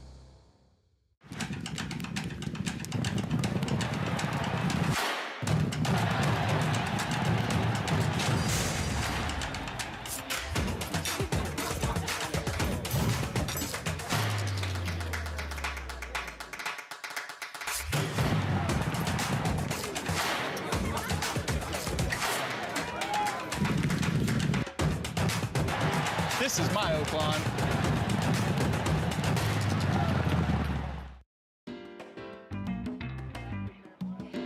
Welcome back to Saratoga Live, brought to you in part by Gainesway Power Passion Performance. As today's the day of Ricardo Santana, third win today, this time on City Blocks, main track only. Ricardo, well-timed ride. This is a horse I know that she's had a propensity to finish second. You know her well. Is it just about timing things right in the stretch with her? Well, I need to first say thank you to the trainer and owners that give me the opportunity in this filly. She's really sweet filly. I love the filly, and she's a filly that you need to let her do whatever she wants in the first couple quarters, and then turn for home when you're asking. She gave me a really big run today. We saw you kind of taking the blinkers off of her, patting her, coming back. It is easy to get attached to some of these, isn't it? Well, feeling like her, you know, she's little and she always try hard, and it's amazing how much hard she trying in races, you know, and how Cont she is before the race to when the gate open, and then when the gate open, she's a different filly, and I love the filly. I love it. I love seeing how your face lines up talking about her. But it's been a big day for you. As I said, third win today. Can you talk about just how this Saratoga meet has been? You've been riding sensationally. Well, first I need to say thank you to PJ and Horacio. That was the two one of the give me the green light to come here, you know. And PJ is doing a really amazing job, you know. And I'm really happy working with a guy, and I'm really blessed to be here. And you're doing a great job at it. Congratulations on a big day so far. Thank you so much. Ricardo Santana with 3. He and his agent, PJ Campo, doing a great job in New York this year, Greg. He has had to pretty much remake his entire career. He was riding basically exclusively for Steve Asmussen. That relationship, they split, and he's had to build back up. Here he is. He's doing pretty good right now. Yeah, had to basically start over from scratch, and Ricardo's ability has never been in question. Sometimes Ricardo needs to just, you know, take a breath and not say things that he might regret later, but he can really ride. Super talented. PJ Campo was the racing secretary here, doing a great job as an agent. And his father, John Campo, who trained Pleasant Colony, should be inducted in Racing's Hall of Fame across the street. How that man has never even made the ballot is... He's trained 5 champions, over 1,500 wins, and he never even gets a look. Yeah, and I'm happy for Ricardo. You know, listen, he's always had the talent. And listen, he got on a Steve Asmussen horse and won, and Steve even said, oh, Ricardo's riding well. It comes around. When you're the hot commodity right now, they're going to use you, and Steve's going to use him some more.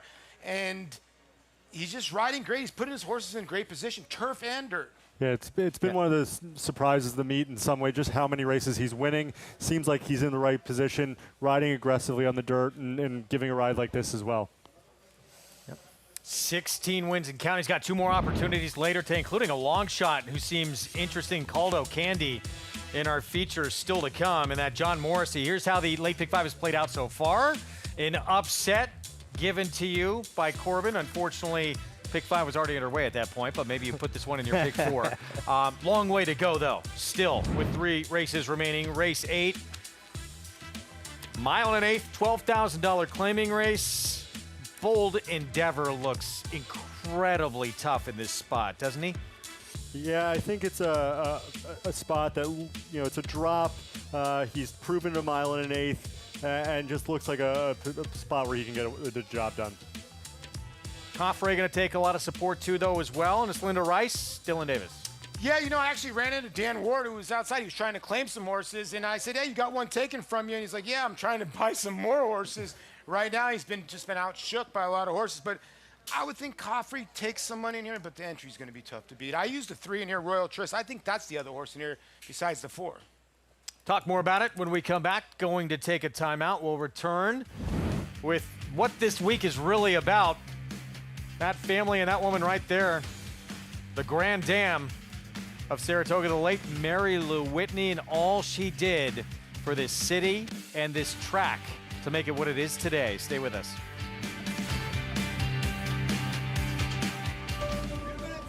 In this country, we believe in what we're made of. Grit.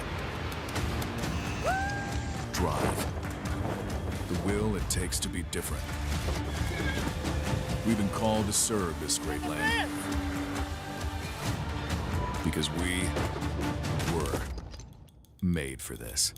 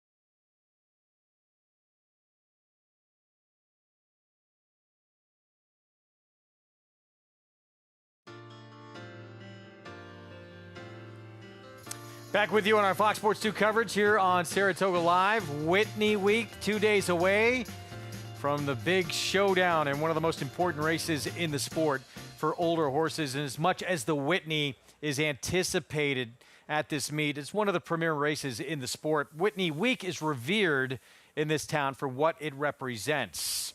The Queen, Mary Lou, who believed in this track, this town, and what it could become at a time when its future was in doubt. Mary Lou did wonderful things when no one was looking. Once Mary Lou set her mind to doing something, there was no stopping her. She was a beacon of light in the community, not only in Saratoga, but I'm telling you, her power of being a champion and supporting those always in need, it speaks out around the world. I mean, really and truly, we owe Saratoga, as we know it today, to Mary Lou Whitney.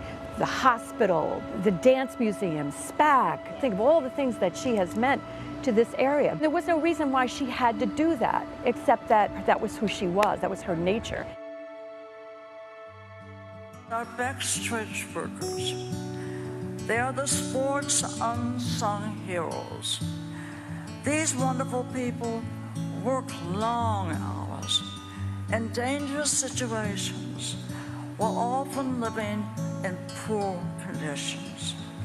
All of us should try more to improve their lives and advance their dignity. She means a lot to the backstretch. From her smile, from her genuine giving back. They will miss her coming into the backstretch appreciation dinners when she had to do bingo and she would just show up from the tent and everything that she sponsored through the backstretch programs. It's been 26 years. It's just one furlong away. They're coming down to the finish. Can Smarty Jones hold on? Here comes Birdstone. Birdstone surges past. Birdstone wins the Belmont Stakes. I'm sorry that Smarty Jones couldn't win. We kept saying to Prado, be second. In victory, and a lot of times you get defeated, but she was so great in victory, and she felt sorry. And she really did, which is amazing. It shows you the spirit she had. And little Birdstone digs down.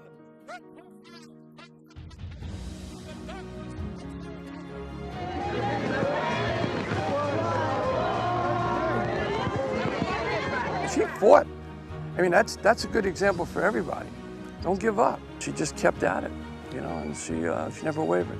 So, great inspiration for all, especially me. The way she told everyone, these are our horses. It's our responsibility to take care of them, not just when they're racing, but afterward. I have never had a friend like Mary Lou before in my entire life, and I know I'll never have another friend like her. It didn't matter whether you were a millionaire or you were a guy walking down the street in sneakers, shorts, and a t-shirt. Everybody was a somebody to Mary Lou. Knowing these people and writing for them is an honor, a privilege, and something that I will never forget. I was very proud when I wrote for her stable. It was to me like I conquered the mountain that I was trying to get up to. Every once in a while, somebody comes along that makes a difference, and then somebody comes along that makes a huge difference. A tribute to her should last forever.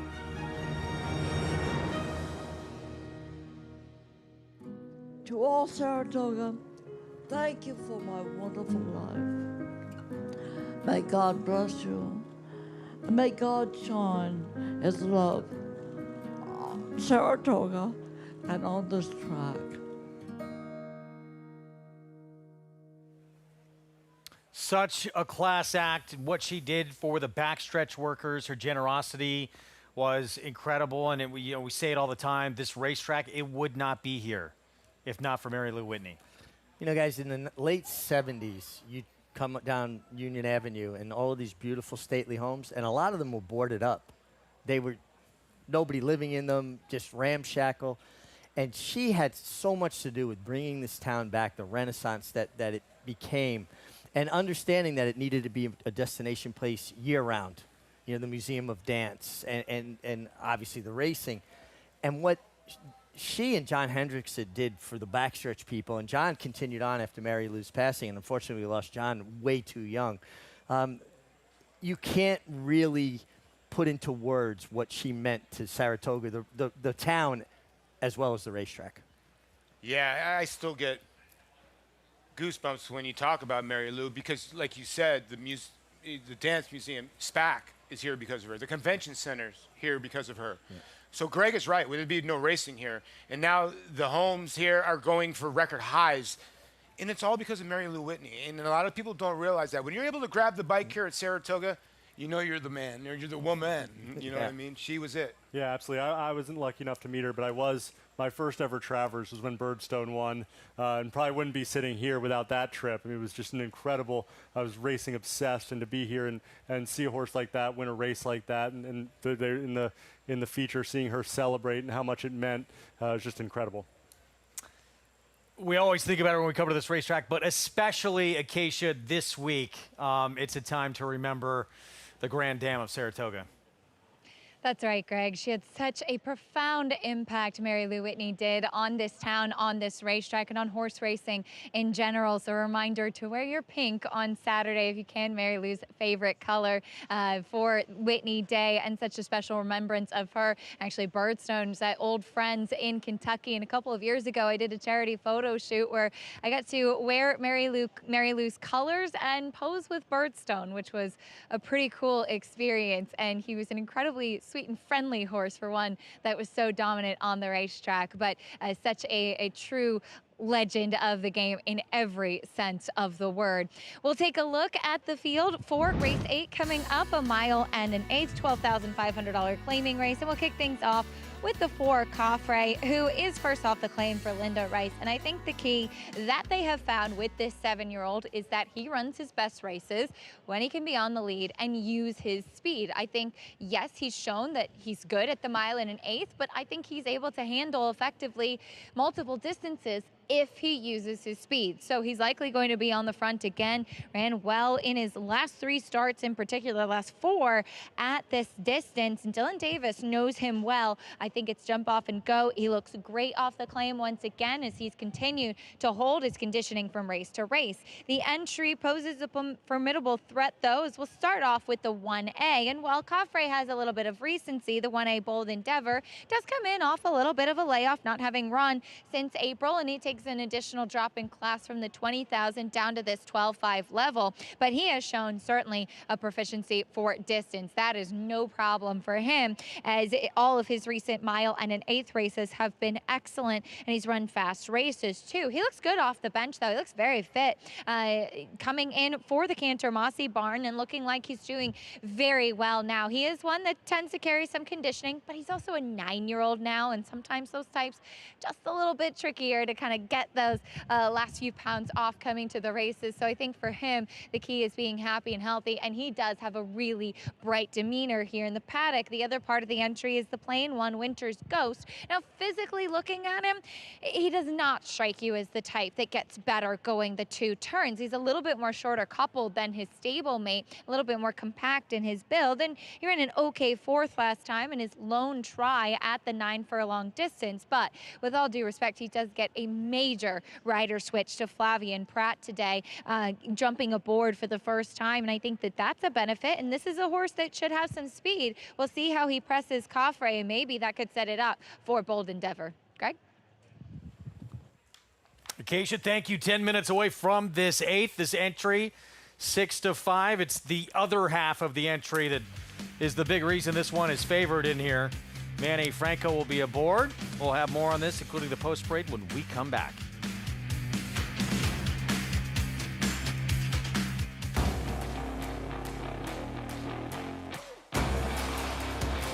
Here comes that big gray Tappet Trice right down the outside. Tappet Trice wins the Toyota Bluegrass. Tappet Trice's 2024 debut was awesome. Tappet Trice is lunging. Tappet Trice wins the Woodward.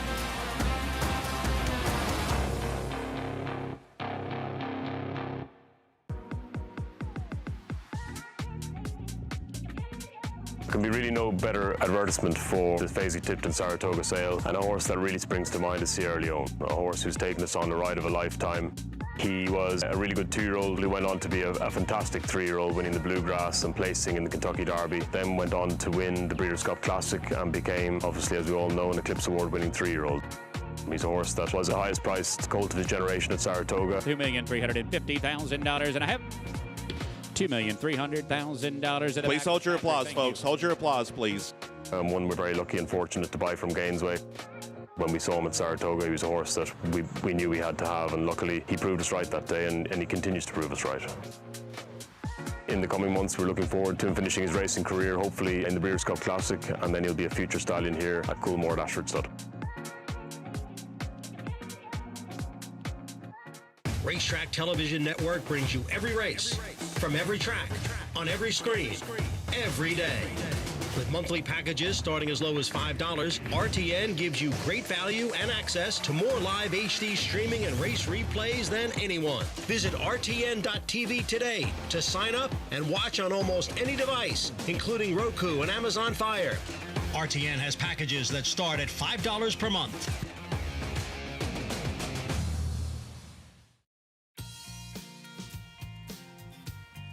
Back with you on our Thursday coverage here on Fox Sports 2. You're watching Saratoga Live, brought to you by the place to bet Saratoga all summer long. Naira Bets. Bet any track, anywhere, anytime. Go to nairabets.com. 8th race, mile and an eighth. $12,000 claiming group. Track is muddy. And the entry at even money in here with the 1-2 punch of Winner's Ghost and probably the one to beat in here, Bold Endeavor. Manny Franco will ride. They're right next door to each other in the starting gate toward the outside. We'll have our post parade here coming up in just a moment. Talked about Coffray, contender as well, 2-1, and we'll get to Paulie's thoughts on the 3 as well. We start though with the favorite entry, and there is Flavien Prat, Winner's Ghost.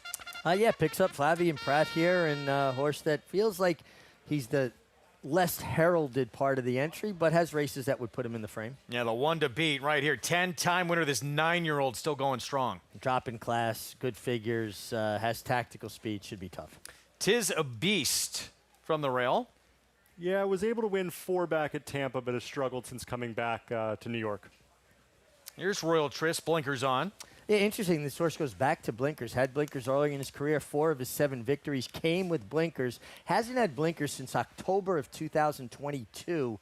I think he's interesting. Coffray claimed each of the last 2 races. Yeah, it doesn't matter the trainer, just in really good form, has speed, and is dangerous. Here is Centavo, big long shot 7-year-old. It does have some races going back a few years that would give him a shot, coming off a bit of a layoff. Does like the mile and 1/8. Aula has form at Parks. It's not really translated to New York. Yeah, it just hasn't. We haven't seen the better races here in New York. Would be a bit of a surprise. 3-time winner from 52 starts. Strong Light went by. Did win 3 back for 16 with a number that would give this horse a shot, but his last 2 are pretty rough. And Wild Banker outside post 19-1 for this 8-year-old. Yeah, he's just going to have to improve vastly from the current form and gets a bad post to boot. Get in the game with the Naira Bets YouTube channel. Tune in to race previews, full card analysis, betting tutorials from tracks around the world. Subscribe now and bet with confidence at youtube.com/Naira Bets. Let's go to Acacia.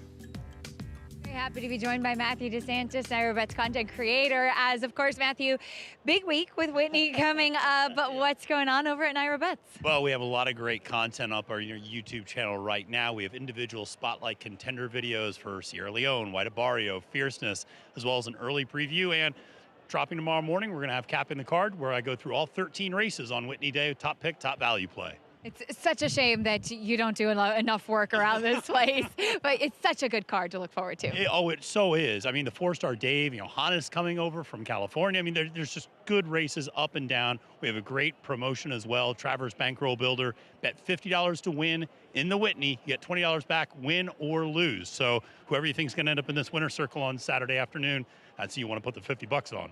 Some great opportunities. Well, thank you for all the hard work. Hope everybody has a chance to check it out over at Naira Bets. Thank you so much, Acacia. Appreciate it. Greg? All right, Acacia, thank you. Yeah, lots to discover there on the YouTube channel for Naira Bets. So here is the stronger half of the entry here, Bold Endeavor. And at 9 years old, to still be doing what he's doing. Fun horse to watch now. 10-time winner with 10 runner-ups as well, Paul.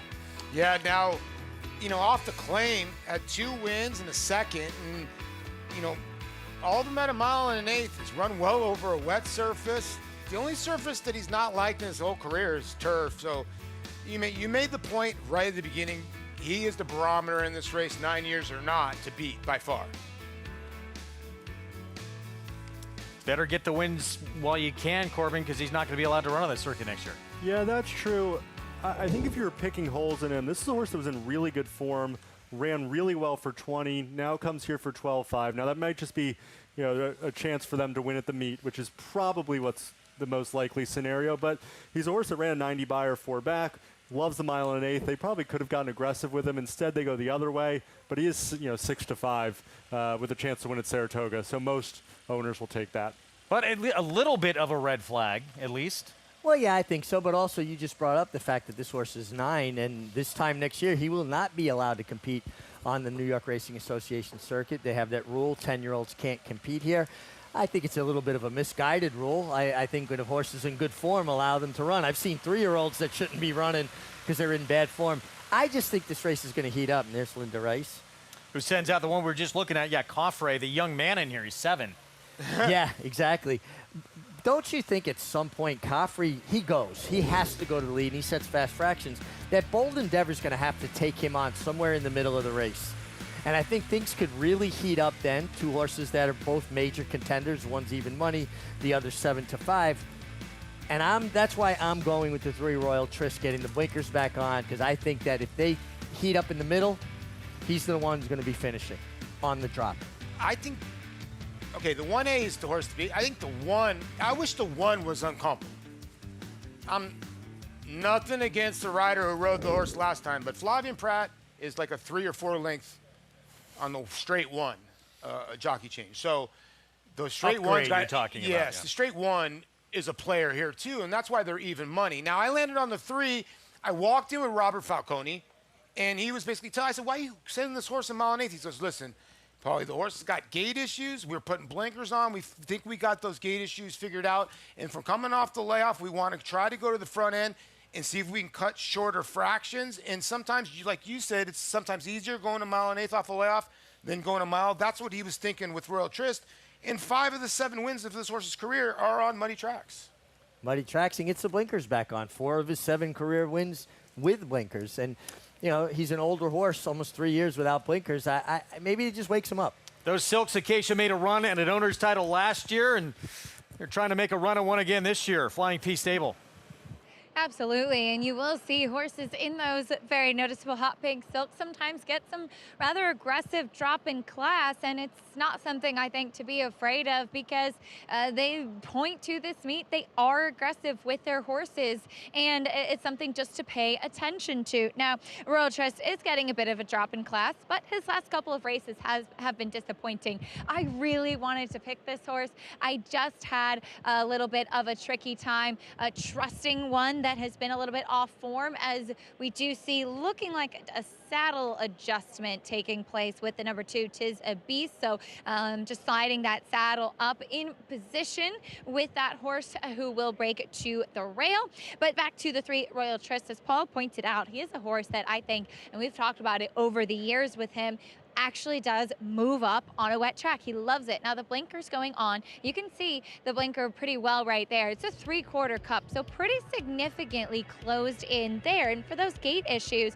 that Paul touched on, he is quite a big horse, and sometimes horses that take up a lot of space in the gate can kind of find themselves off balance when braking as well. You see him getting a bit hot out there. That's typical for him, but he loves this wet track. He's moving exceptionally well. He looks great for a 7-year-old. We'll see if the equipment change and the class relief wakes him up, because he certainly would be happy to be on these conditions. And in the past, he has run well at the distance, Greg.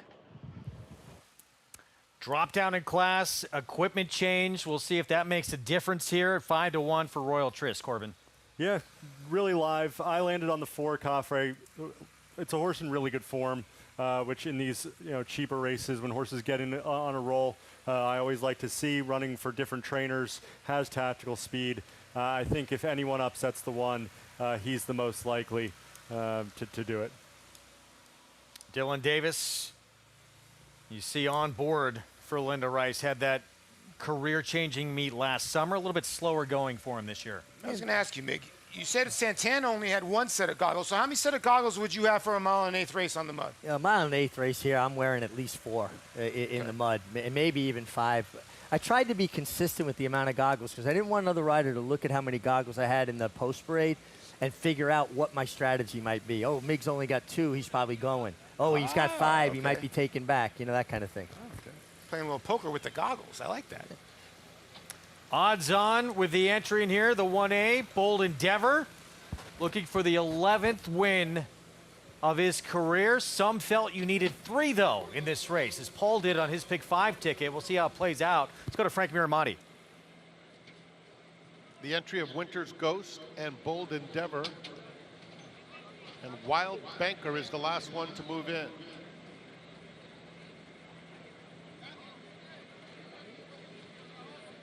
Wild Banker.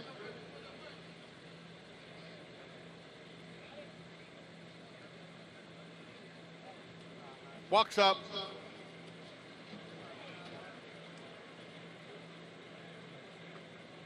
Goes in. They're in the gate. And They're off, and Wild Banker is sent hard. Coffre has speed. Winter's Ghost is the gray, and Bold Endeavor. But it's Coffre intent on getting to the front, hugging the rail, and taking the lead into the first turn. Tis a Beast is now moving up on the inside. He's right next to Winter's Ghost. Those two side by side. And Bold Endeavor now is in the fourth spot. Has 3 lengths to make up. It's 3 more back to Wild Banker on the outside of Centavo. That pair is followed 2 lengths further back by Allah.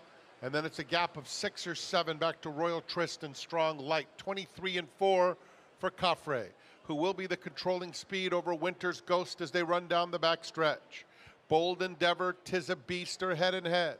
Another 3 back to Wild Banker and Centavo, 2 clear of Allah, and then it's a long way back to Royal Trist and Strong Light still. 47 and 2 for Coffre, who has passed the half-mile pole and leads it by 1.5 lengths now on Winter's Ghost in second. Bold Endeavor is a clear-cut third. It's another 2 lengths back to Tis a Beast, who's fourth, losing ground steadily. He's just on the inside of Wild Banker, 2 more Centavo, and then Allah. It's Coffre trying to go all the way and starting to open up. Here's going back and forth as Coffre has extended the margin now to 3.5, 4 lengths. Winter's Ghost, Bold Endeavor, second and third. Wild Banker trying to rally, swinging to the far outside as they come to the 8th pole. It's Coffre still with a 4-length lead. Winter's Ghost is right there next to Bold Endeavor. Bold Endeavor getting into second. Coffre still well clear. Wild Banker is fourth. And it is Coffre, a runaway victory. Coffre was much too strong, took command, and then went coast to coast. He won by 5 lengths. Bold Endeavor was second. Then it was Winter's Ghost, Wild Banker, and then it was close for 5th between Strong Light and Royal Trist. Coffre got the jump on the entry, and here for a moment, it looked like Bold Endeavor was going to make a move. Just no catching this horse. There's Linda Rice.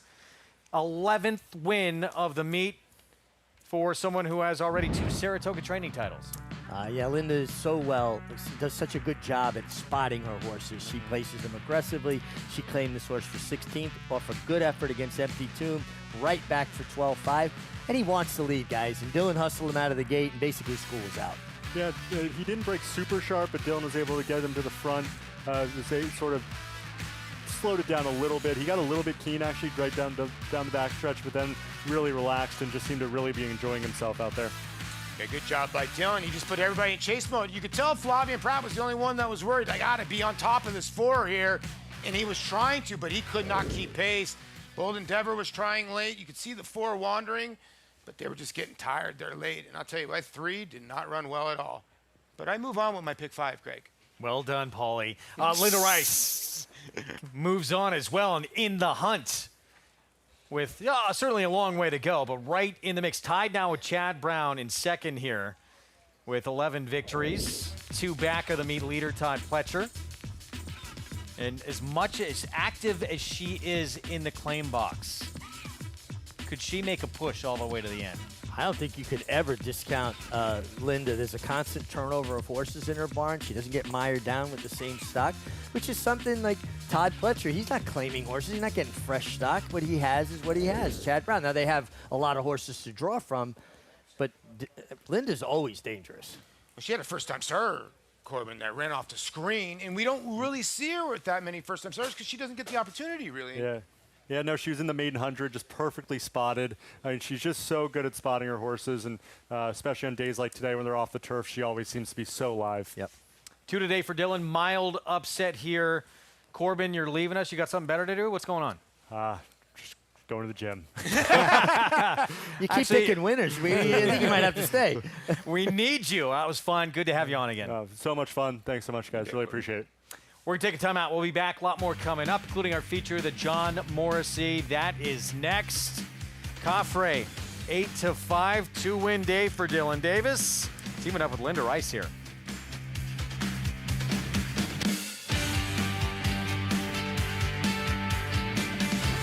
You bet with Naira Bets. Bet any track, anywhere, anytime. Download the Naira Bets app to play today and get a $200 deposit bonus. Watch live horse racing, get expert picks, Boost your bankroll with weekly promotions and hone your handicapping skills with exclusive tips and tutorials.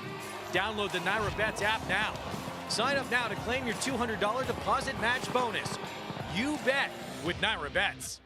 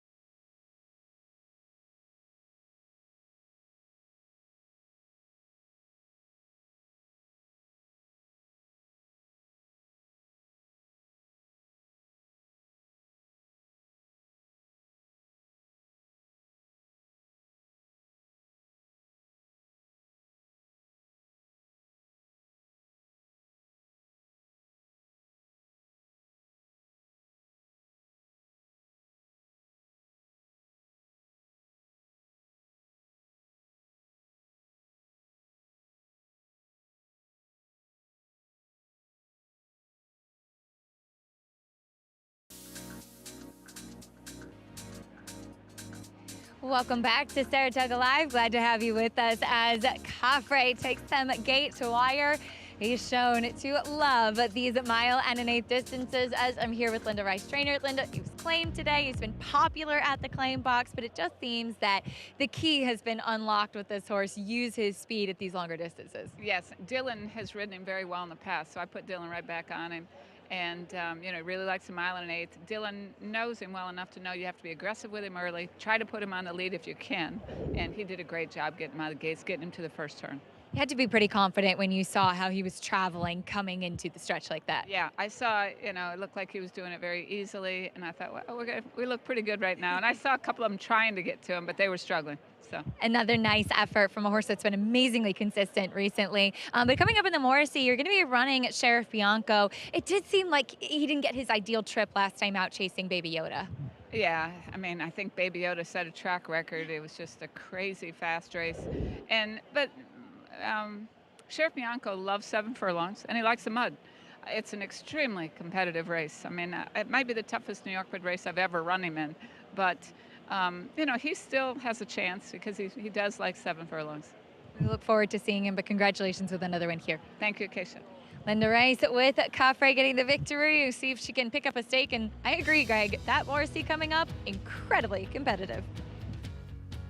Corwin had mentioned for a New York bred stakes race came up just incredibly tough. That's what happens here at Saratoga.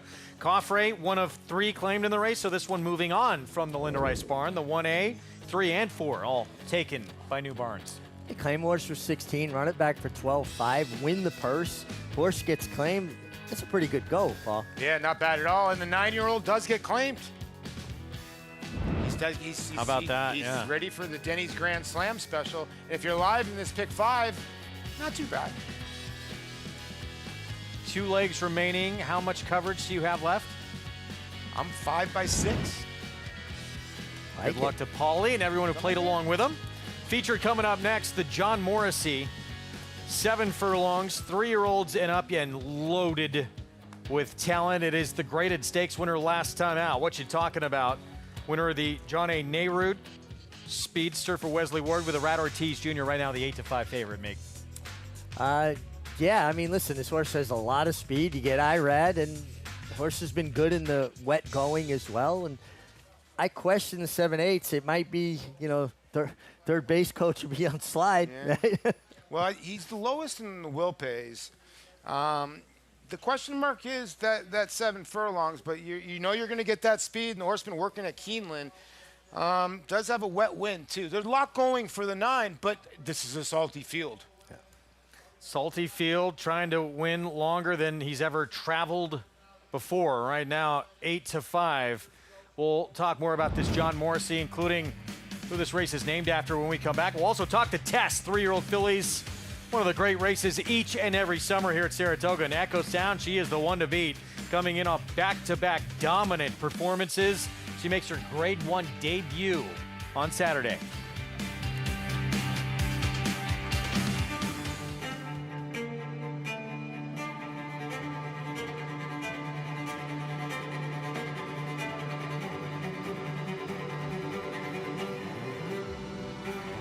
Top of the stretch, an obliteration.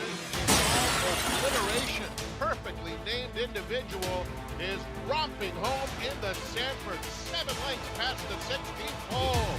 Obliteration is a star. Who's in for Mohegan? Obviously everyone. A cheers with friends, then it's off to the races. A moment of calm before the dark and stormy. One more dance floor.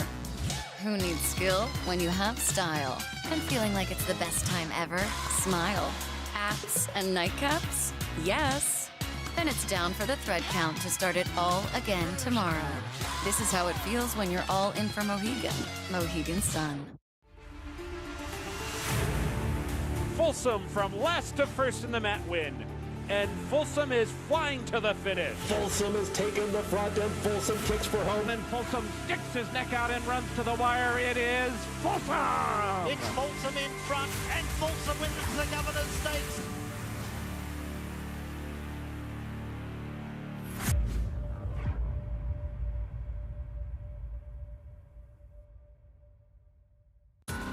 The dog days of summer are here. Corgi races are coming to Saratoga.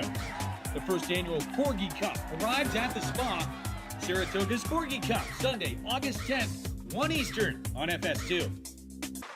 RaceLens is the most in-depth product in horse racing, with unique features found nowhere else. True odds, predictive analysis, and pace projection. RaceLens. It will change the way you follow horse racing and take your game to the next level.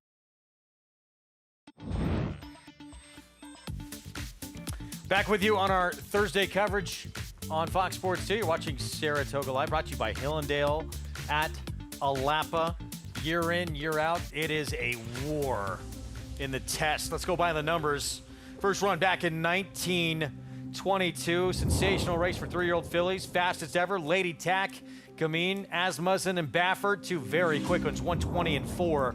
Most wins by an owner. Wheatley Stable, Ogden Phipps. Took 3 apiece in their heyday. Sonny Jim Fitzsimmons. 5 wins in this prestigious race. Jerry Bailey, incredible run, including Lady Tack and you back-to-back. Kofefe, remember that incredible performance back in 2019. 3-year-old fillies named champion, the most recent.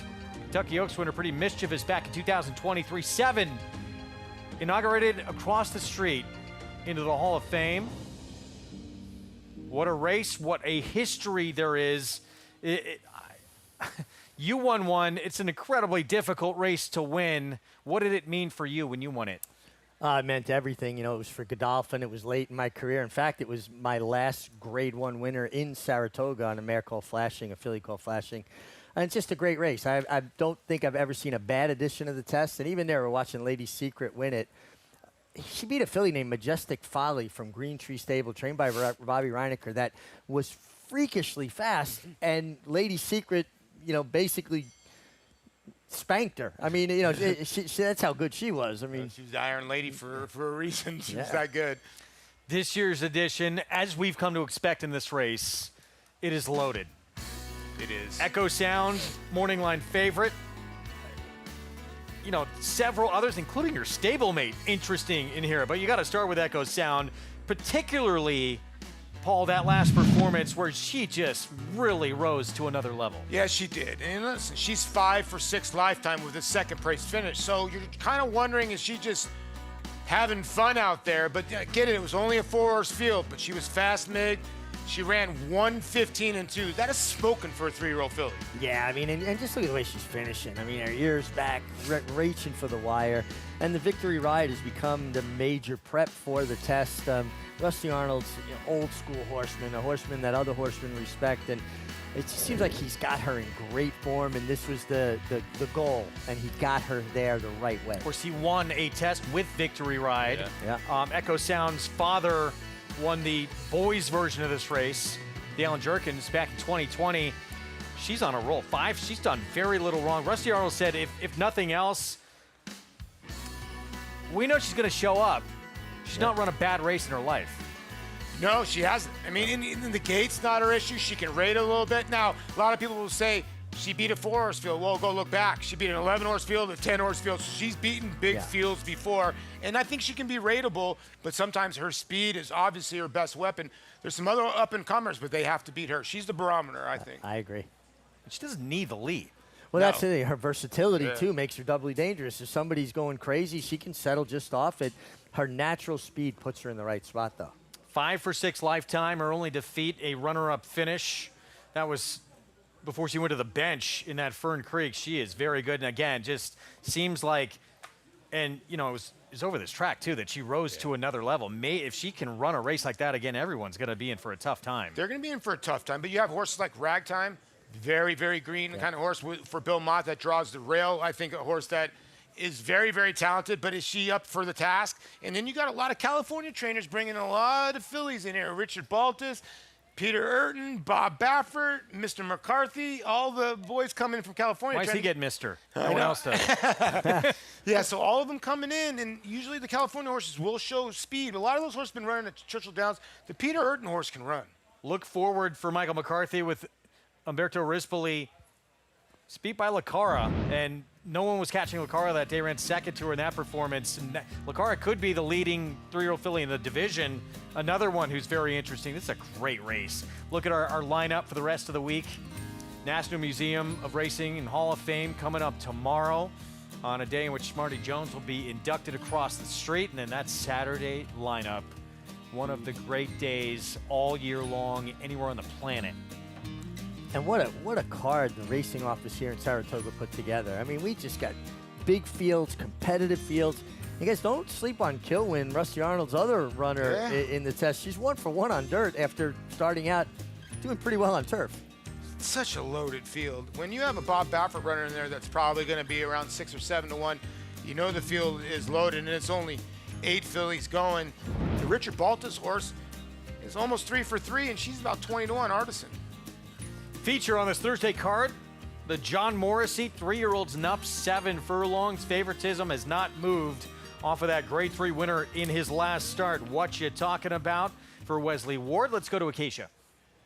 We'll start there, Greg. This is a horse, I mentioned this last time before the Nehrude. If he was one that I was not familiar with, I would never look at him and say that he's fit, but that's because that's who he is. He is what we call a good doer. He carries a lot of weight and conditioning. And even last time he was off of a layoff, he was coming into Graded Stakes Company for the very first time. He had gotten a little bit warm before that John A. Nehrude, and I thought that could potentially be the day to beat him, but he was very game that afternoon. Now, he was in the middle of 3 horses on the front end, and they kind of were the 3 that went that way throughout, and he was able to get the final punch there to get that victory. So a Graded Stakes winner returning to New York bred company. I did read a quote from Wesley Ward that said he had considered going out to run last weekend in the Grade 1 Bing Crosby at Del Mar, and instead opting to point him to a return to New York bred company. So I think that that's certainly a big vote of confidence that a grade 1 was considered. And this is obviously state bred restricted, though a competitive race. My one slight concern with him is I don't know if necessarily the 7 furlongs is best for him. He's so compact, so burly, so short coupled. He's an absolute tank of an animal, but he has been very good, particularly against New York breds. Now taking a look at a couple of others, the number 5, the Wine Steward, also returns to New York bred company for the first time in a long time. This is a horse that even ran in the Belmont Stakes last year, coming in off of a couple of efforts where 2 starts back, he ran okay when being forward in the Oaklawn Mile, disappointing last time at Lone Star. I did see a quote from Mike Maker who said that he thought he hated the slop last time at Lone Star. Unfortunately, he's going to get slop again today, so that's a bit of my concern with him, is he does have to run on a wet track. However, I love the cutback in distance for this guy. He never really grew too much. He's smaller. I always, even last year as a 3-year-old, doubted whether stretching out to the 2 turns was really what he wanted to do, and he ran well in a couple of those races. But I think that shorter, as in the 7 furlongs today, really suits him incredibly well. Now the number 2, Bank Frenzy, cuts back in distance. He did not disgrace himself at all 2 starts back when trying graded stakes company in the Westchester, and then last time out able to run down pace setter Mama's Gold to win the commentator.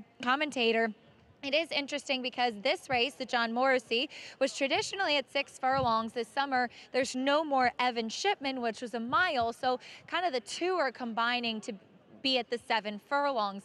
Bank Frenzy is one cutting back that I don't know if that's necessarily what he prefers either. He might have appreciated this being a mile instead. Now look, Bank Frenzy has been an incredibly cool and consistent New York bred for Rudy Rodriguez.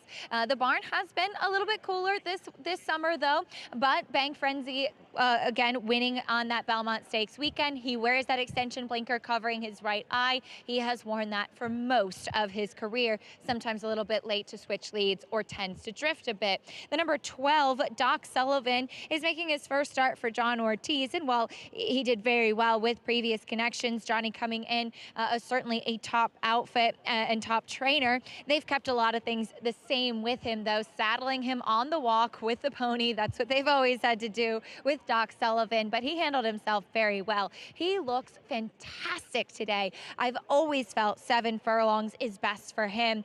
2, I think this is his preferred distance. He's incredibly fit, great in his coat and muscle mass, a horse that looks like he's doing really, really well coming in off a bit of a freshening, Greg.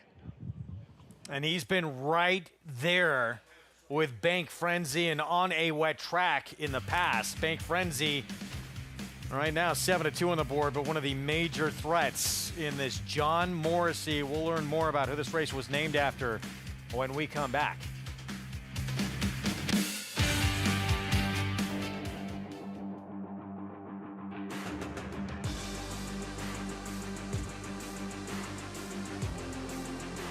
Bright future indeed. Bright future, the son of Curlin to win by 4. Bright Future Proxy, here's the line. Photo finish, Bright Future. Bright Future, look at that. Bright Future, the class prevails. Bright Future, standing at Claiborne Farm.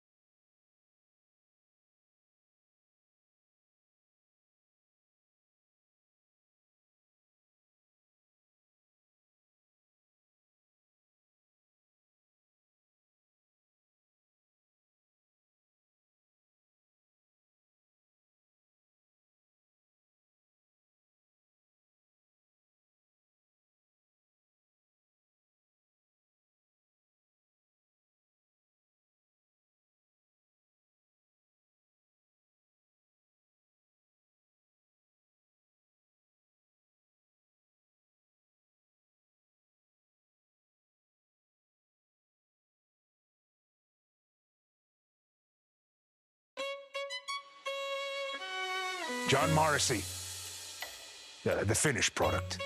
Hard to believe I started with nothing but these two fists. From poverty to high society, a wild life, seemingly fiction, yet all true. I'd amass a fortune, enjoy the company of presidents, millionaires, even twice elected to Congress. And oh yeah, I created the Saratoga race course. Irish born in 31, that's 1831. American bred, poor but proud. A gang enforcer on the streets of New York, no man could lick me. Professional bare-knuckle boxer in the 20s. They called me Old Smoke, the American champion too. 'Twas gambling that would bring me to Saratoga. Sure did love a dance with chance. I ran legitimate establishments. They flourished, bringing roulette wheels and cards. Wealth came to our tables. But as the Civil War raged, thoroughbred racing was halted in the South. More opportunity, and I had to plan. It was summer 1863, just weeks following the Battle of Gettysburg, only 300 miles away. We staged Saratoga's first true horse racing event. Quite the tale, and it remains the American dream come true. We talk about it all the time on this show, who's the toughest hockey players, jockeys in the mix, maybe baseball players. Politicians, I guess, are probably, at least back in that day, man responsible for basically ending the life of Bill the Butcher, if you ever saw Gangs of New York. Yeah, they flip-flopped it in the movie, but in reality, it was the other way around. And then he also fought Yankee Sullivan at Boston Corners and won in the 37th round. Bare knuckle boxing, 37 rounds? It's back bare knuckle boxing, but I don't think you can go 37 rounds. That'd be illegal now. Lord. Bank Frenzy, 7-2 right now, Manny Franco, Rudy Rodriguez. Yeah, a horse that just loves to win races, 9 for 18 lifetime, and loves a wet surface. John Velasquez for Fernando Abreu Winstock. Fernando Abreu, terrific horseman, horse turning back in distance. Going to have to find a big effort here. Big step up, but James Bond says Caldo Candy has never been doing better. And I think this horse moves up on a wet surface, and you do get the hot riding Ricardo Santana. Yeah, looking for his 4th on the afternoon. I thought this one was interesting, taking a little bit of money. The wine steward next door, he has been facing the best company of anyone in this field.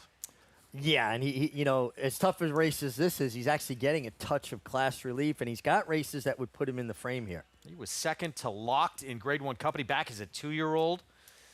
Ciccio Bello off the bench, and he has races that make him a player. He's beat Bank Frenzy before. Yeah, he was giant last time when he got left. This one for Derek Ryan, who also trains the New Jersey great, Bookham Dano.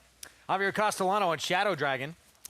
For Bill Mott, just feels like this horse is going to have to find a little bit more in the tank to compete with these. Graded stakes winner last start, but has never been beyond 6.5 furlongs. What are you talking about? He's fast, and I could see what Casey was talking about. He carries some weight to him. Sure, if Bianco went by. Really good at the distance, 7 furlongs. Another one's going to have to find his best. 5-1, Doc Sullivan. Yeah, Joel Rosario for TriStar here, and now goes in the hands of John Ortiz. And Lightman coming out of a big effort off the bench. Baby Yoda was smoking 113-4 in that 6.5 furlong race last start. Great post position for him, too. 3 back, he actually didn't break particularly well, and he came from off the pace. So he has the ability to lay up close or come from off it, and I love horses with versatility. Lightman! I think I know who Paul likes. I think Paul's all in on Lightman outside. Get signed up, started play along with Naira Bet Spot 200. Code to use at sign up. There you go. Scan that QR code and play with us all summer long and beyond. 8-5 favorite. What you talking about? Grade 3 winner last time out. But yeah, it's not often you win a Grade 3, then you drop down into state bred company, and you might be facing a tougher group against these New York breds. True. I like the way this horse won. I'll tell you what, though, he looked tremendous behind us, Mig. I know you were looking at him, and he was in between horses. Could be the tough spot of all, and I like the way he ran. He fought, and obviously, does this warrant 9-5 or 8-5 today? We'll see. But does it look to you like he wants to go 7 furlongs?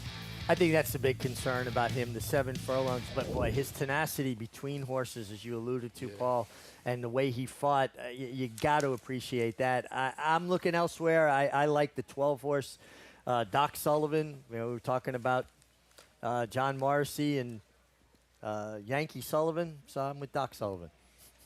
I like it. This could be a bare-knuckle fight. There Doc, are some Doc Holliday, warriors in this race. I think John Morrissey probably said, I'll be your Huckleberry a couple times. All right, Lightman, Paulie, what do you like here? I like the outside draw.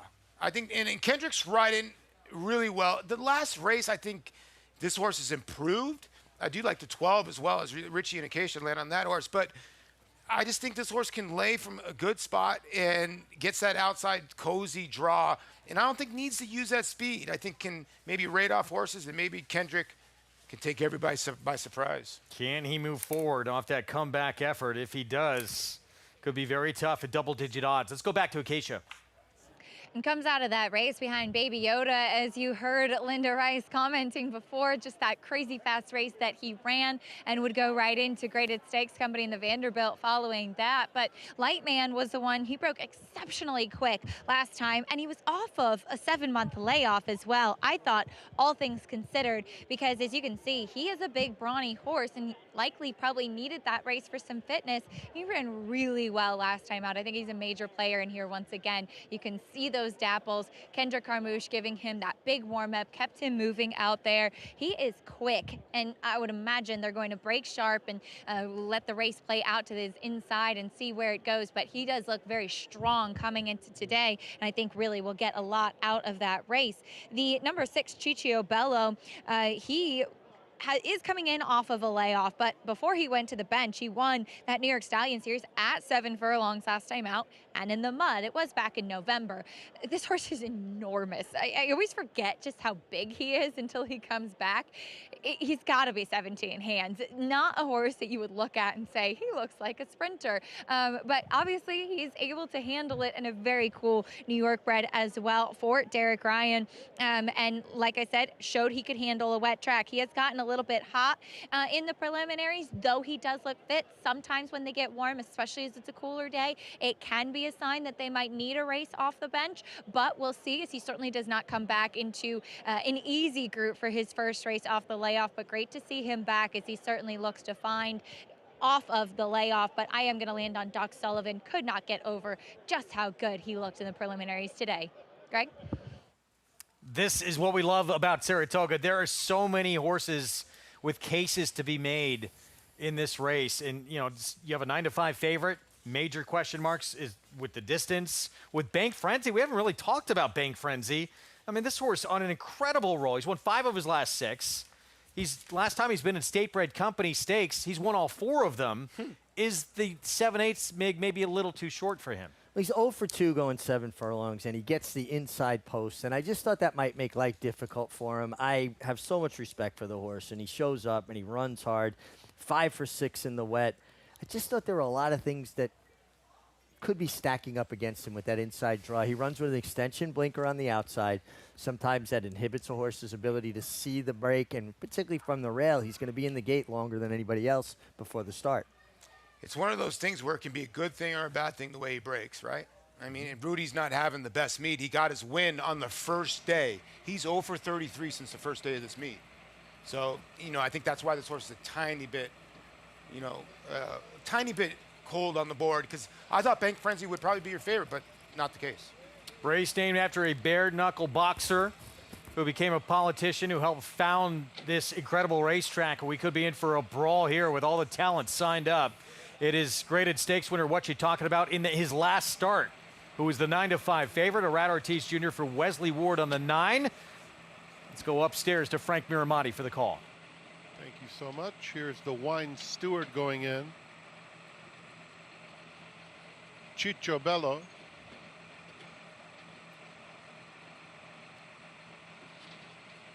Lightman to the outside. They're in the gate. And they're off in the John Morrissey, and Lightman did bounce out quickly, but it's the wine steward who's intent on battling for that early lead. Doc Sullivan comes away in third, 2 lengths off the leaders. Caldo Candy is down on the inside. What You Talking About inches up, takes fourth. They are followed a couple of lengths further back by Sheriff Bianco. Chicciobello is passed at the rail now by Bank Frenzy with the yellow blinkers looking to make some headway. Shadow Dragon is next, and it's a gap of 3 to Winstock at the back of the field. 22-4 for Lightman, who leads the way. Doc Sullivan on the outside, and the Wine Steward is keeping pace with them down along the inside. It's another 3 lengths back. Bank Frenzy, Caldo Candy racing in between horses, and here's What You Talking About, starting to inch up now. What You Talking About has moved up to take fourth with less than 3 furlongs to run. Chicciobello is next. As they reach the top of the stretch, the Wine Steward game on the inside. He's asked to run and responds very nicely, opens up 2 lengths with a furlong left to go. And it is the Wine Steward. On the outside, Doc Sullivan is trying his best to close the gap. The Wine Steward, Doc Sullivan, both prominent throughout. The Wine Steward, one last try from Doc Sullivan. It's a big try. Here it is. Doc Sullivan got him. Right on the money under Joel Rosario. The Wine Steward ran lights out, but has to settle for second in a thriller. And in behind them, it was a 3-way battle for third. Doc Sullivan grinding away, crossing the wire first for the 5th win of his career. Quietly, Joel Rosario having a tremendous meet. That's his 12th winner. Yeah, Joel, when he's in good form, there's not many better. And it looked to me like Doc Sullivan was kind of running in place around the far turn. And I said, well, he's going to run well, but he's going to be second, and he went and got the Wine Steward, who did not lay down. I mean, they finished 7/8 and 123.69. Yeah, he got underneath the 13, and, you know, Acacia was dead right here. She picked the winner, and she said the 13 was going to blast out of the gate. Exactly what he did. Kendrick, he went to the front end, and then deep stretch, it looked like Wine Steward started idling and just got a little tired. They ran this race pretty darn fast, 109, and got home in 122. But you're right, Doc Sullivan just kept on churning and churning. Man, and at one point it looked like the Wine Steward started to drift out. Doc Sullivan started to lean in a little. But boy, he gunned him down right on the money. And this is, listen, Luis Saez rode a perfect race on the runner-up. No, that was Pratt. I'm sorry, Flavien Prat on the Wine Steward, excuse me, rode a perfect race. So smart, again, putting that horse in front and huge effort in defeat.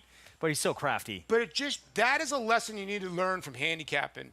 Mike Maker basically said this horse did not like the slop at Lone Star. Every sloppy racetrack is different. Absolutely, completely different. You know, and the 5 ran giant. Compositions of racetrack. The Wine Steward ran great. Lightman ran terrific.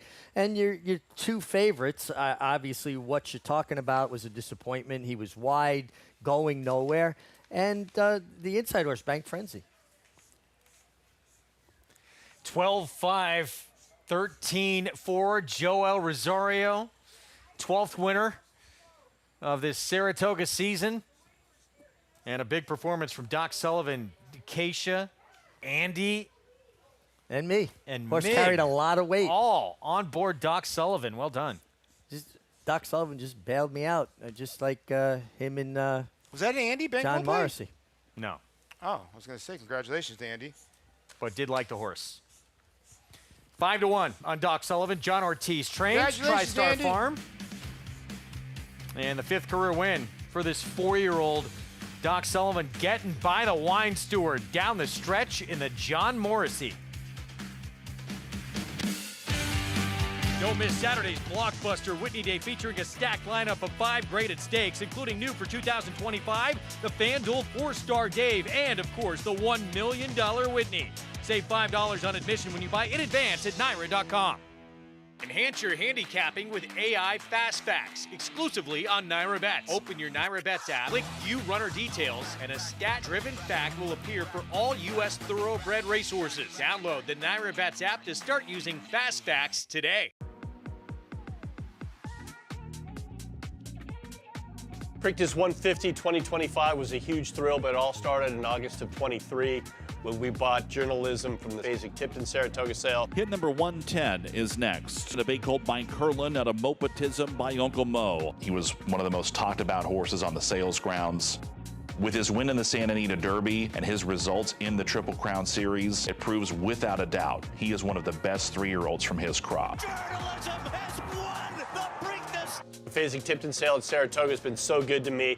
Can't tell you how privileged we feel to have a horse like Journalism behind one of our webbings. Journalism, a dream come true. Just goes to show you what happens up there. The summertime place to be, not only for racing fans, racehorses, but sales horses. Can't wait to get back there again. Journalism's the third Preakness winner in a row from the Saratoga sale. I'll be back this August looking for the fourth. Where will you be?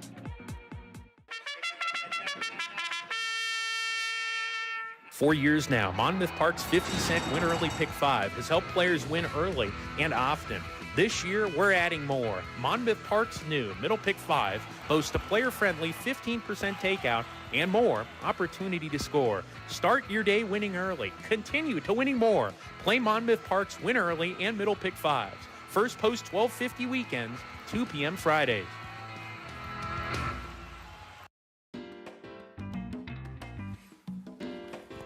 Back with you on our Thursday coverage on Fox Sports 2. You're watching Saratoga Live, brought to you where you can play it all at Naira Bets. Bet any track anywhere, anytime. Thriller. In our Thursday feature, the John Morrissey, Doc Sullivan rolling by the Wine Steward for the victory. Our Fasig-Tipton Winner Circle lead-in.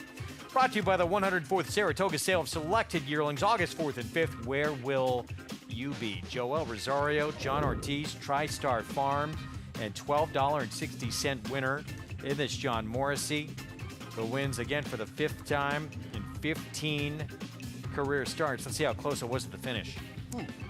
Well, it's a solid head, enough that we knew he got it done, and then we didn't have to sweat out a photo. And this is a really nice effort. Horse looked terrific in the paddock. Really cool to see Chance Marquette walking him around the paddock, because he could be a little tricky, this horse. Yeah, if a lot of people didn't recognize, that was Chance Marquette walking around. He's now working for TriStar, and he walked this horse around. That's him with a big, cheesy smile right behind the plate over there. But congratulations to Joel. Like you mentioned that, too, in the owners. He's really riding good, too, Greg. Joel, it was a couple of summers ago, he was teamed up with Christophe Clement, and it seemed like they could not lose first half of the meet. You know, it's interesting when a trainer and a jockey's styles match up. You know, like Christophe always liked his horses covered up, quiet, produce a run. And Joel's one of those riders with great hands that get a horse to settle and produce them at the right moment. And they really, really meshed. Nice call. Acacia, along with Megan Andy. Let's go to her now. Thank you, Craig. Certainly Doc Sullivan making us look smart, but I was so happy to be joined by winning owner Glenn Lestrito. And Glenn, what a role you have had with this really cool New York bred who fought so hard today. Yeah, we had so much fun with him and gave him a little vacation and came back today. Like, just an unbelievable effort, and just so proud of him. Yeah, and lost my dad a month ago, who was surrounded by this horse his entire, last 4 or 5 years of his life, and just a super emotional day. But it just couldn't be prouder of the team, and just really amazing. And so proud of the horse, and what a ride as well. Oh my, well fought. Yeah. It is such a roller coaster of emotions, and horse racing really brings it all to a head in the winner's circle, doesn't it? It really does. Yeah, our family's surrounded by horses our whole lives, and my parents took us through that, and it's like the second generation coming in now, and all these little kids here. It's just really a special day. Yeah, a special day. You had a big group up in the boxes, fired up, cheering. It was awesome to see. Thank you so much. Congratulations. Enjoy this. Thank you. Thanks so much. Very special win for a tough New York bred, Greg. Has to mean a lot with the passing of his father, who you rode for, Mig, back in the day. Rode a great deal for Joe Lestrito. He was such a good guy and a bit of a character, and we had a lot of success together. As he was talking, Glenn, I was thinking about a horse I won on in early 80s for them up here in the mud that paid like an astronomical price. And the names escaped me. It's like Time to Launch or Time to Explode. And this horse just ran out of the screen that day because he loved the mud. And now here you got Doc Sullivan getting it done. And I'm sorry for the family's loss, but Joe Lestrito is one heck of a guy. They tried this horse late last year in Grade 1 company against Seize the Gray in the Pennsylvania Derby. This was a very loaded group. See what happens. 4-year-old who still lightly raced this year, only third start this year, but it's a big performance. big win on the resume. Yeah, See what's ahead for him. You hit the nail on the head, Greg. He's only 4. And, you know, in this New York division, you're looking at horses that are in the 5, 6, 7, old age. He's a 4-year-old and an up-and-coming 4-year-old now in a new barn, and he's got $414,000 in the bank before this race, so he was already a pretty accomplished racehorse. Yeah. Looks like a bigger, stronger version of himself as a 4-year-old too. As a 3-year-old, I always thought he was a little bit lighter, a little bit smaller. He's grown up a lot. Yeah. 5-1, Doc Sullivan, another upset in this late pick 5 with 1 leg remaining. Paul still alive, and you got all kinds of coverage here in this nightcap. Yeah, the worst we could do is $1,000 to the 13. If we get the 4 or 7 hone, ha ha ha, drinks on me tonight. Good luck if you punched in Paulie's pick 5. We're rooting for you. Meant to be on the grass, shortened up now to a mile main track, starter optional claiming field, and favoritism to the 10 in here. That is bred to run, Rudolph Brissett and Luis Saez. I think the horse, I don't know, maybe the horse to beat, but a good race last time an off-the-turf event on a sloppy racetrack. Ran 3rd at Churchill Downs. It seems like the Churchill Downs horses have been running well here, and I think that's the horse to beat in here, but the 12 and 13, you're also eligible on the outside. I think I prefer the 13 over the 12, always practical. 2 horses not on your ticket, who we'll talk about when we come back. Oh, thanks, Greg. I just want to cover your bases to see how we play it from a The handicapping 2 hottest riders I perspective. don't have, Ricardo Santana and Joel Rosario, I don't have. Oh, boy. I'm boxing them 2 in a I know, right? Richie's ride of the week. When we come back, he sits down with the meet's leading rider. He's got a chance in this nightcap when we come back. Stay with us.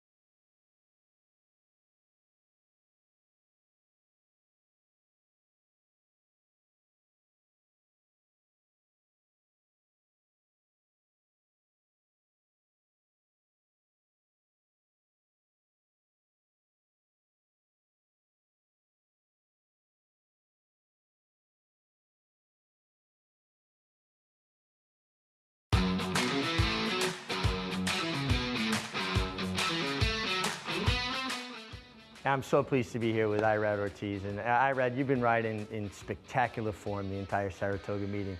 But last week, one ride stood out to me, and that was on the filly Proctor Street for Brendan Walsh. And you had a big favorite, Tax Implication, and every move you made was just perfect. So I want to run the race and have you kind of walk me through it, and we'll talk about it as we go. No problem, Richie. I talked to a trainer before the race, and he says, well, trying to teach the filly to relax. He's been keen all the time, and I thought the post position he was not the best for us, but I don't want to be on her mouth early. I don't want to hustle out of there any position. I don't want to take back, like start fighting with her in the first part of the race. So I let him be back up to me, probably the more smooth way as I can, and it worked out great because they came out running inside of me. She broke good, but she come back to me so well. I just take a nice hold, smooth, and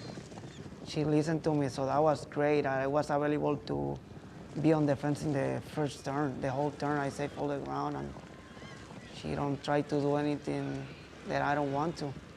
And now here into the far turn, you've got the big favorite, Tax Implication, right outside of you. And it seemed to me like you were intent on shadowing her.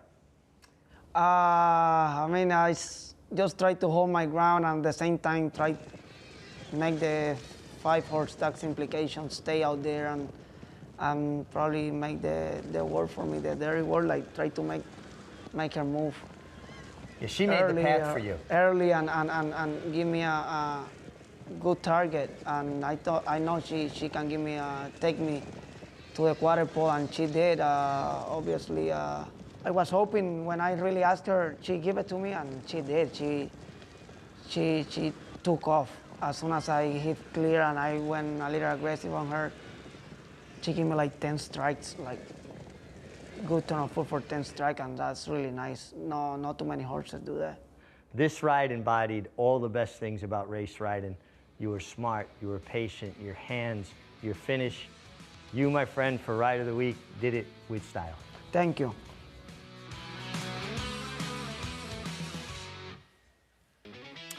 Be part of the legacy. Learn more at myracehorse.com.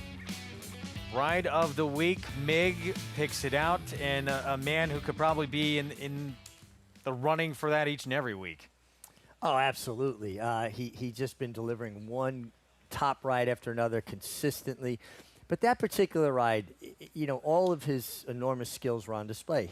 The softness, the suppleness of his hands, getting that filly to settle, that slick little move into the first turn where he ducked to the rail and saved all the ground, not overcommitting, going to the second turn, and then allowing Tax Implications to kind of blaze the trail, followed her, and then the way he finishes on horses. I mean, he reminds me so much of Angel Cordero on so many levels. He just hits all the right notes. You know what I learned when I was a professional athlete? You can't teach hands. You can't. Either you got them or you don't. Like either a guy goes out there and catch and he's boxing. Like we call guys boxing. They're doing like this and that and they're waving around with their glove. You just either have hands or you don't. God bless me with good hands. I'm sorry, I have good hands. I was able to hit a baseball, I was able to catch. Some people have good hands. Irad Ortiz got the best hands in horse racing. For some reason, he talks to the trainer says the horse is too keen. The horse settles for him. You know, the calmness, and sometimes he can be that rough outer edge of Irad, but he's so soft with his hands, you can't teach that. Either you have it or you don't, or the horse reacts to it or not, right, Richie? Absolutely, but like you said, he can be rough, tough when it's called for, but he can also be soft and stuff like that. I mean, he is the proper blend. Your top riders are chameleons, meaning they can fit the situation. Take a look at what he has lined up this weekend. And if it's a big weekend, he's usually in the mix with some big firepower. New Century in the Saratoga Derby, Beauty Reigns in the test, and a former Whitney and Classic winner. He'll be aboard in White Barrio in this year's edition of the Whitney. Yeah, and listen, if White Barrio can bring his A game, there's a whole nother scenario and player, right? Yeah, a whole nother player. I mean, and Safi Josephs did say, the trainer of White Barrio, that it was his fault last time. He called it trainer error. Irad can he's pulled off some bigger upsets before. You're going to get a decent price on White Barrio, too.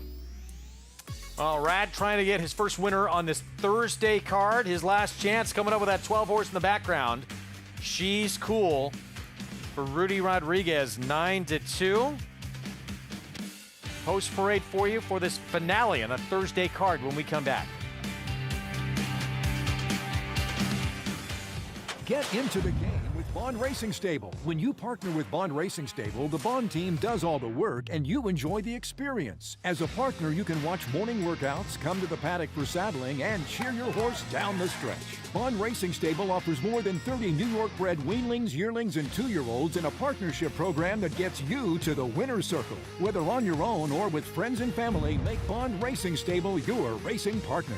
Go to jamesbondracing.com today. New York breds. Race them. Respect them. Bet them. Respect them. Breed them. Respect them. Buy them. Respect them. Train them for a second career. Respect them. Join us in respecting thoroughbreds at every stage of life. Learn more at nybreds.com. Racetracks, casinos, slots, superfectas, you can gamble from anywhere all the time. You've just got to ask yourself, should I? Take a pause to stay in control and think about how much time you spend gambling. A pause can help you determine if you're gambling because you like to or you need to. A pause can help remind you there's more to the moment than your next wager. Visit oasis.ny.gov and take our survey to see if your gambling is becoming more than a game. Racetrack Television Network brings you every race, from every track, on every screen, every day. With monthly packages starting as low as $5, RTN gives you great value and access to more live HD streaming and race replays than anyone. Visit RTN.tv today to sign up and watch on almost any device, including Roku and Amazon Fire. RTN has packages that start at $5 per month.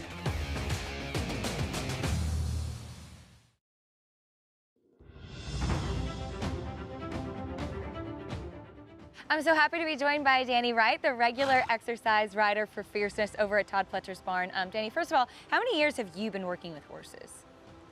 Oh, since I was a kid. Like, I think I rode in England for when I was 15. And I rode there, and then I came here. And I worked with Kieran McLaughlin for 10 years. And then I think I've been with Todd for like nearly 15 now. A little birdie, AKA Todd Pletcher, told me to ask you about when you rode for the Queen. I did ride for the Queen. I rode a winner for the Queen, and I rode about 20 races for her. And I met the royal family at Royal Ascot. It was good. It was pretty cool. It's Fierceness. He's taking a nap right now. He's enjoying his beauty sleep. He's very laid back. He does good. I've been on him since day one. Wow. Before he wasn't even named.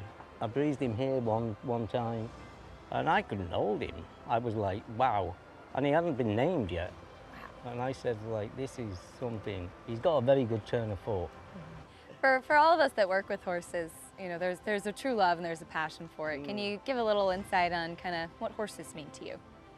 Well, he's my best friend. Always has been. He's like, well, most of them are pretty good. Todd's got a good operation here, and you know, we do it, and that's it, you know. Well, Danny, thank you so much. Good luck this weekend. All right. Thank you. Love these pieces we're doing off, you know, the trainers, the jockeys, they get, you know, all the credit here in front of the cameras, but it takes an entire team to have success with any thoroughbred. Oh, absolutely. Listen, jockeys get way too much criticism when horses lose and get too much credit when horses win. It is a whole team effort. And you got so many people behind the scenes working so hard to make these horses the best they can be. I've known Danny for as long as he's been in the States. He's a great guy. Rode a lot of winners of horses that he galloped for Kieran McLaughlin. And I'm sure he really appreciated that opportunity to be on air like that. It's awesome. I've known him forever, too. He's a great guy. But there's so many people deep in sports. A lot of people don't realize when I played for the Dodgers, you have like 5 or 6 pitchers, batting practice pitchers. So when you go on the DL, you have a certain guy that would throw to you that you like, and you'd have one guy. you have one trainer that you would go to because there's 3 or 4 trainers. So always got a certain guy that you go to. Those guys are giant for you to get ready for a game. Same thing these guys go through as well. But the tough part for jockeys I never understand is trying to pick the right horse, because that's got to be difficult. I don't know how you guys did that, because I'm trying to pick the right horse here, and it's difficult enough. Well, it depends what options you have, and the way I like to handle it is allow my agent to make the final cut, and then if the horse lost, I blame him, and if the horse won, I take the credit. Good call. Fierceness 9-5 morning line. Coming off that defeat in the Met Mile. Can't wait for the rematch with him in Sierra Leone. Here is Soundbite to kick off our post parade. Yeah, Soundbite is the 1A in here? Yes. Draws a complete outside, if I'm not mistaken, here from Michelle Nevin. Sweet Duchess, the rail not on Paul Aduca's ticket. No, and the rail makes it a bit tough. This horse does have a couple decent races in off the turf events like this one. Dangerous here in the stretch out. Broadway Lights. Yeah, stretching out from Mike Maker. Does anybody do it better than Mike Maker on the stretch out? Yeah, right. Stamp of Approval just won on a little bit different sloppy sealed track, but won gate to wire. Yeah, I use this horse just because maybe speed again and maybe a little light bulb on the slop. Ray Handel, Legrot, Joel Rosario looking for the late double. Yeah, this horse was claimed for 16. They tried the turf, now getting back to an off racetrack. Mild favorite. This is Bred to Run, Rudolph Brissett. Coming off a big effort in the mud at Churchill Downs. Should be well placed from the start with Luis Saez. And here's the main track only. She's Cool, Rudy Rodriguez, or Rad Ortiz Jr. Yeah, this horse is going to have to find her best race. And, Rudy's barn's got to get on track. Been a little bit tough lately. The 1A Soundbite was a main track only as well. So is this. Always practical for Linda Rice. This will be your favorite, I think, by the time they spring the latch. I mean, Linda's already won today, and this one will try again. This was the 3rd time in her barn. Has not shown much, but he's also eligible. She knows where to spot him. So let's go back to the one who's the top choice in the board right now. So Bred to Run. Race taken off the turf last start. Sloppy sealed track at Churchill. Runs 3rd against a winner who would come back and win again next time out. Well, you always like to see that, right? It kind of reinforces that the race had some quality. She had every opportunity, just was 3rd best in this particular afternoon. She kind of hung a little bit in deep stretch. She was all over the place, and for a filly that's run 9 times, you'd think she kind of figured it out, but that was her 3rd time over a wet surface. She got a little squirrely in the lane. I used her, but I just don't know. A little erratic through the Shortens lane, up a right? bit. That was a mile and a 16th. Only needs to get a mile today. True. Oh, yeah. This is the will to shoot, too. So this is a little bit tougher. We thought we were going to show the 7. There he is. What about this mare? Or this filly? 9-2 right now. Javier Castellano was aboard last start. Race came off the grass. Belmont at Aqueduct, sloppy sealed going. And Mig did it on the front end. Going to be hard potentially to get the lead against this group today, no? Yeah, I think so. I mean, but did set fast fractions at Aqueduct, but that's a true one-turn mile, right? You have that long half a mile straightaway to the far turn.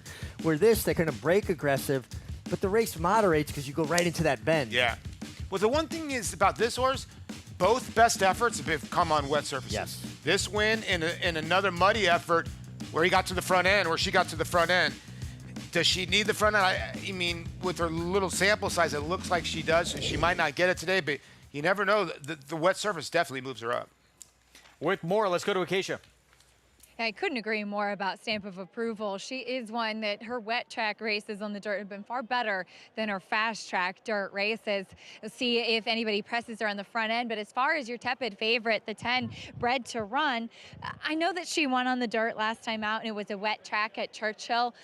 I do find sometimes that horses that are more turf or even sometimes synthetic meant do get over the main track at Churchill Downs a little bit easier, just the spring in that track, because this horse is built so much more like a turf horse.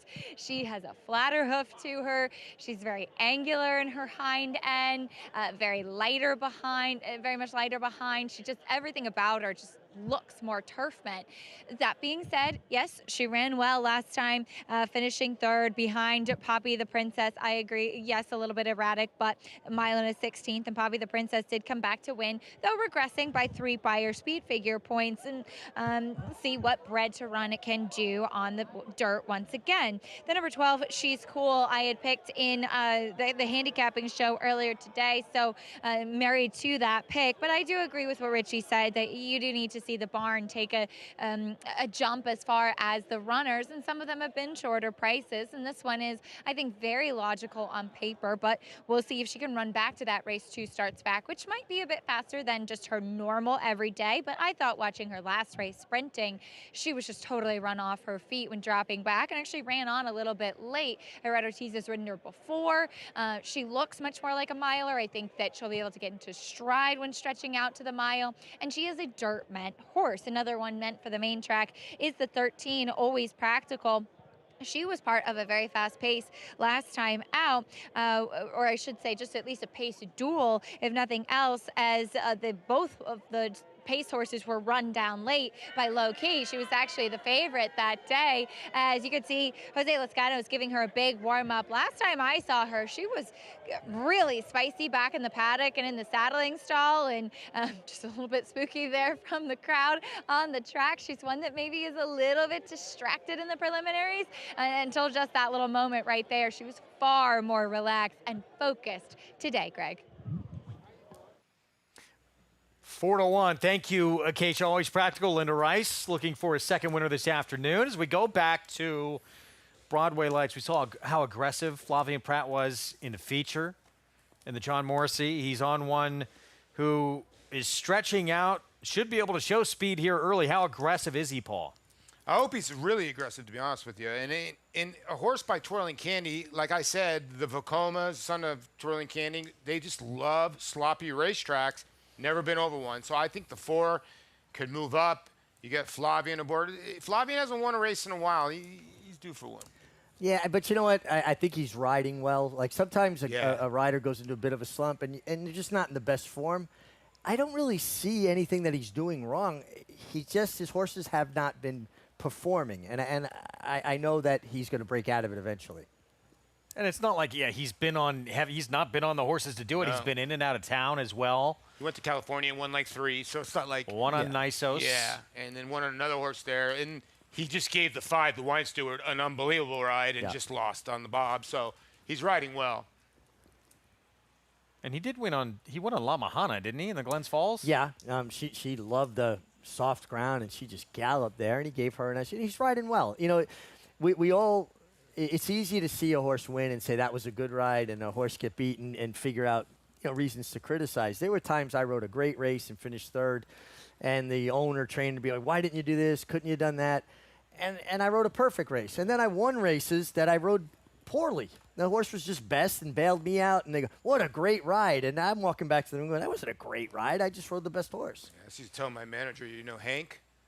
He's like, who? I'm like, Hank with him. I just hit that ball hard right at somebody. Deal with it. There's sometimes I went, the game I went 6 for 6, I broke my bat 3 times in that game and got 6 hits. There's other times I've hit 5 line drives right at people. Sometimes, like Mick said, you ride the right race and you lose. 3-1 favoritism bred to run. Luis Saez looking for his second winner on this Thursday card. Mild favorite to close things out. Let's go to Frank Miramati. They're off. Sweet Duchess has some early interest, but it is Stamp of Approval who sprints clear, and Stamp of Approval opens up 3 lengths as the field moves on to the backstretch. Always Practical emerges out of that pack to take second. They are followed on the inside by Sweet Duchess with Soundbite racing in 4th. 3.5 or so off the lead. It's another 2 back to She's Cool. Broadway Lights is next, 7 lengths off the leader. The 2 trailers, Bred to Run and La Grotte at the back, 24-1 for Stamp of Approval, left alone on the front end. 2-length advantage on Always Practical, getting close to the half-mile pole. Then comes Soundbite and Sweet Duchess, who remain side by side. Just behind them, She's Cool is 5th, 4 lengths off the lead, heading to the 3/8 pole. Broadway Lights, Yellow Cap is next, and just outside of her as they round that far turn. A couple of more lengths to Brent to run and Lagrotte. 47 and 4, stamp of approval. Soundbite moves up on the outside to be a joint second, but all in, always practical, is right next to her. A continued bid from Broadway Lights, who's circling the field 4 wide, 112 and 3 for 6 panels, top of the stretch, and it's stamp of approval, trying to cling to this lead. On the inside, Sweet Duchess is trying to make some headway. Outside, Soundbite is still very much in it, and right up to stamp of approval. Soundbite, stamp of approval are head and head with a 16th to go. Soundbite goes to the front under Manny Franco and finishes best to win it. It's a very, very close photo for second between Broadway Lights and stamp of approval. And on the inside, finishing fourth, was She's Cool, who had some good late energy. Soundbite, Manny Franco, Michelle Nevin to close out this Thursday card. Wow. Nice effort by the winner, but there were a lot of trips here, Paul. A lot of tough trips, especially leaving the chute. Yeah, the 4 just had a really brutal trip, and I thought the 7 would keep on going, but the 1A just had the motor going and going and going and just kept trucking here with Manny Franco. He's relentless, Manny. We talk about so many riders here, but when it comes to finishing, Manny's got the fitness, and that paid off here. Yeah, Manny's not a rider that asks. He demands. He's going to reach down and say, hey, you're going to give me your best. And he obviously fits this mare. The last time he rode her, she won by almost 9 lengths, and she got it done today. Relentless is the perfect word, Paul. The 4 just got smashed on the backside. I don't know what happened there. Got taken out of there, and we'll get you the head on. But the 4 had to get out of there, and you were thinking the 4 was going to be the horse that would test the 7 on the front end. But again, those inside slots in the Wilton chute can be tough. But it's not right here. It's kind of after, you know, she gets to the turn, right, Mig, where she kind of just gets wiped out. Yeah, so she kind of got hooked up with the 2, and now a wave of horses coming over. And look, wow, she got bounced into the 2 and completely had to take up there. The fact that she ran on to be second, she was best. She was very unlucky. Yeah, she was very unlucky to lose that race, but you got to give Soundbite credit because she was able to keep on trucking. She was on that pace about 3 wide and was able to win it. And stamp of approval gave me a big, at least a big route there for about 4,000. 1A, 4, 7, 12. Manny Franco, Soundbite, Michelle Nevin, maybe a little bit lucky to win this race, but a big effort. And you know, tough going, obviously, as we showed you with the 4. But credit Soundbite, well done here. Yeah, and hey, good handicapping, Paul. Yeah, 1,700 on the pick 5. Really good handicapping. We'll take it. Manny Franco. Thank you, Mig. With a victory to close things out on this Thursday card. Friday, always early August, very special day in this part of town. Hall of Fame inductions, and Smarty Jones, the Pennsylvania bred, who won the first 2 legs of the Triple Crown back in 2004, will be inducted across the street along with this list. And interesting, too, that it's Whitney week, and it was Mary Lou Whitney and Birdstone that ended his Triple Crown bid. She's probably, Mary Lou, she apologized after ending that Triple Crown bid, saying, I'm so sorry, she's so classy, probably smiling down on everyone, seeing that he gets in. Oh, absolutely. Just a really cool thing. And, she just had so much class and humility to her. You just won the Belmont Stakes, and you're more concerned with, the horse that got beat. And at that time, we hadn't had a Triple Crown winner in many years. And so many people were looking forward to anticipate it. So she's feeling like she let the public down. But she just won the Belmont Stakes. It's a huge accomplishment. And I was talking to Christopher Elliott, and a lot of people, his father was the one that rode Smarty Jones, Stuart Elliott. And Christopher goes, I remember crying that day. He was a baby. Aww. He remembers crying that day. Those kind of things are cool. Smarty Jones was a really good horse. Like I was saying before, he never lost a workout. That's the only race he ever won. He was the bullet workout every time, Smarty Jones. You know that? I didn't That's realize. Crazy. Wow. His Preakness was just sensational, how good he was that day. Yeah, absolutely. National Museum Racing Hall of Fame. Look at who's going to line up. Zulu Kingdom certainly looks imposing here, guys. Yeah, but is she getting better? That last number's confusing, right? Yeah, but don't you feel like maybe he was taking a little bit out of his game, trying to fit the race course, trying to be up, more forward? Because that was a period of time when the inside portion of the turf course and speed was playing very well. Yeah, speed was playing well that day. By the way, that was Michelle Nevin's second win on the day. I apologize. This horse is on some kind of roll. Yeah, he is. Yeah. Looks incredibly tough to beat. But there's some other interesting runners in that race. But everyone shows up with their best race. Is this race over? I don't know. I think it's more competitive than that. I respect him, and I think he's very tough. But I can see a couple other ways to go. I mean, it's the whole card. I think if you dig deeper, you're going to find horses that you're going to be able to mine that nugget of gold. He just seems like he just runs to his competition. If he needs to run a 95 or an 85, he wins. The Soundbite gets the job done here in the last over Broadway Lights. But 1480 on top. Pick 4 wasn't bad, but there's the pick 5, 1700. And if you had the pick 6, 14,000. Wow. Wow. And Paul, well done, giving out a pick 5 that pays just over $1,700. Congrats. Thank you. Appreciate it. Awesome job. I appreciate it, guys. I needed that one. It's been a little stale the last couple of days. Just takes one to get you going. And that's the anatomy of the pick 5 today. City blocks $15. Doc Sullivan 5-1 shot that was much higher than that in the morning line.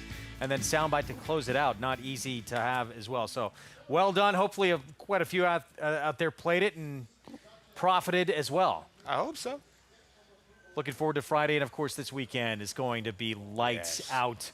Sensational. We can't wait. Whitney weekend, always special here in Saratoga. We're back with you tomorrow, 1 Eastern start time on our Fox Sports coverage. We will see you then. Doc Sullivan. Impressive. Joel Rosario for John Ortiz in the John Morrissey with a big performance. Zulu Kingdom will try and make it 4 in a row for Chad Brown. Across the street tomorrow, Hall of Fame inductions. And the horse who took the first 2 legs of the Triple Crown back in 2000 for the Pennsylvania bred, Smarty Jones, will be inducted.